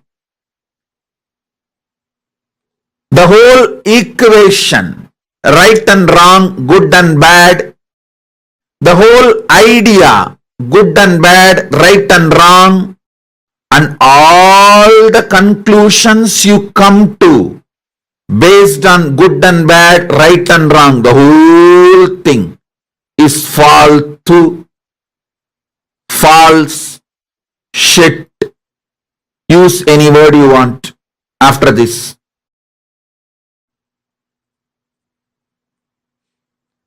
You can use all these words, faltu, false, feku, shit, whatever words you want. Be very clear. Life is all about Shakti or no Shakti, not good or bad. Neither you get something because you are good, nor you lose something you are bad. What you want, you achieve when you manifest Shakti. You lose when you don't manifest Shakti. Understand, I am giving you the royal principle of cosmos, royal principle of life.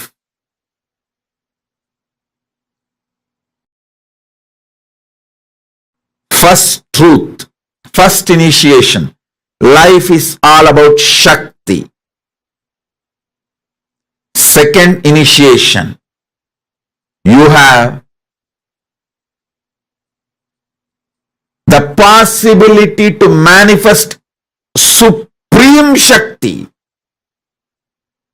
Supreme Shakti has put her own seed inside you.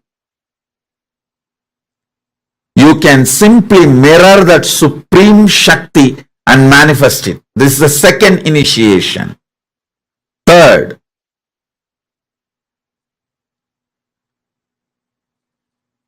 when that Supreme Shakti manifests, your values of good and bad, right and wrong will have cosmic maturity. Listen. Cosmic maturity will be infused into your good and bad, right and wrong. You may think giving a piece of burger to a poor man is good, but cosmically killing an animal and taking the meat out of that animal for food is wrong. So what you think as good cosmically will be wrong. You will have this maturity only when Shakti is infused in you.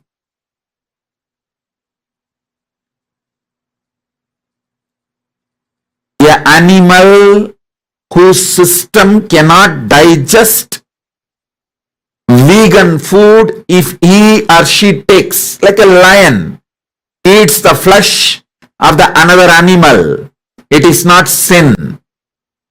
But the body which can digest vegan food, if you have that body and still you are killing some other animal, for the flesh, for you to eat, it's wrong. You may think giving a burger is a great good deed. No. Cosmically it is wrong. Your good and bad will have maturity only when Shakti is infused in your system. So understand, life is all about Shakti, energy, power, not about good, bad, right, wrong, as you understand. So when you infuse energy in you, you will have the matured, cosmically matured, good, bad, right, wrong, clarity, knowledge, buddhi, intelligence. Fourth initiation. This cosmic power, Shakti, is a mother from which you are flowering. So she is easily available the moment you ask her to manifest in you. So call her, tell her, these are all the things I want. Please start manifesting you in me. That's all. This is the fourth initiation. Fifth, with the grace of Paramashiva and Paramashiva Shakti. Now Paramashiva Shakti will be manifesting. Type whatever prayer you want to ask from Paramashiva Shakti. Whatever you want to talk to her. You can type as a direct message. Now Paramashiva Shakti, with the grace of Paramashiva and Paramashiva Shakti.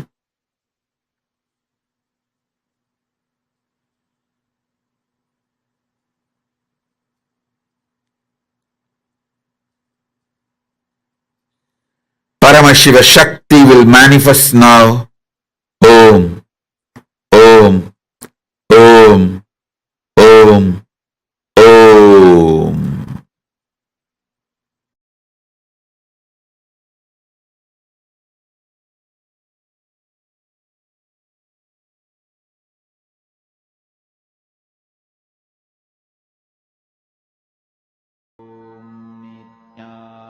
Nithyananda Paramashivoham.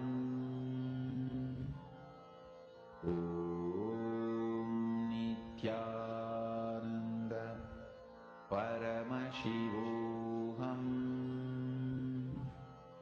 Om Nithyananda Paramashivoham. Om Nithyananda Paramashivoham. Om Nithyananda Paramashivoham.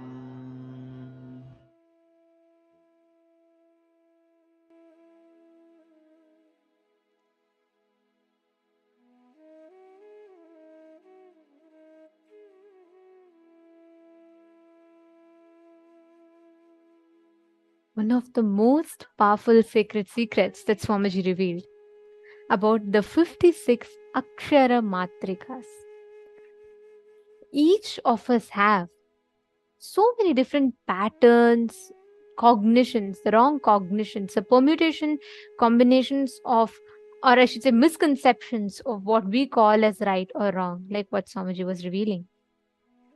But this particular process is going to be working directly on the root center level, completely liberating you from all the different cognitions, the incompletions, the immature ideas you carry about you, and gives you the experience of cosmic oneness, the union with the whole universe, the whole Brahmanda.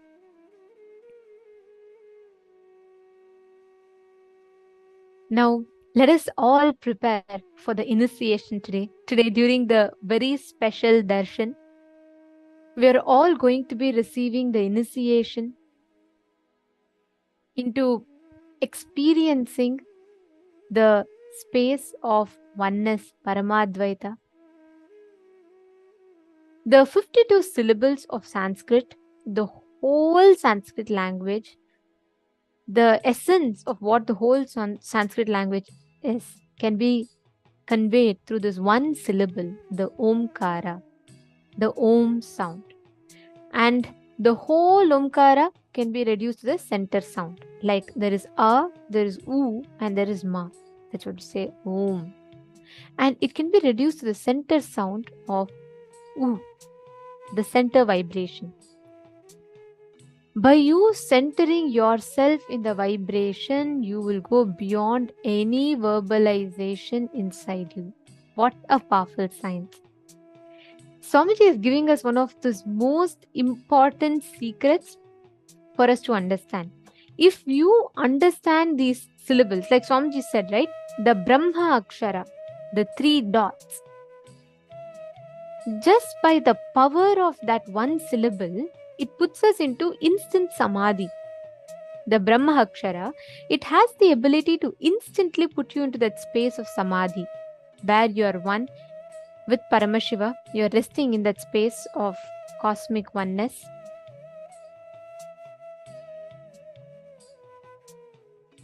Established in that restful awareness. Like Swamiji said, Swamiji's that Brahma Akshara, when Swamiji uttered that, Swamiji's whole being will just fall into samadhi.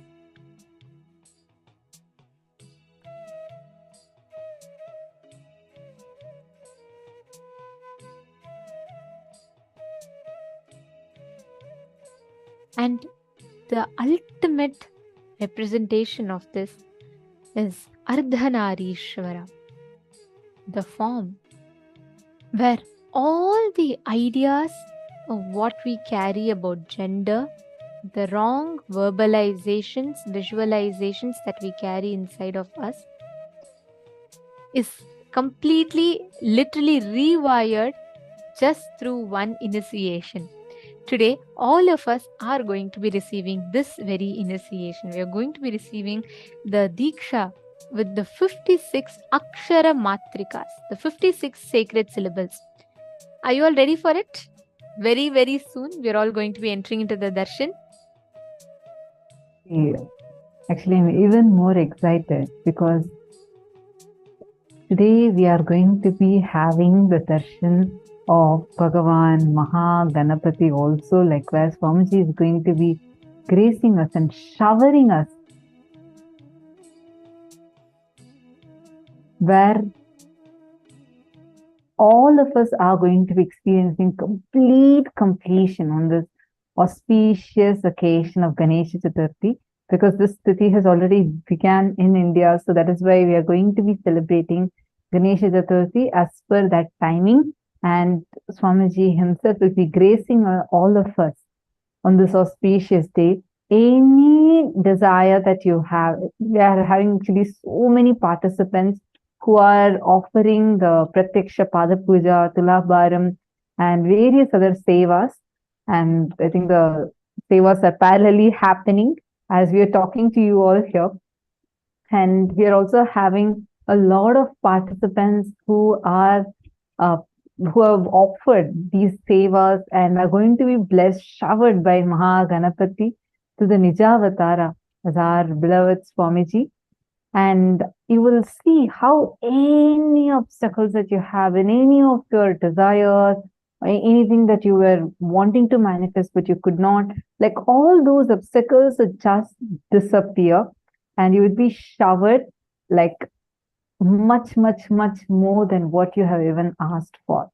So get ready. This season, all the participants are really, really, really blessed. We all had the celebration of Krishna Janmashtami with Swamiji, and then now we are having Ganesh Chaturthi celebrations, everything within just this one season. And I see like everyone just enjoying. The season has been so celebratory and just enjoying with Swamiji, celebrating with Swamiji. How has it been for all of you?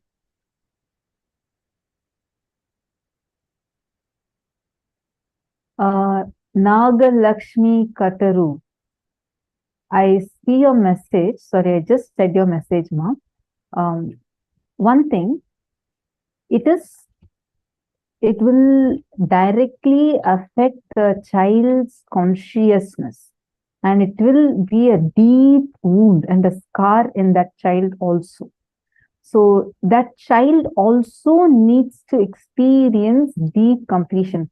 Ma Nagalakshmi Kataru. Sorry, I hope I'm getting your name right. If you're able to hear me, please could you wave your hands?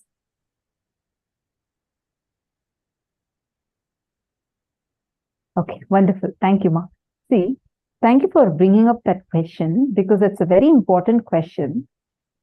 That child, even though that child was subjected to this forcefully, the child also needs to do a deep completion, and healing needs to be done to the child.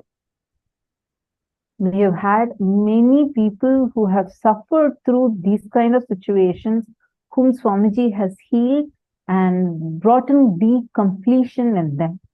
So the best solution for this is first the child. I'm talking about this particular scenario that you have posted here. The child needs to be taught the science of completion. Don't worry, whoever it might have been, you please don't worry about it. Just during the darshan, bring the kid, even if that person has grown up, you can bring that person to sit, learn this process. Today, what we did, especially the completion that we have done, it's such an important completion, that the completion process that we have done today is too important completion process, because nowhere else you're going to be able to come out of those suffocations, the feeling violated, all those feelings you would not be able to come out of. We have so many celebrities who have literally achieved so much success in their life, but these scars that have been caused in their childhood is still sitting inside them, stinging inside them. I see quite often, whether it's in the news or in the interviews, how they all share about how these kind of situations from the past is literally haunting them till date, despite of what they have achieved as success outside. So don't worry. First thing I want to tell you, you're in the right place. Now that you're learning this science, whoever this person might be, whether this person is you or someone very close to your heart, that person needs to be taught the science of self-completion, needs to go through self-completion first, and the completion that we did today, whether it's about the gender identity, as well as the completion we did about whether exploring one's, letting someone else explore their body or exploring the other person's body before the age of 21. That completion needs to be done. And they need to attend, at least make sure somehow that person attends 3 times at least this particular program. Swamiji has opened it for free. This same day, today's topic, the same theme comes in every season. So let them attend this particular day at least and not miss even a single session. It's personally tailored for each of us, so that we can come out of all those patterns, suffocations and sufferings that we have deep inside us. And I request you to get that person to sit, watch this program and do the completion, and get that person for the darshan. During the darshan, you can write to Swamiji to get healed out of it. Swamiji himself will bless and heal that person, and let them attend the program, feeling connection with Swamiji, connecting to Swamiji, and Swamiji healing that will only remove that deep suffering which will be sitting in the child very, very, very deeply. Actually, we feel that way. Being in Gurukul is the biggest boon. Because, Ma, not just physical relationships. Today we all learnt about, gender, gender misidentification, the wrong ideas of physical relationships that we have built. And all of these, how it impacts us. Most importantly, even if they've not been into physical relationships nowadays, because of social media, unfortunately, the ideas that people buy at a very young age, the child's inner space already gets corrupted, even if they don't want to. Even the bare minimum, minimal exposure makes them prone to catch some of the most negative cognitions or immature understandings, because even before they can understand themselves, they set out trying to understand or get someone from outside to understand them and fulfill them.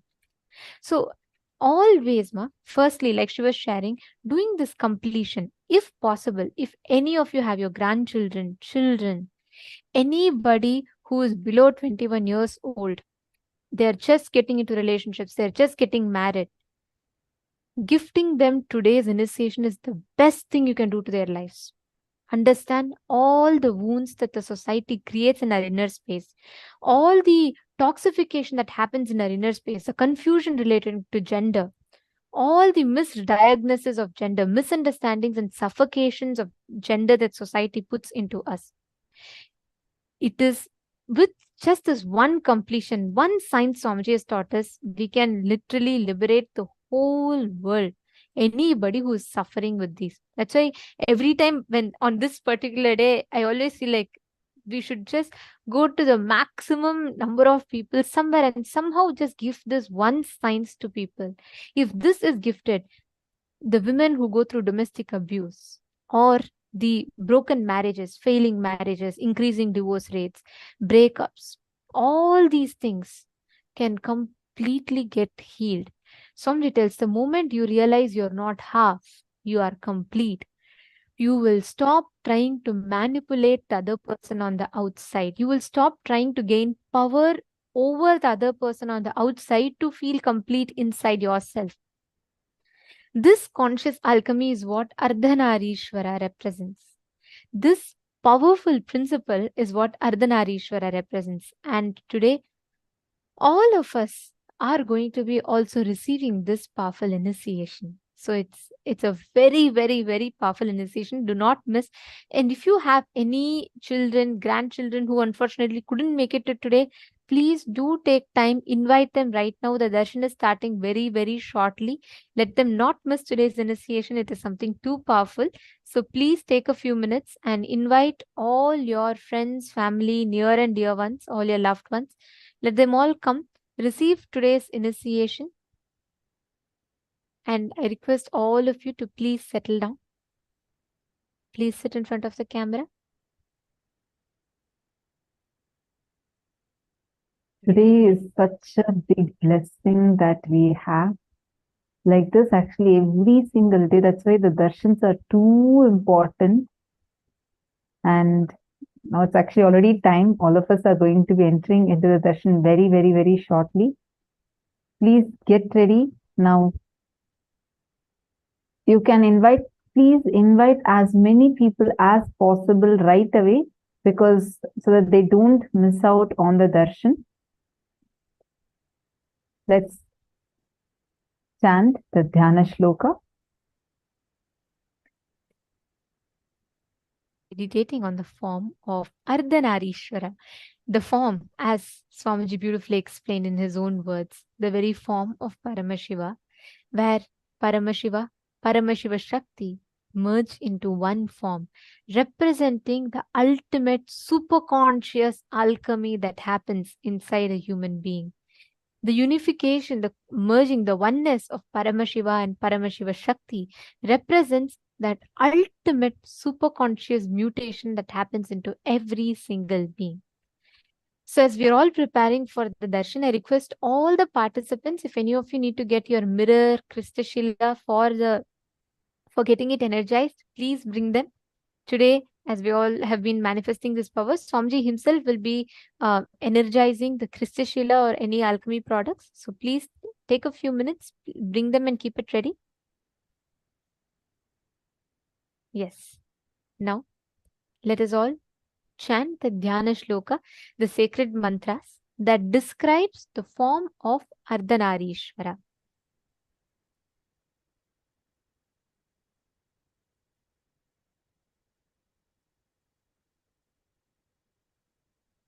चतुर्भुजं त्रिनेत्रं च शिवांश दक्षपास्वके वामार्धं वामभागे तु सीमन्ततिलकालकम् नेत्रार्धं ललाटे तु संयुक्तं दक्षिणांशके दक्षिणे कुण्डलं कर्णे दधं वामे तु पत्रकम् कट्यां वा कलितं वामे अभयटङ्कां च दक्षिणे वरदोत्पलके वामे केयूरकटकान्वितम् उमांशे तु स्तनं कुर्यात् स्वाहाकारयुतं तो वा श्रोणार्धं दक्षिणे शम्भोर्व्याघ्रचर्माङ्कृताम्बरम् उमार्धं कटिसूत्रं तु चित्रवत्सपरिच्छदम् नूपुरालङ्कृतं वामे सव्यपादं तु कुञ्चितम् सव्यं प्रवालवर्णः स्यात् सुकृष्णं वामभागकम् अर्धनारीश्वरं प्रोक्तं रूपं शुभं प्रदम् देवी भागश्यामवर्णा ईश्वरो रक्तवर्णकः. This chant very beautifully describes the auspicious form of Ardhanareeshwara. It goes on to say, the right side of the Murti is Paramashiva, the left side is Parvati, Paramashiva Shakti. On the right side, Paramashiva is with reddish color body, with Chata Juta, with Ganga and the crescent moon. He has half an eye on his forehead and is wearing earrings. He is wearing the tiger skin on his body. On the left side, Parvati, Parameshwari, Parashakti, with a blackish color body, with tilak, curly hair falling on her forehead, is having beautiful big earrings. And the deity is having the left breast, which is visible. Totally, there are 4 hands. Paramashiva is gracing with natural hand Abhayahasta, holding the tankam on his Paramahasta. Parvati is gracing with the Varadahasta and holding the lotus flower on her second hand, the Paramahasta. Paramashiva's right leg was a little bent, while Devi's left leg was decorated with jewelry. This way, Ardhanareeshwara form is ever gracing. It brings auspiciousness to the whole world that beholds their form.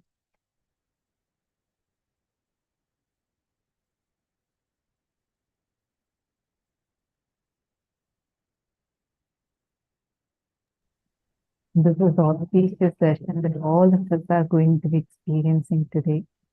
And all of us, whatever completion that you wrote, today I saw so many of you intensely sitting and very sincerely doing the completion process, whether it's about the gender completion or the completion with your own self in much, much deeper levels, where you sat, wrote about you, like in multiple levels. Today we did completion processes.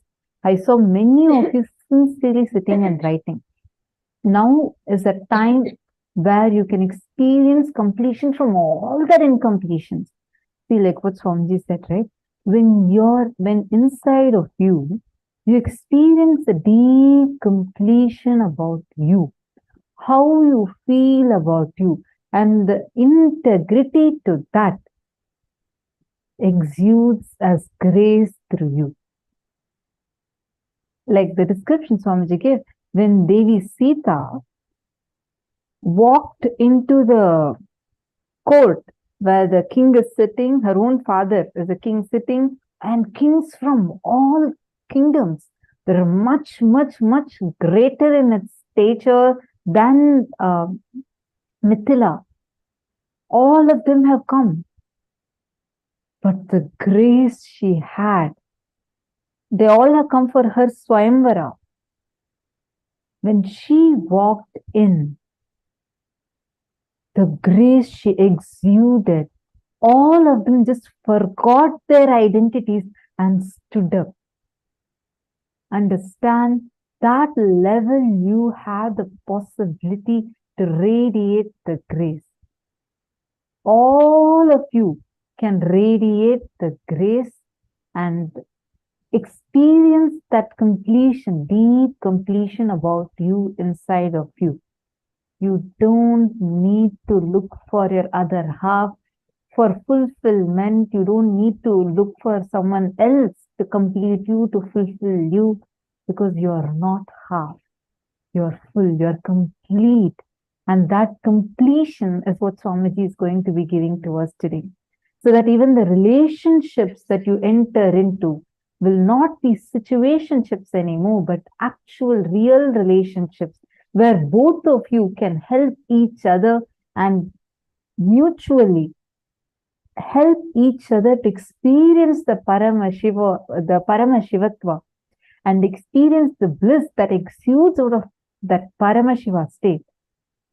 And also, most importantly, through today's initiation, Swamiji is going to be healing all the blind spots, means the wrong conceptions that we have built about our gender, our body, our identity, which is impacting us in the way we function, the way we cognize, the way we live and express.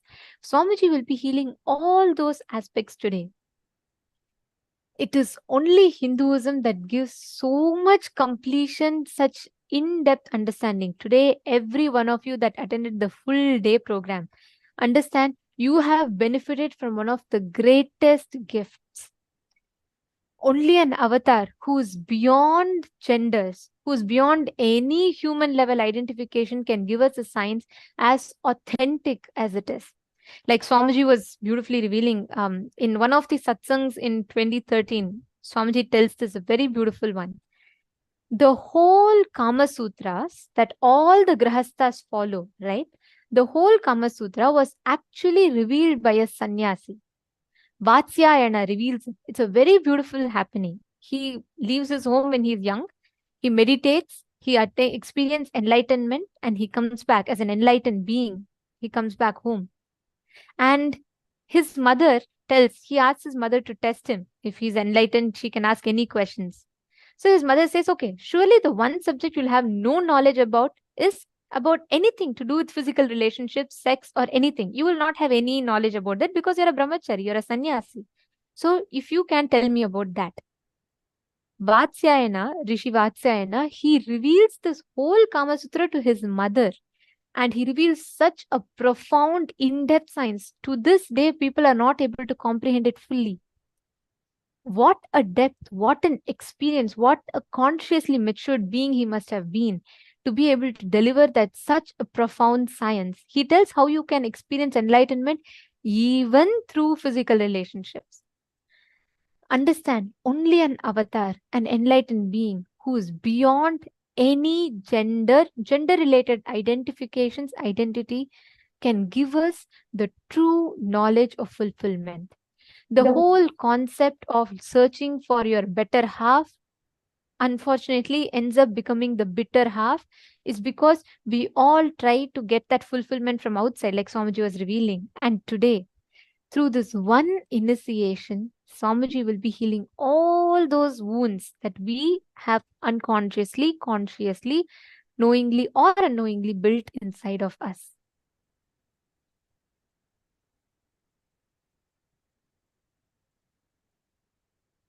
And understand one more very important thing.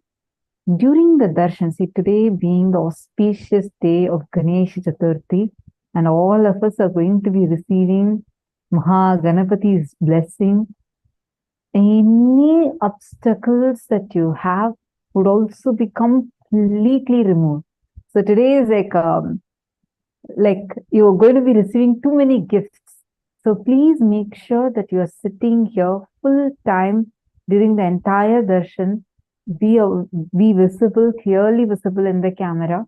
You can post how many ever boons you want as prayer requests in the chat, and you can post but do not repeat the same message multiple times. Every boon you post, like any number of messages you can send, there is no restrictions, but do not post the same message more than once, because unfortunately that spams the chat as well as disrupts the experience of other participants, and even you end up missing the blessings Swamiji has given to you. So please make sure that you do not spam the chat. I request even the Chinese translators, all translators, to please translate this to all the participants and explain to them clearly that they can send their prayers only once. They can send how many ever messages they want, but do not repeat the same message again. See, one very important thing. Actually, in 2012 or 13, this is when I heard from Swamiji. Probably Swamiji told even much earlier than that also. Swamiji had told that in the next 5-6 years, one of the biggest problems humanity is going to face will be the gender confusion. Actually, at that time, 2012-13 time, we couldn't cognize it. Like, Swamiji is telling so it is true, but we couldn't cognize the enormity with which it's going to be happening. Swamiji said the gender exchange operations are good. We also watched that clip today, right? Like where Swamiji was explaining, the gender exchange operations would become very normal, and people start having the freedom to choose with whatever gender they want, and they will not be bound by the gender that they are born in. And that would be the biggest thing that will be happening, as well as that will also lead to a lot of gender identity related problems. That's exactly what's happening now. Swamiji said in a few years it will be happening. We are in 2023 and we are seeing how it's in one of the worst levels it's happening. There's almost the world itself feels like pretty divided into two groups. One is for them and one more is against them, but mostly both sides operating with deep unconsciousness, powerlessness, and trying to prove that they are right, or trying to confine that no, you see this, you only belong to this category. But what Swamiji has revealed today is something extremely profound, where you do not decide who you are based on the cognitions that you buy from outside and the powerlessness that is there inside of you, but by the powerfulness, the completion space, by identifying who you are in each level. This is not about how you feel, whether you feel attracted to your own gender or opposite gender. That is not what defines what gender you are, but how you feel inside you, physically, physiologically, psychologically, and with your conscious will. We did the completion process today. I mean, all the participants who are attending the whole day program, definitely each of you had also, many of you had shared how it's clicking with you, right? That completion, that science is too important for it to reach the world. Many issues that we are having, where we say, whether it's about the empowerment, women empowerment, it's not about the cerebral opportunities alone. It is about how you consciously feel inside of you. How you are you manifesting Parashakti through you? How are you expressing your ultimate potential through you? Swamiji has revived this women empowerment, given the real empowerment to women in an amazing way. Whether it is creating the opportunities for women to flourish, to empower more, to be empowered more, or in Kailasa, 80% of leadership roles are with women. Kailasa, I should say, Kailasa is the only nation in the whole world where the women are empowered the most. And there is no competition as to, you're not with the struggle of trying to fit yourself in men's shoes. That's not how it works. It's about manifesting Parashakti through you, the ultimate consciousness, the ultimate possibility that you have, manifesting that through you.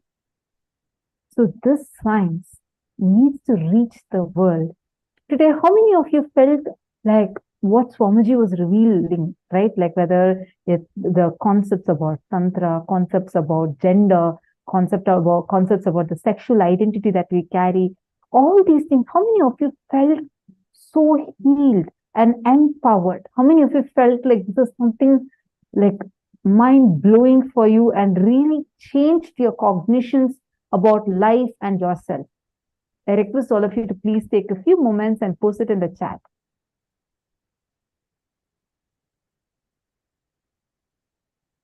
Please take a few minutes and all of you post it in the chat and how you felt the difference when you are learning these. Ma Christina Shanot. See, today during the darshan, offer your prayer to Swamiji Ma.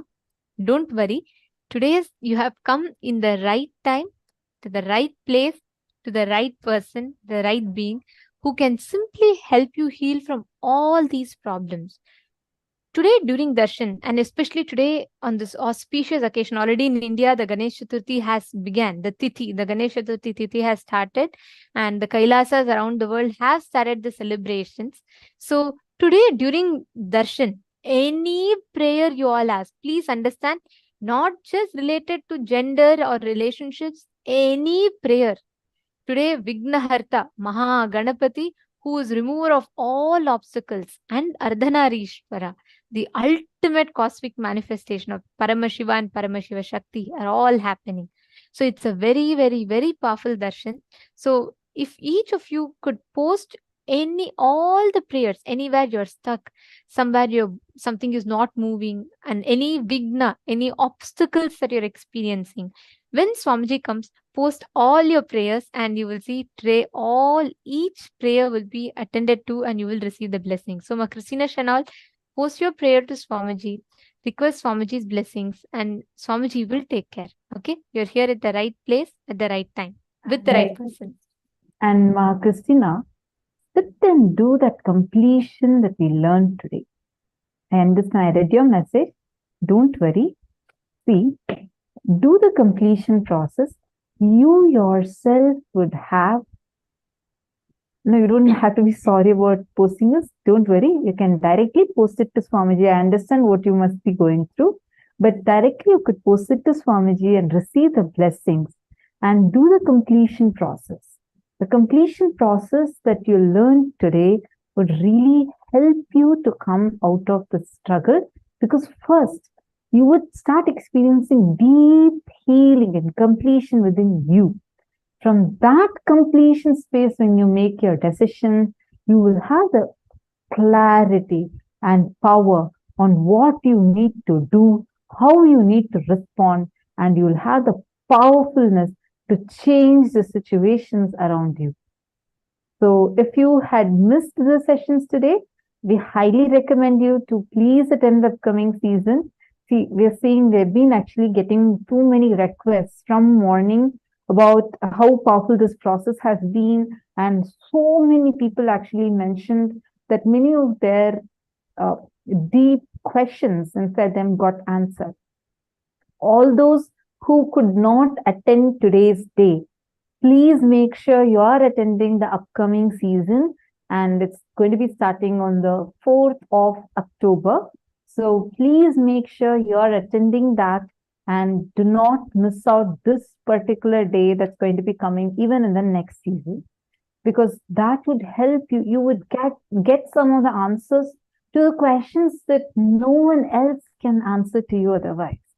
Because these questions, no one else other than the avatar can give us the clarity about it. And these things, these powerful cognitions, today what we had experienced, would transform the way the society is currently. Actually, whenever we see the news or how, whether it's on social media or on the news, we see for many people, for many people, the topic of genders has even become a political agenda. And for many, it is more of a taboo. And for many, that feels more like a suffocation and restrictions and feeling very pressurized, where they're not able to be themselves. But all of these are rooted deeply in unconsciousness. We are having so many problems when we say the society is, the women are not having equal rights, the gender equality is missing, or when we say that people are not able to be expressing their own gender, and that's ending up more like trying to be a woman or trying to be a man and trying to be something else, but without actually identifying who they are inside in each level. This is leading to a lot of problems.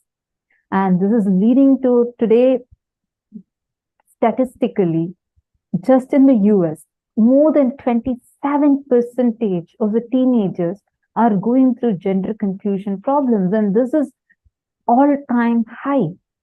And for this, if already it is going in this extent with the social media and furthering the society, which is deeply unconscious, trying to drive this topic, making it more of political agenda, it is going to lead to a lot more complications. It is very, very important that this science that Swamiji has revealed to us today and the process that Swamiji has given to us, whether it was a completion process we did or the 56 the 56 Akshara Matrika initiation we are going to be receiving, all of these need to reach the world. How many of you feel that, yes, this really, really needs to reach the world? This will really help solve so many issues. Please, can each of you post? Whoever resonates with this, please could you post in the chat? How many of you are seeing that there are a lot of these gender-related issues that are happening in today's society, and the gender confusions that are happening, and you don't know what stance to even take, what is right, what is wrong, and you see like feeling that something wrong is only happening, or feeling no, this is the right thing, but people are doing wrong to them, or whatever powerlessness you might be going through. How many of you see that there are gender-related issues that are happening currently in the society or in the world around you? Please take a moment and you can put yes in the chat. Yes, so many people putting yes. So now, how many of you feel, and how do you feel that this, what you learned today, this science that Swamiji has given to us, whether the cognition about 11 genders or the cognitions about how to diagnose your gender and how to experience completion with you, and how in all your 4 levels, not that everything needs to be the same, but whether it's in your physical, physiological, psychological, or the conscious level, in all of these 4, you need to be integrated to what you feel about you and the science of completion. How many of you feel this would transform the society and resolve all these issues that we are facing currently? Madonna is saying, yes, it resonates with me. Almost everyone I know is confused with their gender. Most of them don't even know. So true. Actually, we are having there's a lot of issues that are happening currently. Like whenever we read the news or when we see that there are people being persecuted because of it. Understand, Hinduism stands for 11 genders, and it's only Kailasa where all the 11 genders are given the equal rights. And not just human beings, but all beings are treated equally. And the fundamental amendment in the constitution of Kailasa is where each being is given the right to treat himself as Paramashiva and treat others as Paramashiva. And every one of you, I request all of you to take a few minutes, share this to at least your near and dear ones, immediate first circle, in the next 5 minutes or 10 minutes, whomever you can invite, bring them. Because attending today's, just having the darshan today will bring so much of healing internally to so many people. So take a few minutes. I request all the participants to just take 5 to 10 minutes and invite all your friends, family members to receive this darshan, especially on this auspicious occasion of Ganesha Chaturthi starting, and as we're all receiving the darshan of Ardhanareeshwara, Mahaganapati, all at the same time. It's an extremely powerful and most auspicious time. And can I please request all the participants to please settle down in front of the camera for the darshan? I still see that there are many participants who are not completely settled in front of the camera. I request all the participants to please ensure you are visible in the camera. And at the same time, for those of you that requested the alchemy product, you can get your alchemy products energized today. Please take the mirror. You can keep the mirror and turmeric powder, sandalwood powder, basma, any of these powders in front of the camera. Make sure you are visible in the camera along with the mirror. So Swamiji will be seeing, and Swamiji himself will be energizing these alchemy products. I request all the participants to please settle down. Please come. Be seated in front of the camera. Ma Yili, Ma Anna. I see many of you are not still settled in front of the camera. Ma Nataraja Priya. Ma Nataraja Priya, Ma Hongzu, Ma Jnana Swarupini. Can I please request all of you to settle down? And beginning from now, the digital securities will be moving all of you that are not in front of the camera into the waiting room. And if anyone is not, if your camera is on, but you're not visible in the camera also, we will have to be moving you to the waiting room. So I request all of you to please settle down. Yes. Make sure you're visible in the camera. Sit in a well-lit place.